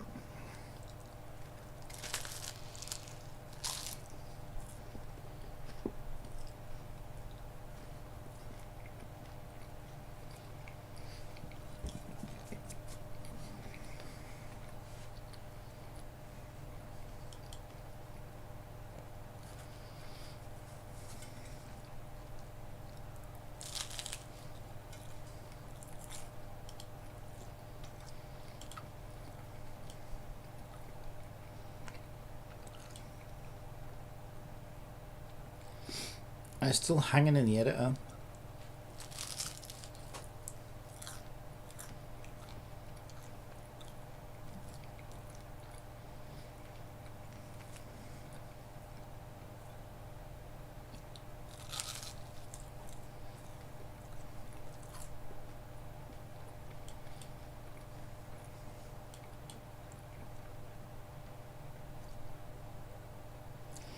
This is why I don't like editor scripts. When they go wrong, they go real wrong.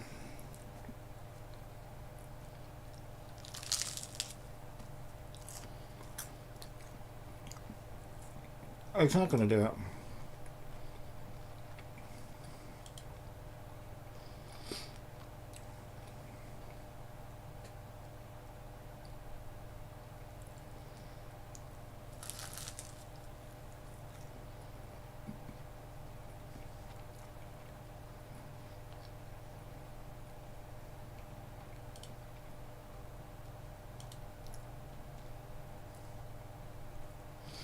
Not responding.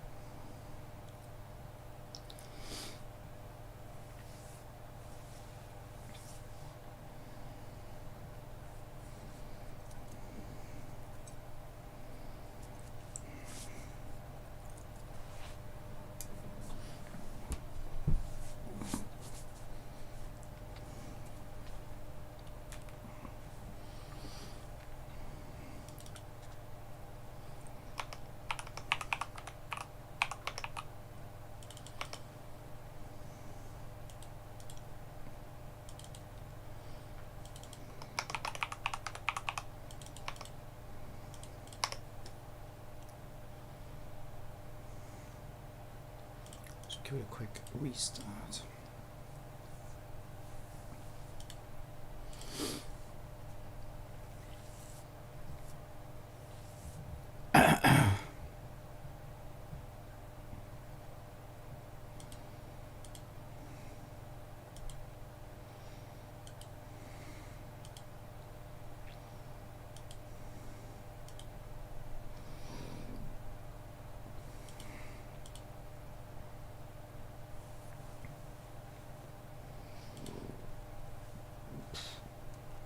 I mean, to be fair,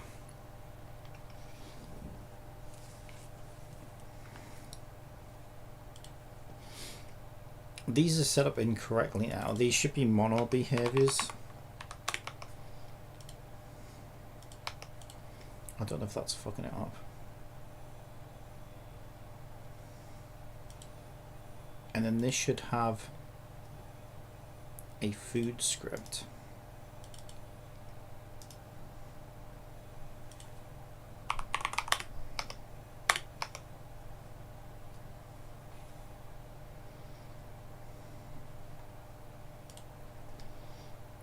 Which looks like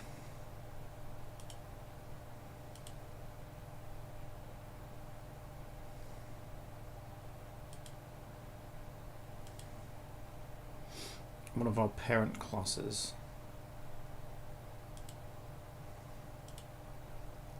Apparently I've got none of them open right now. There's one. So this one wants to be the server exportable. Just copy this. Just food. A list of item, I think. Items. Item. Items. Item. Item.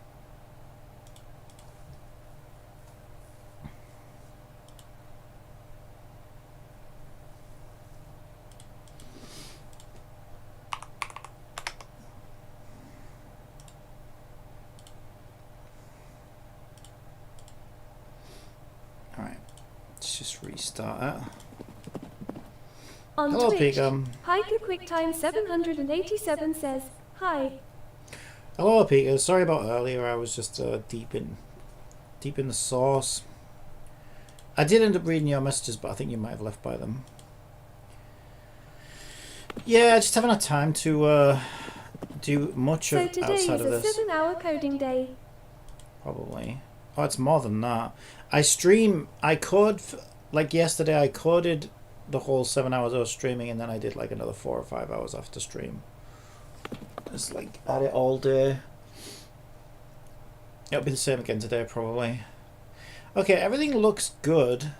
Everything I think is set up correctly. Yes. Yes. Oh, that's not weapon ID. Okay, because weapon ID...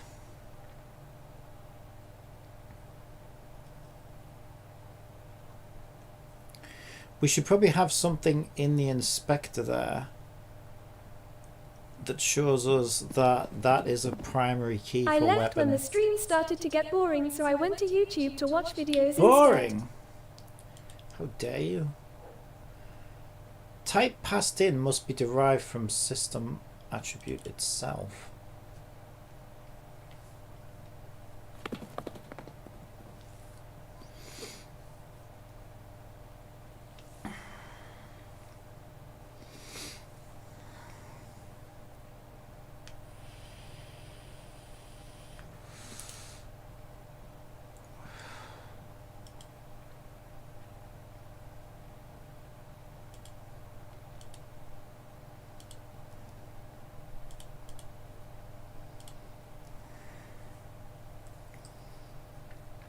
Okay, I won't worry too much about that for now.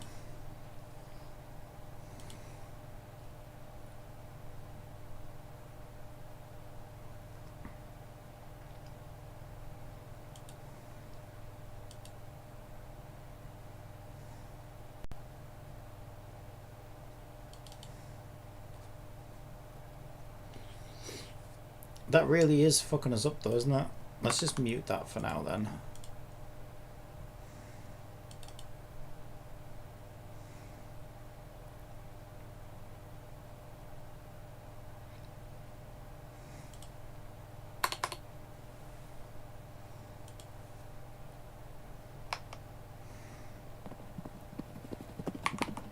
We all try and keep quiet when your bot is offline when you're coding if you would like Cappy.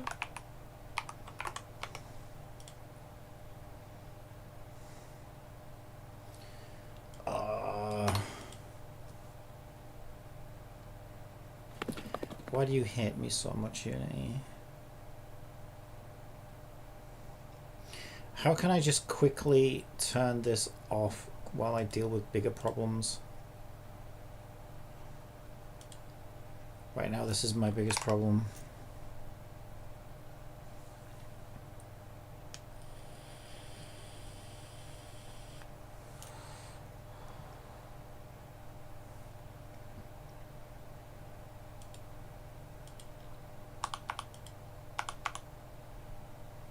There we go. There we go.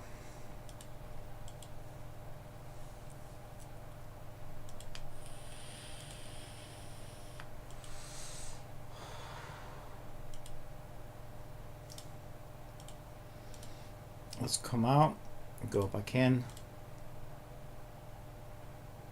give it a test.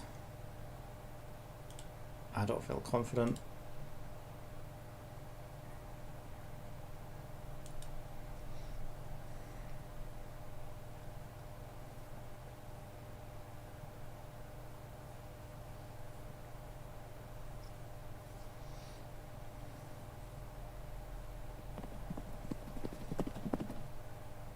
Today in Genshin, I tried Genshin's newest event and the story was voiced and short with 2 parts releasing every day of the event for a total of 6 parts.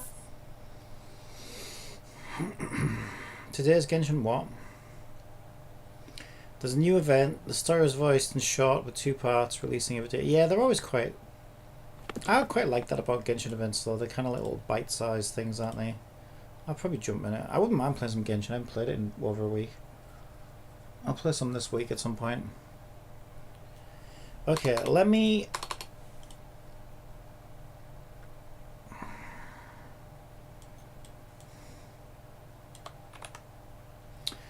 Okay. Same never-ending...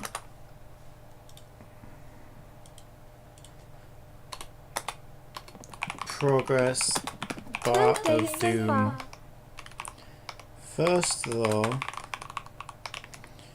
I removed the redundant attribute server export, whatever the fuck it was called.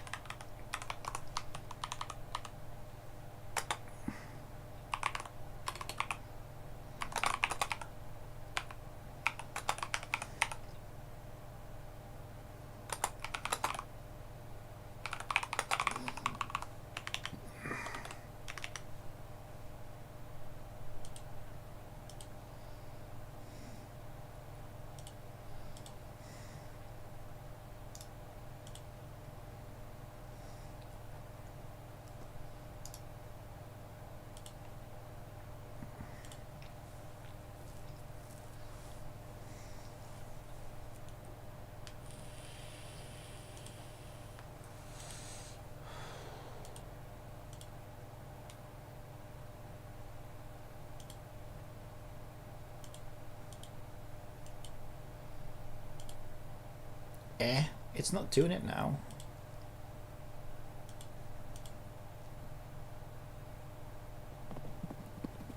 Yeah, it is. Did you get around to reading Genshin's UGC feature currently in development post? And if you did get the chance to read it, what did you think of it? Like I said, I haven't had time to do any of that. I'm not interested. I just wait for it to come out. I know they announced it, I just haven't had time. I'm semi looking forward to it. I'll check it out, but I don't really want to read about it. I'll just wait until it shows up. Same never-ending progress bar of Doom. First thought, I removed the redundant attribute server export from the system class and changed this. Unity is not happy with me. Did I get that wrong?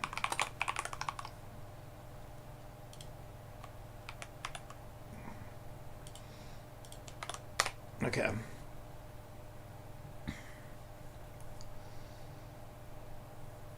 I see exactly why Unity is throwing that error. The problem is this line. Why this fails. Attribute get custom attribute is only for checking if a type member has a specific attribute applied to it. Okay. Server exportable is not an attribute, it's a class or mono behavior. So we could use is. So on inspector GUI. It always likes to give you two options, doesn't it? Option 1, I kick you in the balls. Option 2, this is what it'll be like when AI takes over the world, by the way. It will be, good morning, Mr. Robinson. Please provide your ID. There you go. Okay. It has been determined that the AI must terminate you. The next banner's 4-star characters are all dudes, so want a female 4-star instead, then pull on the current banners or wait until the next version of Genshin. The AI has determined that you are a net negative cost to society, and we are here to terminate you. Option 1, we can drown you in a vat of acid. Option 2, we will tie weights to your foot and throw you in the sea. Please choose which option you would prefer. That'll be how they kill us in the future. So they like to give two options for everything. Which is quite nice of them, really. And when you think about it, they don't have to do that. At least you. And then Kathy just shows up and says, "At least we have a choice." And Kathy shows up out of nowhere and goes, "Well, at least we've got a choice." Ah, what a great world we live in.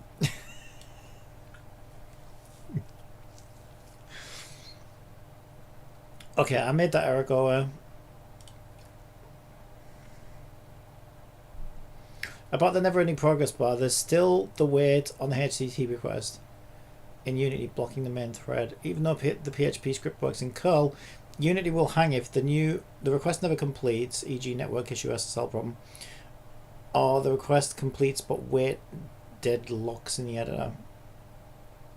We can fix that by making the call async with a wait instead of wait, or adding a timeout and catching exceptions. If you want, I can update player table builder.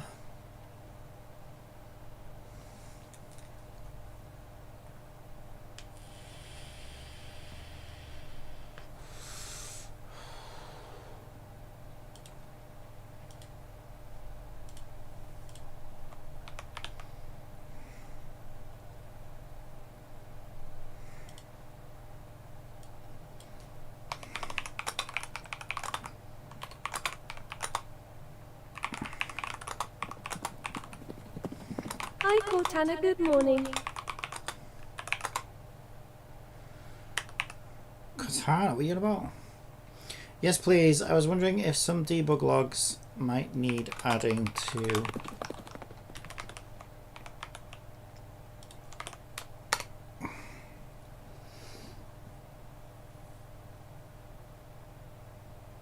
Gotcha. I can see exactly why you're still getting the progress bar of Doom.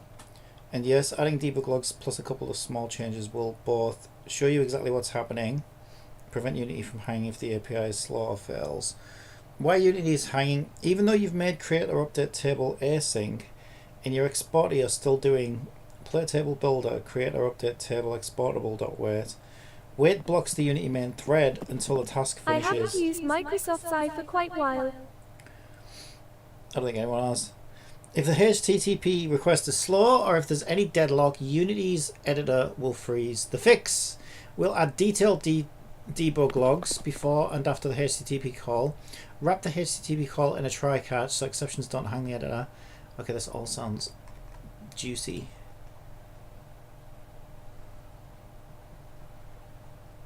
If you're giving me the script, why are you still talking to me?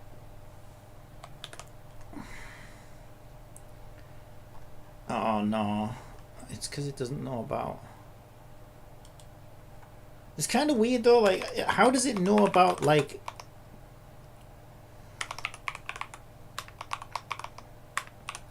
Like, it should know about that, right?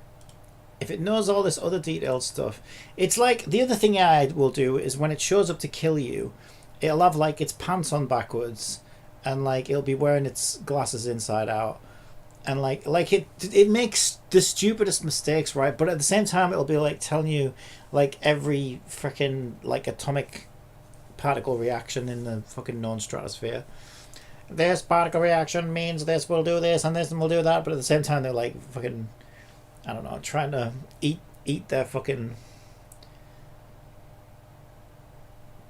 bow tie or something. Avoid wait in the exporter in server export tool instead of. Are you just summarizing what you've done here, or do you want me to do this now? In server export tool, so it wants me to do this instead of player table builder. Oh, Christ.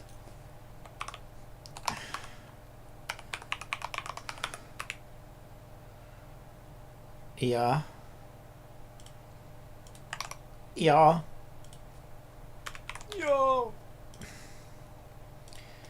Okay, step 3, what you'll see in Unity console. We'll see about that.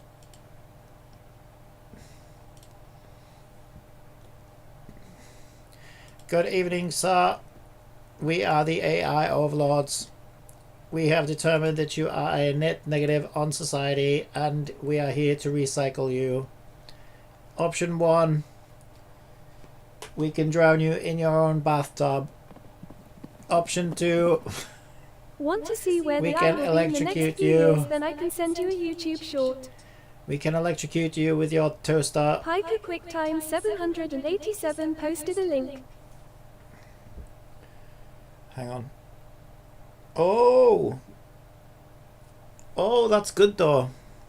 Okay, good news and bad news. The good news is there's lots of good news actually. Every single one of these messages is good news, and then the fact that we're seeing those messages is good news. The fact that it actually exited and timed out is actually good news because we can fix this, right? Okay, we got a JSON serializing exception.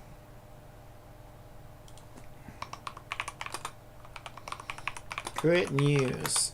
It mostly works, and we now get helpful message logs.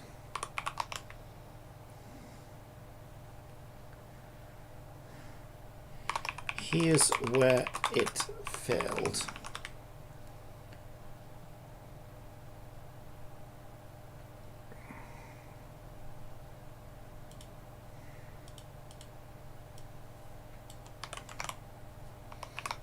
Right after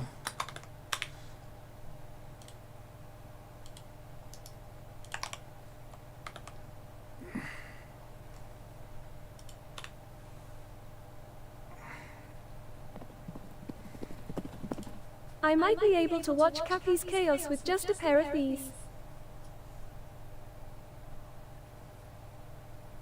Cappy's what? What are you linking me? Why are you sending me YouTube links? Android XR. Now, these are a prototype. They're not an actual retail device, but they do give you an idea of what Google hopes to achieve with AR glasses running on the Android XR platform. Is that you buying yourself a Christmas present? Congratulations, by the way. You managed to find the longest YouTube short in the history of the world. That was like 10 minutes. It's supposed to be a short. Okay.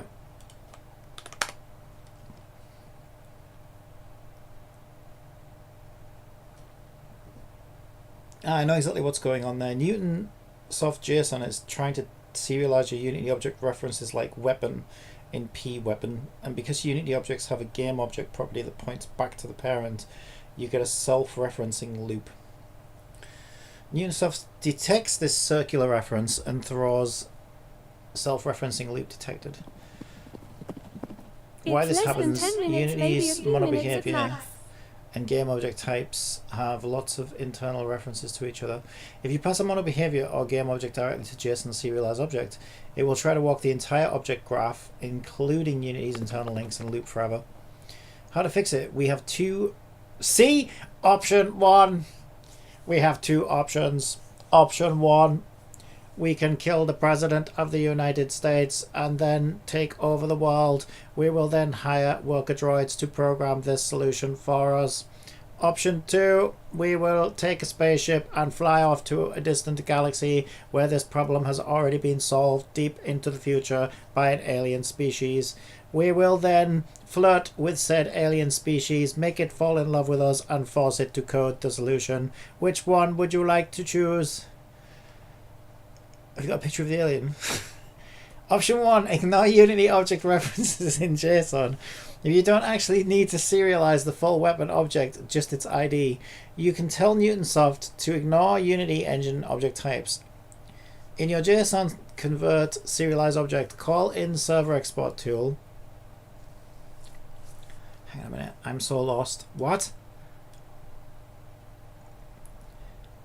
Ignore Unity object references in JSON. If you don't actually need to serialize the full weapon object, just its ID. Yeah. Well, we're skipping.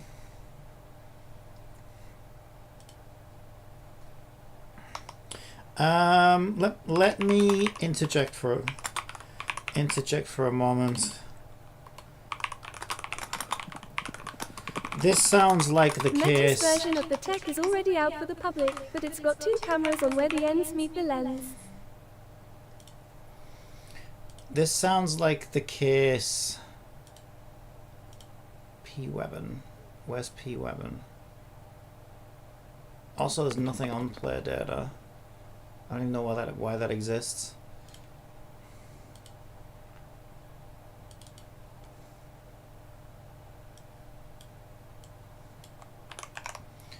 Okay. Okay, let me check for a moment. This sounds like the case. We're trying to serialize the weapon, but our primary key attribute overrides the need to do this. Since every external class reference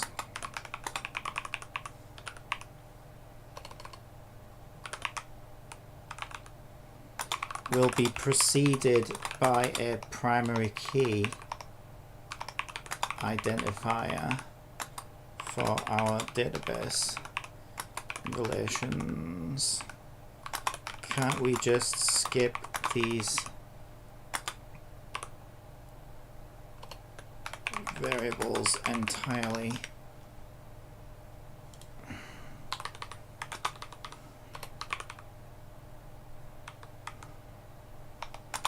We only need the value. So you don't want your eye to be in your glasses, Cappy, then where do you want it to be in the future's your eyes?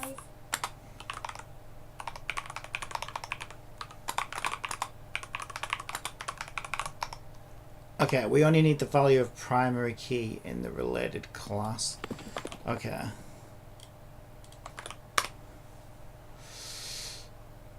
Let me interject for a moment. This sounds like the case. We're trying to serialize the weapon, but our primary key attribute overrides the need to do this. Since every external class reference will be preceded by a primary key identifier for our database relations, can we just skip these variables entirely? We only need the value of primary key in the related class. Exactly, you've nailed it. What's happening is in pweapon you have primary key public int weapon ID. When we serialize Newtonsoft sees weapon, but in your DB export model you don't need to serialize the full weapon object. You only need the weapon ID.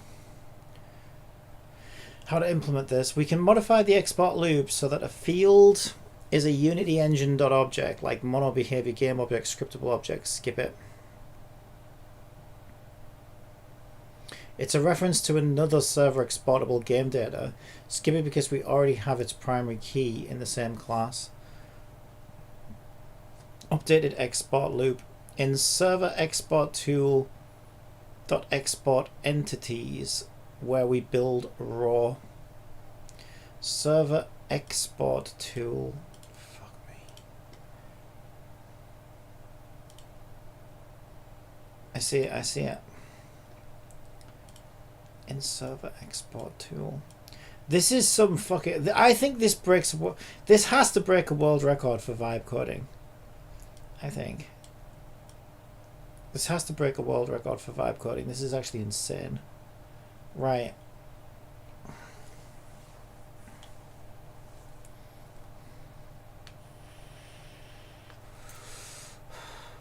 Where we build raw...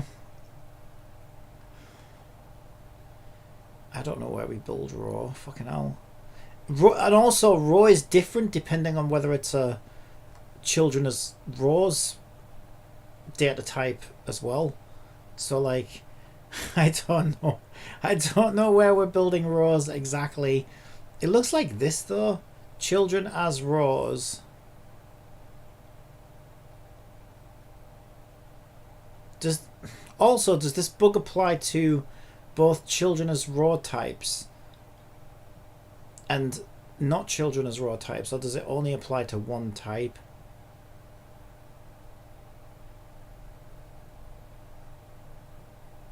It could apply to both types, right? Because the issue is that we're referencing an external class.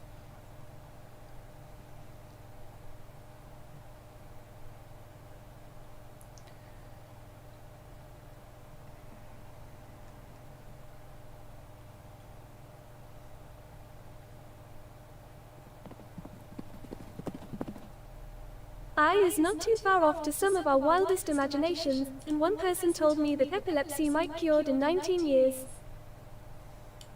Epilepsy might cure AI? Oh, well, AI should be very grateful for that. I don't think we'll ever cure AI. I'm stuck with it now. There's no putting that genie back in the bottle. It doesn't know what any of these things are. This can't be the right place. Ah! We're looking for somewhere that also has a target.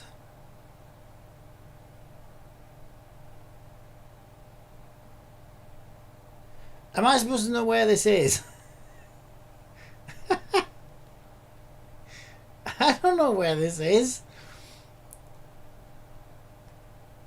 Oh my god! It kind of looked like where I was, but then it didn't know what target was. Should I just search for target?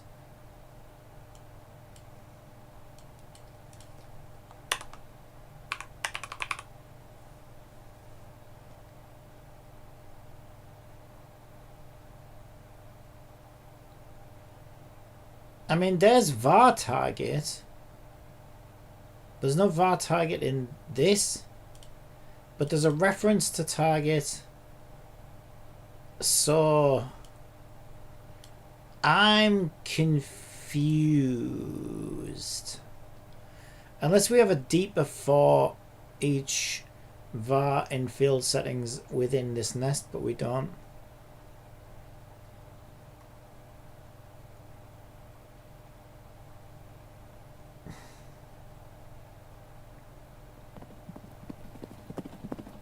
In Latin terms, it means I will cure epilepsy in like 19 years.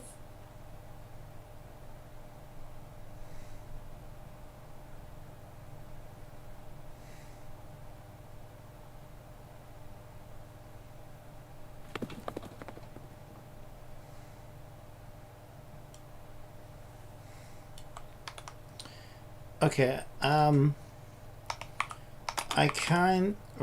got a little lost on this one. Since target is declared in the original method you wanted changing, but not declared in the replacement code.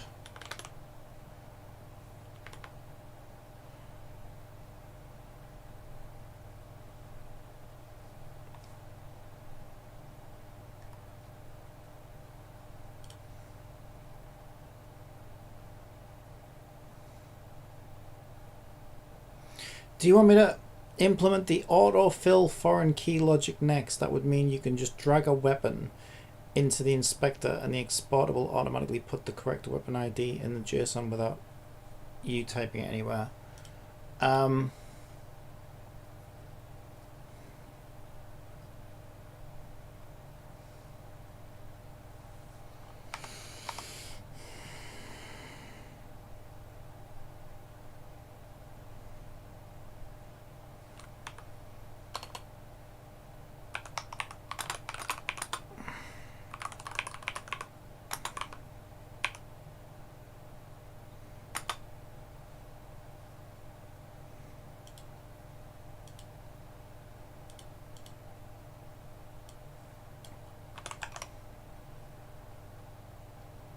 I hate it when Windows does that. Windows, put me back to where I was, thank you. Can we implement the fix for and also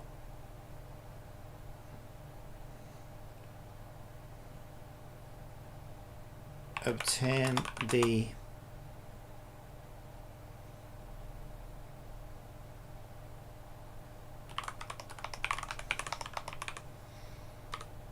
primary key ID from its linked class. Certain industries in IRL travel at different speeds, which is deadly in some cases, like for example tech and health, since currently health travels at the speed of sound while tech travels at the speed of light.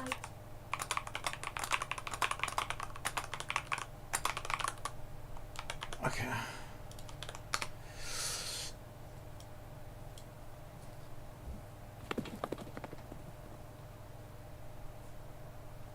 Gotcha, I understand exactly what you're asking now. We want to keep your existing target logic so it works for both parent and child export modes, but extend it so that we skip serializing Unity object references to avoid the circular reference error.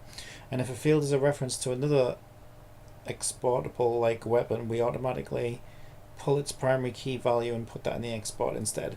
Yeah, I thought that was kind of obvious, but okay. I should have said, look, GPT, you have two options, okay? Option one, I go and ask Claude. Or option two, you do as you're fucking told and cut the bullshit. Those are your two options. Here's how we can modify your existing loop in Server Export Tool, where you build the raw dictionaries for JSON.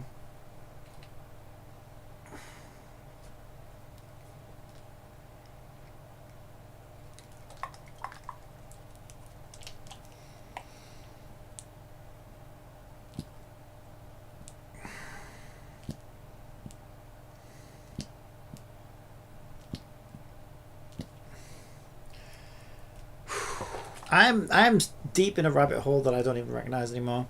Right, so updated export loop. Here's how we can modify your existing loop in server export loop dot export server export tool export entities. So we're looking for a function called export entities.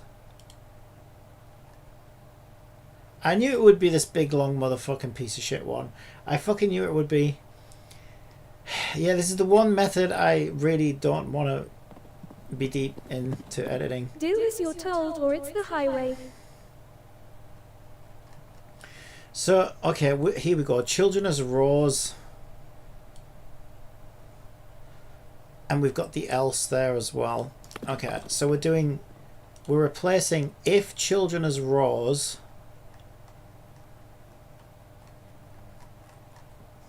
I'm so lost. I'm so fucking lost. I just had it.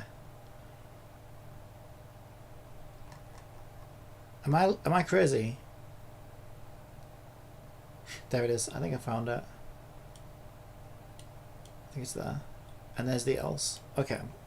So we're replacing that with this monstrosity. And attribute does not exist in the current context. Oh, good. I did do that right, didn't I? Let me make sure that I did it right.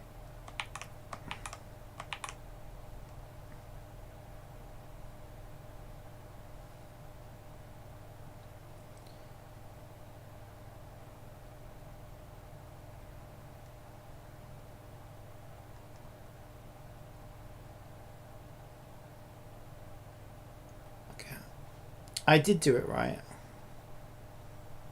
Because we've got the if block and the else block. And we've even got the entity list add raw. So this is definitely what it wants me to replace. But we seem to not understand what attribute is.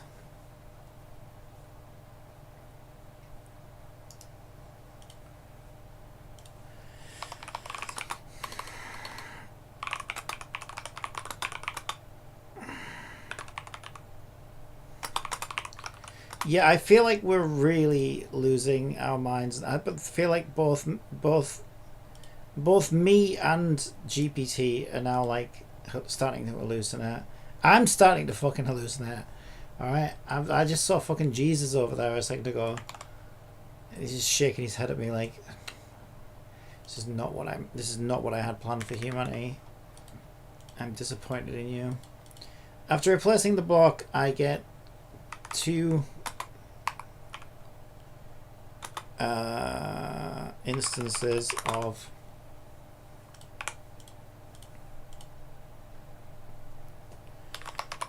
can you help?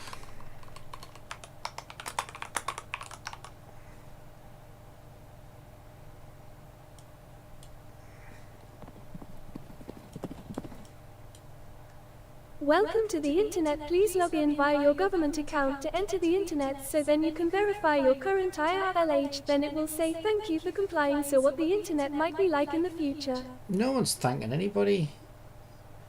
No, it says $6.99, bitch. No refunds. That's what it'll say. It'll say click the traffic lights. Click all the traffic lights and solve this fucking maths problem and give us $8, bitch. And after all that, it'll say sorry, you're not getting in. You're underage, fuck off. After it took your money and got you to identify all the traffic lights. Right. After replacing the block, I get 2 instances of the name attribute does not exist in the current context. Can you help? I feel like I need to stop talking to this version of this thread. Have you seen how long this thread's gone on? It's actually insane. I'm surprised it can even speak English at this point. I see the problem straight away. The compiler error is because we're calling attribute is defined f type of primary key attribute, but your file doesn't have using system. How do you... what? I didn't give you that part. It is right though.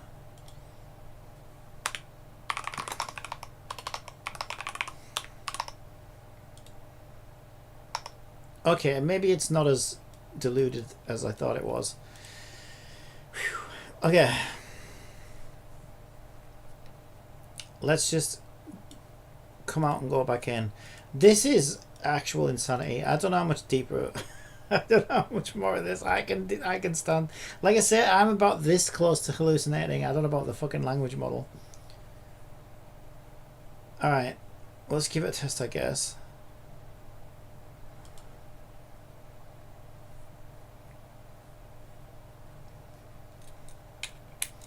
Okay, everything worked and it created tables. There's no fucking way this works. There's no goddamn way this works. There's no fucking way. I will even know what you're currently doing. There's then out of the no blue it will say, way. would you like something to eat? At the moment it will say to you in the future. It's gotten to the point where I don't even understand what it's doing, but I think it's working. And I designed the thing. Okay, let's check. In data, there's our character.json, there's our characters.json, there's our food.json, there's our item.json, there's our player data.json, there's our pweapons.json, there's our weapons. Do I need to keep going? So there's all our game data there.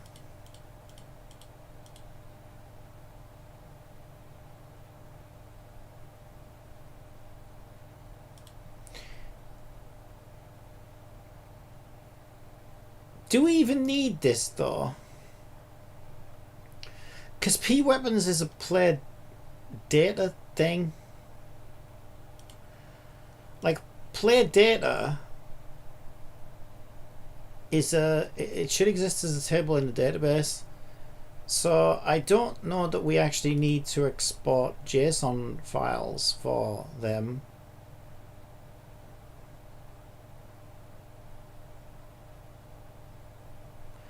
Even I'm confusing myself now. Yeah, we probably don't actually.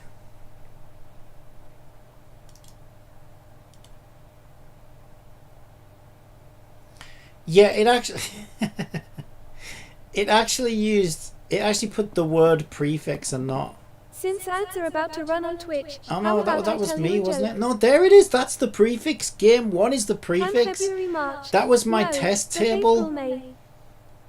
Oh my Hyper god, QuickTime it's working. 787 says, sorry, your player data is invalid. Please try again. It's actually working. It actually works.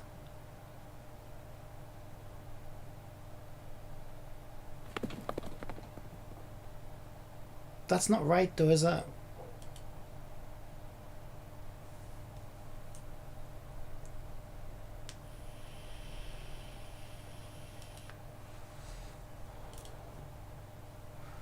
There we go. Characters, player ID, character name, character level, favorite food. That's unbelievable. People don't like GPT-5. Do people not like success? Do you have any idea how complicated this is and what it's doing? Like, this is actually insane. I'm genuinely I'm actually speechless right now. It's creating the tables for us on export. It all lines up with the structure and everything that I set in the inspector. I did not expect that to. I thought I'd at least be wrestling with this for like fucking 3 days or something before I got to this point. And it's actually just working. What the fuck? That's actually insane. Like, I feel like I'm 90% there now. Like, this was the hard part. This was supposed to be the hard part. Getting the database lined up with the game objects, and it's just, there we go. It's there. I'm actually speechless. That is so cool. This is insane. I don't think you realize how insane this is. This is actually super, super cool. I'm actually speechless. I can't believe it just worked like that. Currently in TOF my limited character pity is at 63 and I currently got 6 red wishes and 19 wishes in dark crystals. Congratulations. It's right there. Game 1. Characters. All the columns are there.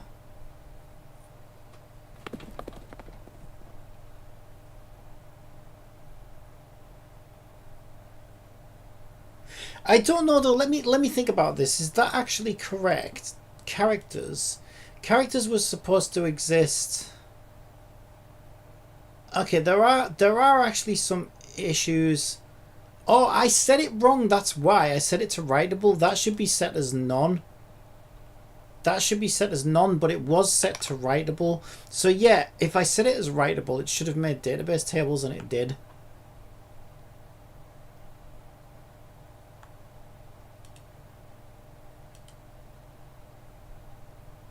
And there's the player data. Yeah, the only one that's actually set as a player data thing right now is actually player data.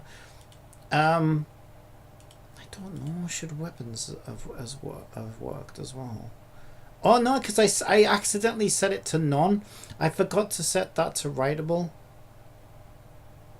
And we haven't got as far as protected yet. Oh my god, I'm actually speechless. I'm actually speechless. That's actually insane. That is so fucking useful. That's so crazy. Do you know how much time this is going to save me in the future? This is insane. Now I can just build data structs directly into Unity game objects and fucking hell, attach a script to it and I'm done. I'm done. I have full control. I have full sync. I have full. That is actually insane. What an amazing. Oh, I need to back this up. I am so happy right now. Yeah, so like it's working, because I thought it had made a mistake, because I'm like, wait a minute, game characters shouldn't be here because it's actually game data. But then when I checked, I accidentally had it set as play data, so it should have done that, and it did. And the one that's missing is one that I accidentally had set to game data. So basically it's doing exactly what I want it to do. Player data needs to save when commanded, or otherwise you'll have to restart the game again from the beginning every time you start up the game. Yeah, that's what I'm going to do to yours when you play. I'm going to hard code it so that if player's name is Pika, all this just goes away. It doesn't work.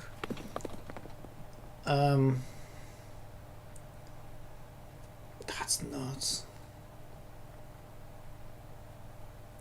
Did we have player data saved though? Didn't I save?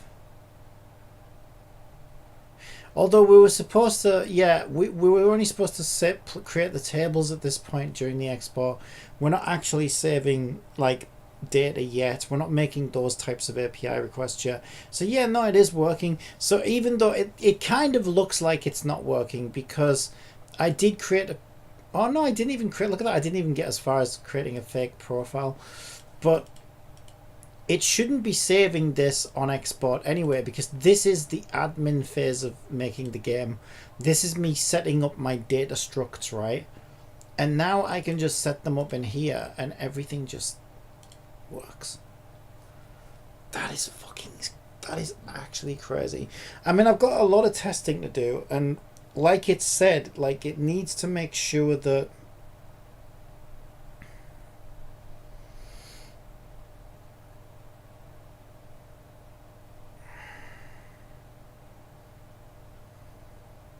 okay, there is a mistake in here as well. Although player data, wait, why did it create? So there's one called player data.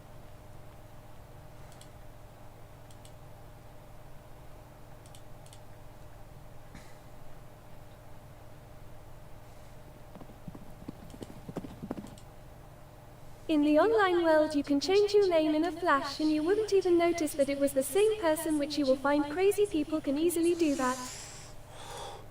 Okay, there is a slight mistake.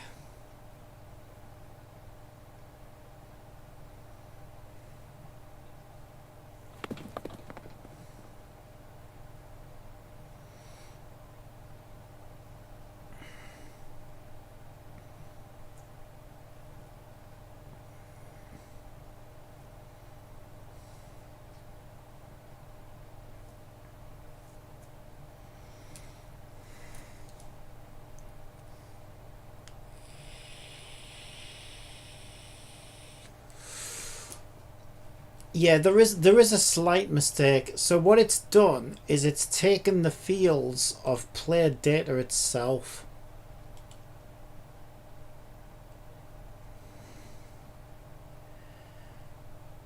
But when it's not children as rows, it just means...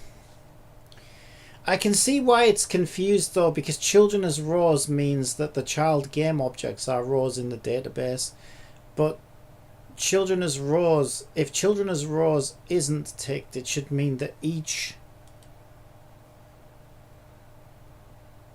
But we don't know which table this links to. I knew there was something missing.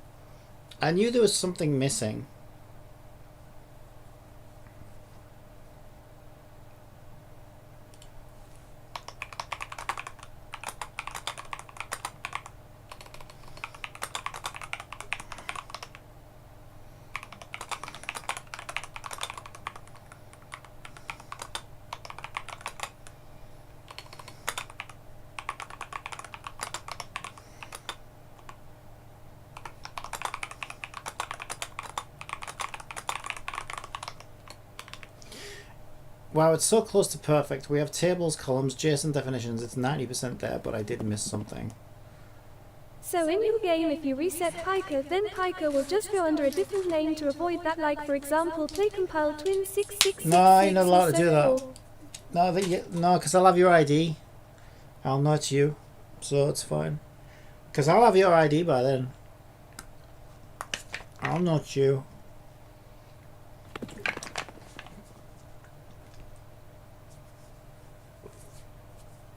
Right, we'll have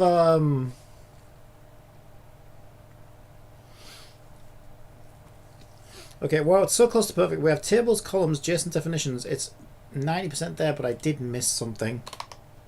Okay.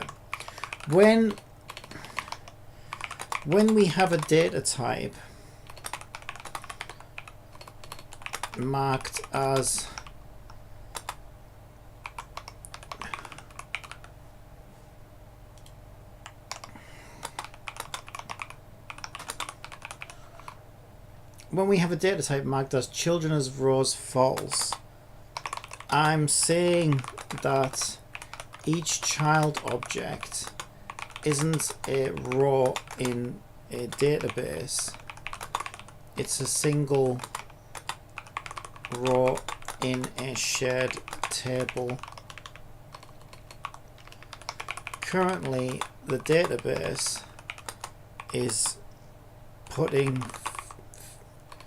creating columns from the parent, children as rows,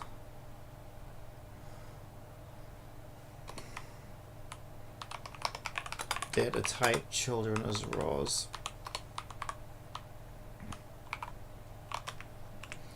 But this is as much my error because we have no way to indicate to the exporter which table each child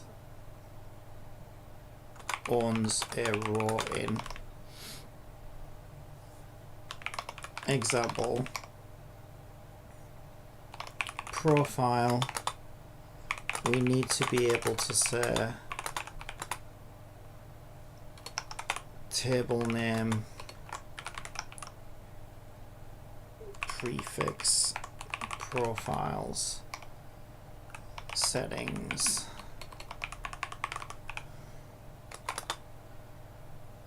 table name prefix settings.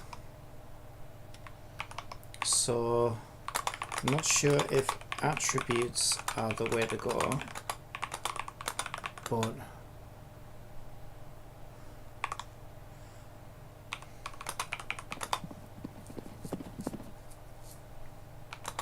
yeah, but who says that the government will allow regular people to access that info, since they could keep that info to themselves instead, and you wouldn't be able to tell what that player's number will be depending on the road they take in that scenario for the future.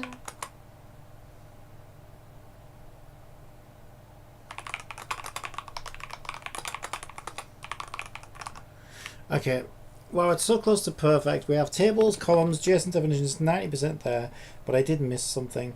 When we have a data type marked as children as rows false, I'm saying that each child object isn't a row in a database. It's a single row in a shared table. Currently the database is creating columns from the parent data type children as rows, but this is as much my error because we have no way to indicate to the exporter which table each child owns a row in. Example, profile, we need to be able to say table name prefix profiles. Settings, table name prefix settings. Not sure if attributes are the way to go, but I'll need a way to tell the exporter the table names of each child object for when it comes to it.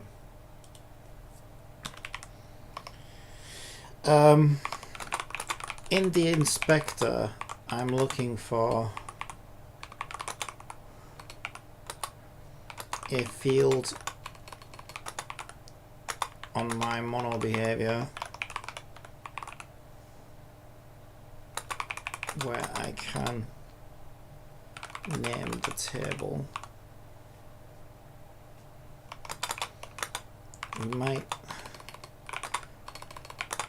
need to rely on a naming convention.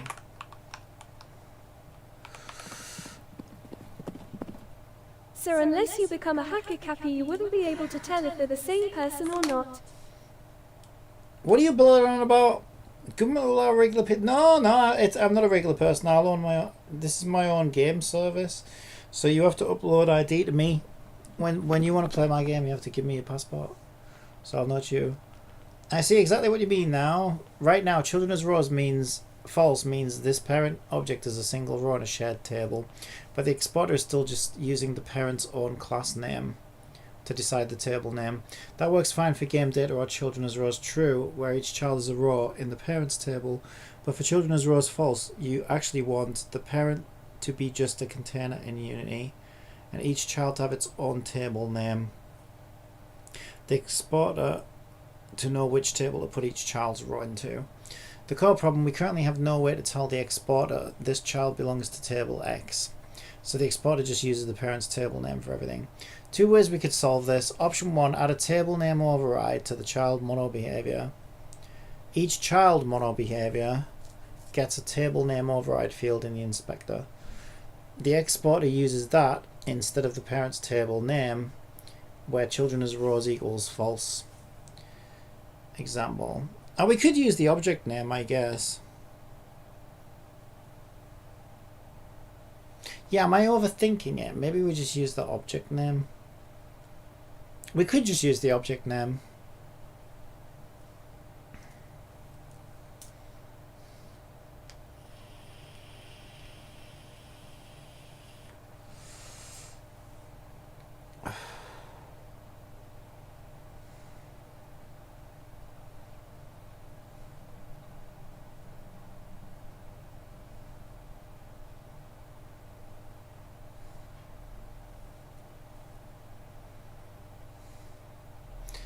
I'd go with option 1, explicit table name override on the child because it's clear and explicit in the inspector.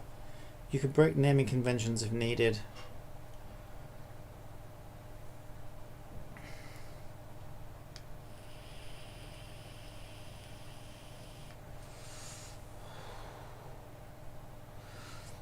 Add a base class for shared table rows. So this would be system controller level.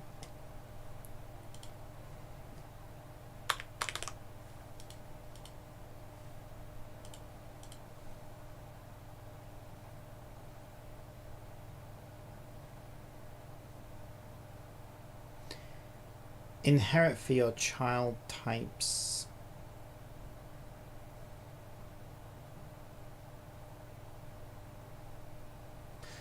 Oh.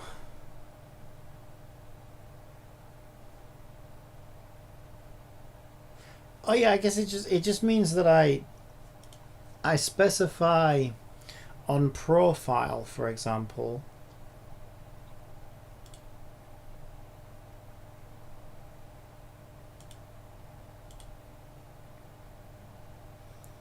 Wait, profile's got P data on it. No wonder nothing's working. Wait, that's not meant to be P data. Oh, P data for like player data, profile data. Yeah, I guess it is then. Yeah. I suppose there's a million ways I could go about doing this, right? I could make it so that it's the class name. I could make it so that it's the object name. I could give a string where we have a public override. So this would be a shared table row.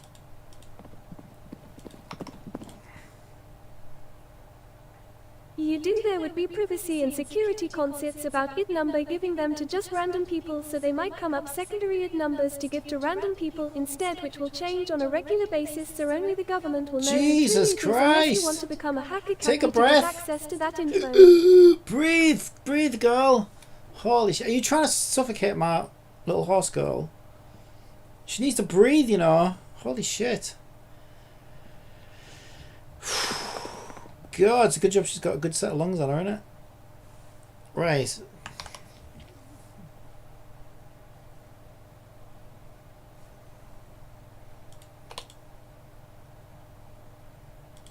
Yeah, that works. Shared table raw.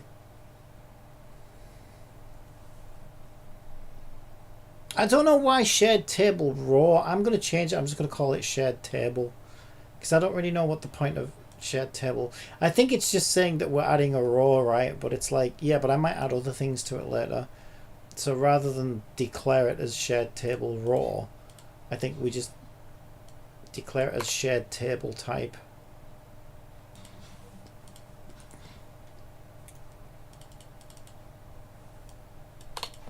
It just sounds better. Said.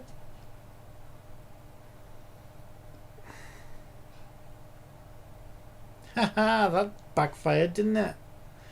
Yeah, that backfired. She outsmarted you there. Haha, she outsmarted you.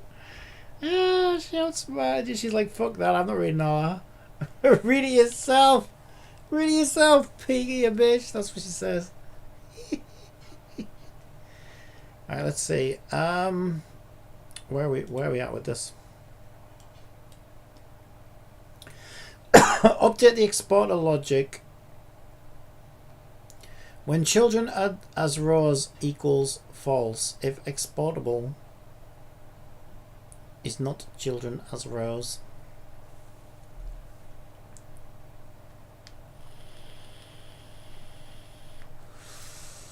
So in export entities again,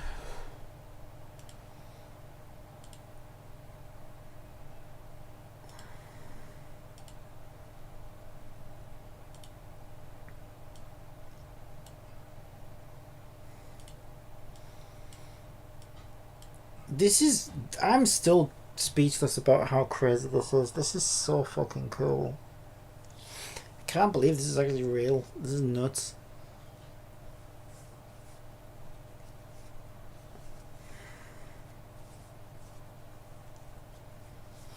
Alright. Yeah, once we fix this, and then there's just protected data, and we just need to test the fuck out of it and make sure everything is writing and reading and retrieving and everything properly.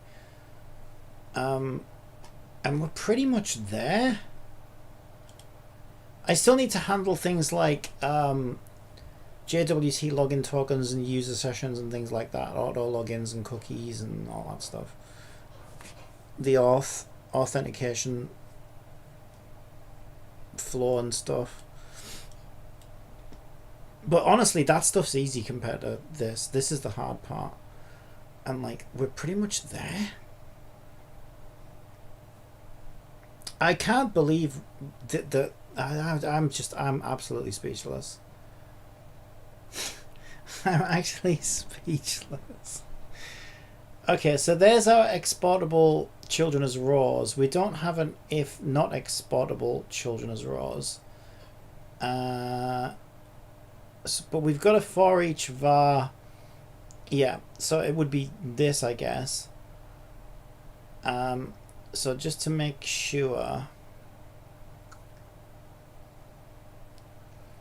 I think it wants, so that's our loop, isn't it? We're replacing the loop.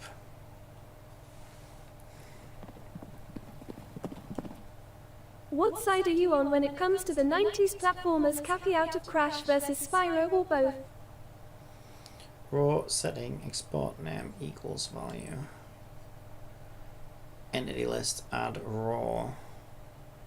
Because before we were var raw.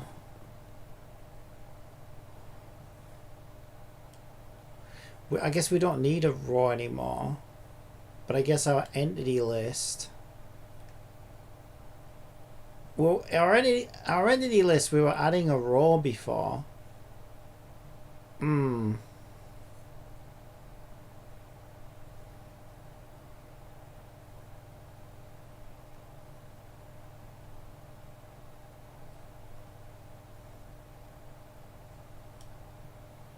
Okay. Let me feed this back.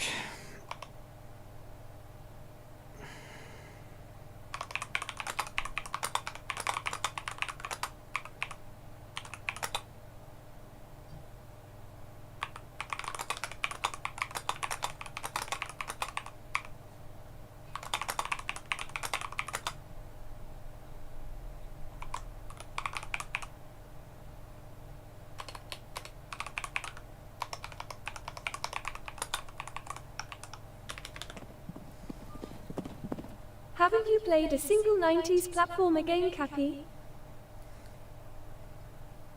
Just give me a minute. You know I have.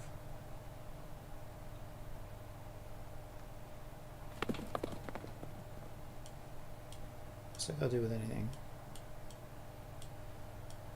Right, let's see. At the moment we're using var raw to add a new raw. So here's the not children as raws loop.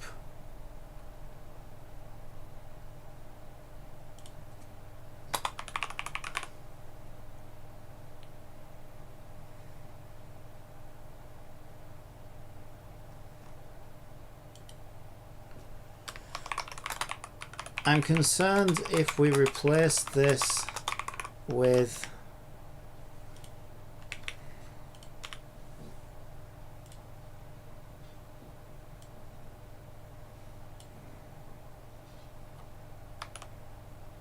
oh, we have got an add raw.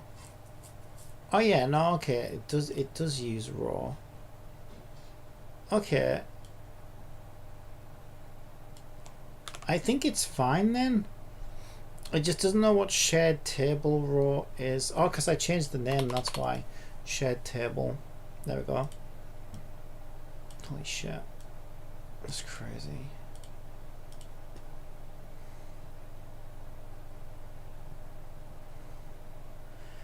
So we could say the table name override. Okay.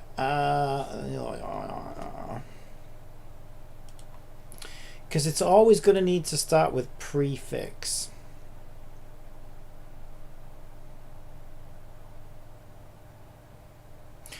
Okay, it's getting prefix. DB prefix.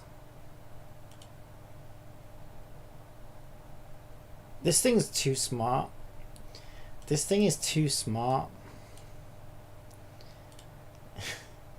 It's everything I can think of. It's already thought of. Okay, that's brilliant. I think we're good. So I could do like, I don't know, test profile as the table name override. Now we shouldn't get like any of this like happy hippo email really pika at pikamail.com. Gee, I wonder who that is. Status -1, which means he's banned. 222 XP because he barely plays. And the avatar URL is catgirl.png. It shouldn't upload the data because we're just exporting the structs. Uno6 is very liking the characters from Azure Pro Melia Cappy.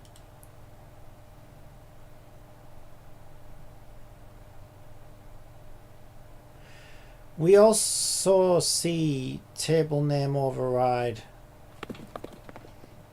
Okay, we also see table name override. Was that part of the original?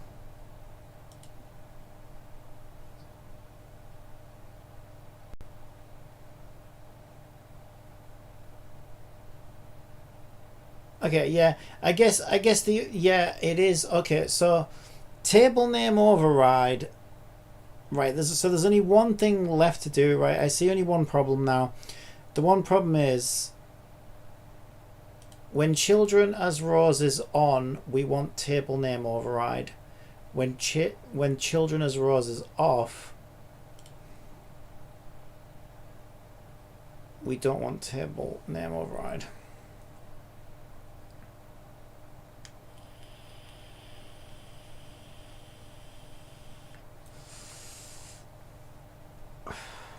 So where's that derived from? That's derived from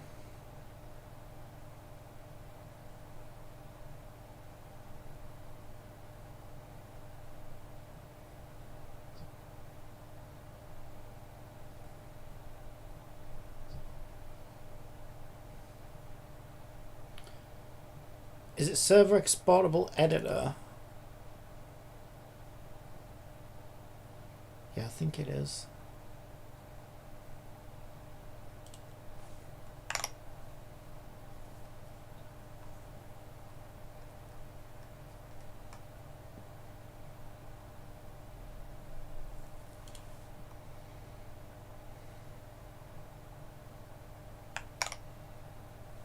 Okay.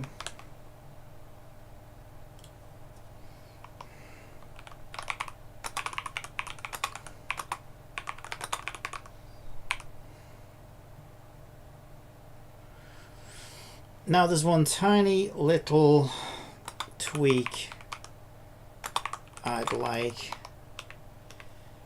When children as rows true,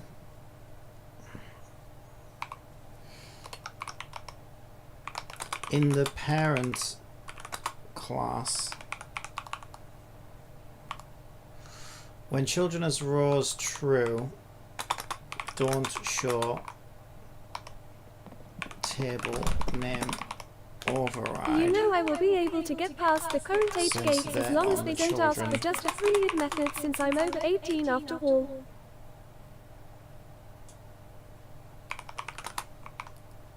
When children as rows false. I don't want Kiss Diamond knocking at my door. I still need your fucking ID. When children as rows false. I don't know anything about. Say I don't know anything about you for all I know. You could be a fucking 6-year-old girl for all I know. How the hell do I know? You've been lying to me this whole time. Now there's one that would actually explain a lot. Now there's one tiny little tweak I'd like. In the parent class, when children as rows true, don't show table name override since they're on the children. When children as rows false, show the table name override.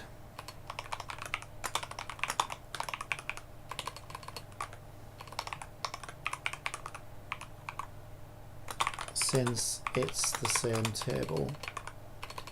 Since all children belong to this single table. Here's the editor script.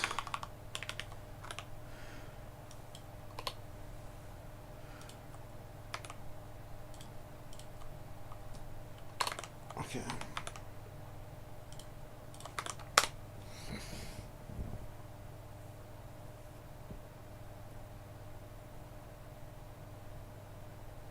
Gotcha. You basically want the table name override field in the parent inspector to only appear when children as rows is false. Show it because all children share one table. Children as rows true. Hide it because each child has its own table name. That's a simple conditional tweak in your onInspector GUI. Here's the relevant part with the change applied.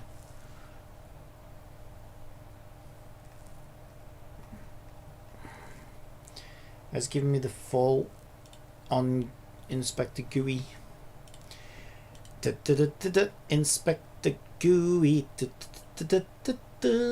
Ooh. Inspector GUI. So it was 66 lines. It's now 70 lines. Did it work? Children as rows, no table name. Not children as rows, table name. Would you look at that? Would you look at that there, Patrick? Oh, it's beautiful. That is beautiful. Okay, we are like 99% there. This is actually crazy. Do you remember earlier when I said I didn't know whether I actually believed that this morning when I said, oh yeah, well, you know, I'm doing this with the help of AI. I was talking to somebody on YouTube and I said, and it's great because like this would have, like I probably could have got there eventually, but it probably would have took me like at least a month and I'll probably have this done by the end of the week. I didn't know how much I actually believed that. I was like, that might be a little bit ambitious, overly ambitious. But now, yeah, no, totally, like, we're almost there. That's the one good thing about the online world, since you can be everyone behind the screens of day, even a 104-year-old people, or as low as 8 years old, and you conceal your real gender online too. That's a good thing, is it? Yeah, I mean, well, it doesn't make any difference anyway, does it? It doesn't really matter. These are all. This is what I've always said this to people. Like, it doesn't matter whether you're black, white, gay, straight, boy, girl, young, old. These are all attributes that don't really mean a whole lot on their own. I mean, they mean, it depends on the context, I guess. Like, obviously, there are certain situations where things like that do matter. But in most situations, not. And yeah, certainly, like, for a stream, like, who cares? I mean, again, unless I was, like, you know, talking about not kid-friendly stuff, I wouldn't want kids listening to me talking about that stuff, but I don't really talk about any of that. What kid would want to watch me fucking... Well, I don't know, you're here, I guess. What kid would want to watch me code all day? Apparently Pika. Right. Yeah, I think we're good, but I really do need a break. How long have we been at this now? It's been another 6 hours, isn't it? Yeah, but what an amazing 6 hours. Again. And, like, it's really coming together. Like, it's crazy what we've achieved today. Like, we fixed the admin API. The admin API can now create tables. Only very few industries know who you're really like, for example, governments, banks, and so forth. It knows how to create tables. It knows how to set up the relationships. Yeah, this is kind of crazy. Kind of crazy. So yeah, I'll leave it there. It's really, really hot in here as well. I need to go get some food. Oh god, it is hot, and my food is chilly because I had some frozen, so it's been defrosting all day. I don't necessarily know if I want to eat chili because it's so fucking hot. The last thing I want to eat is chili, but like I need to eat it, so. But like now I'm kind of regretting the chili because it's just so hot. I'll be fine. I got my aircon. I'm gonna need it. Alright, so that'll be me for today. Okay, Cappy, have a nice rest of your day. You too. I'll probably play some Gacha at some point. Yeah, I kind of need to... I don't know, like, it's weird because, like, this is like a resting... This feels like a good resting point. I'll see you in a future stream too. This feels like a good resting point because, like, next up is probably the testing point. Like, yeah, I guess I still need to think about protected data. So I don't know if we really made it clear what we want to do there. But typically, like, I think protected can all just go into, like, a protected table. But maybe not. Maybe we want to extend... I'd like this to be as good as it can possibly be, right? So if I can have, like, a similar structure to protected, and it's exactly the same as this, it's just that it's a different type of read-only data, then holy shit, you know what I mean? Like, the world's my oyster. I can always find ways around things, right? Even stuck with Unity's gaming services fucking key val pairs, I still managed to get everything to work. But it's easy to want, you know, it's easy to see where limitations are and to think, I wish that wasn't a limitation, you know. Imagine how much more we could do. But having said that, I think I also feel like I'm getting to the point where I'm starting to outgrow Unity in a way. So I am considering moving across to Flax engine, which is open source, and then I can start to make changes to it and sort of starting to move away from Unity's built-in things. So that's what this entire project is about, is me replacing Unity gaming services with a homemade service that is just so much better, for me at least. And then I don't need to rely on Unity anymore, and I don't even have to be in Unity engine anymore. So it's just about, like, taking... And this is one of their better services. I would say UGS is one of their better services.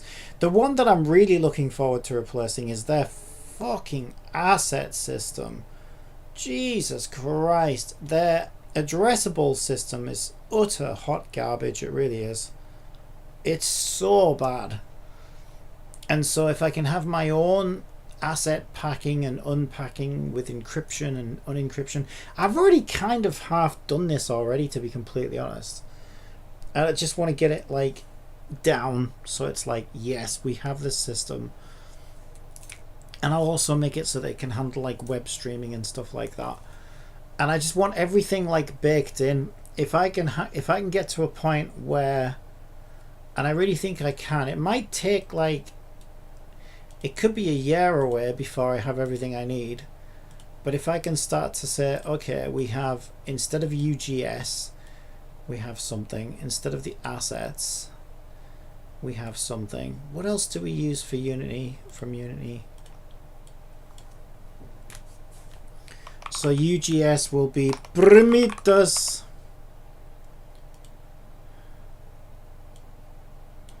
That'll be the engine. Unity can be any engine, basically.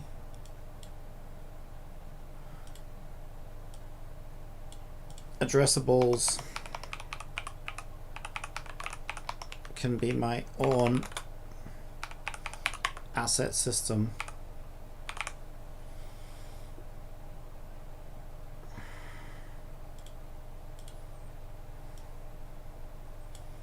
What else do we use?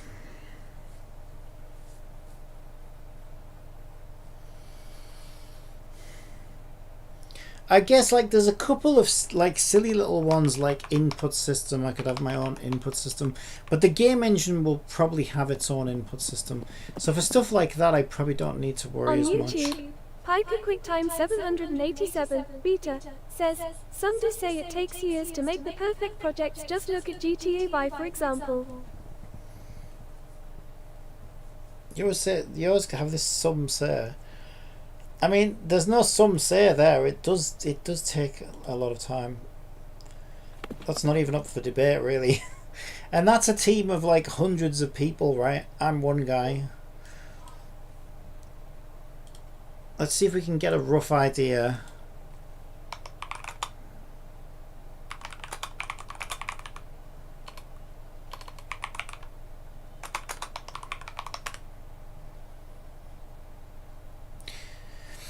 $1,000 people were involved in Grand Theft Auto 5, so it's probably about the same for GTA 6. Oh, 6,000 developers working on GTA 6. 6,000 to 7,000 developers working on GTA 6 for years and years and years and years and years. I'm one guy. I think I do quite well. I think I do pretty good. They need to get the finger out their ass. That's what it is. Get your job done, you lazy bastards. I'd have had 6 GTAs out by now. Alright. Especially if I was 1,000 people. If I could copy myself 1,000 times. Oh my god, that sounds like hell. Especially if we all share this room. Jesus Christ. Alright, I'm going to leave it there. Bye.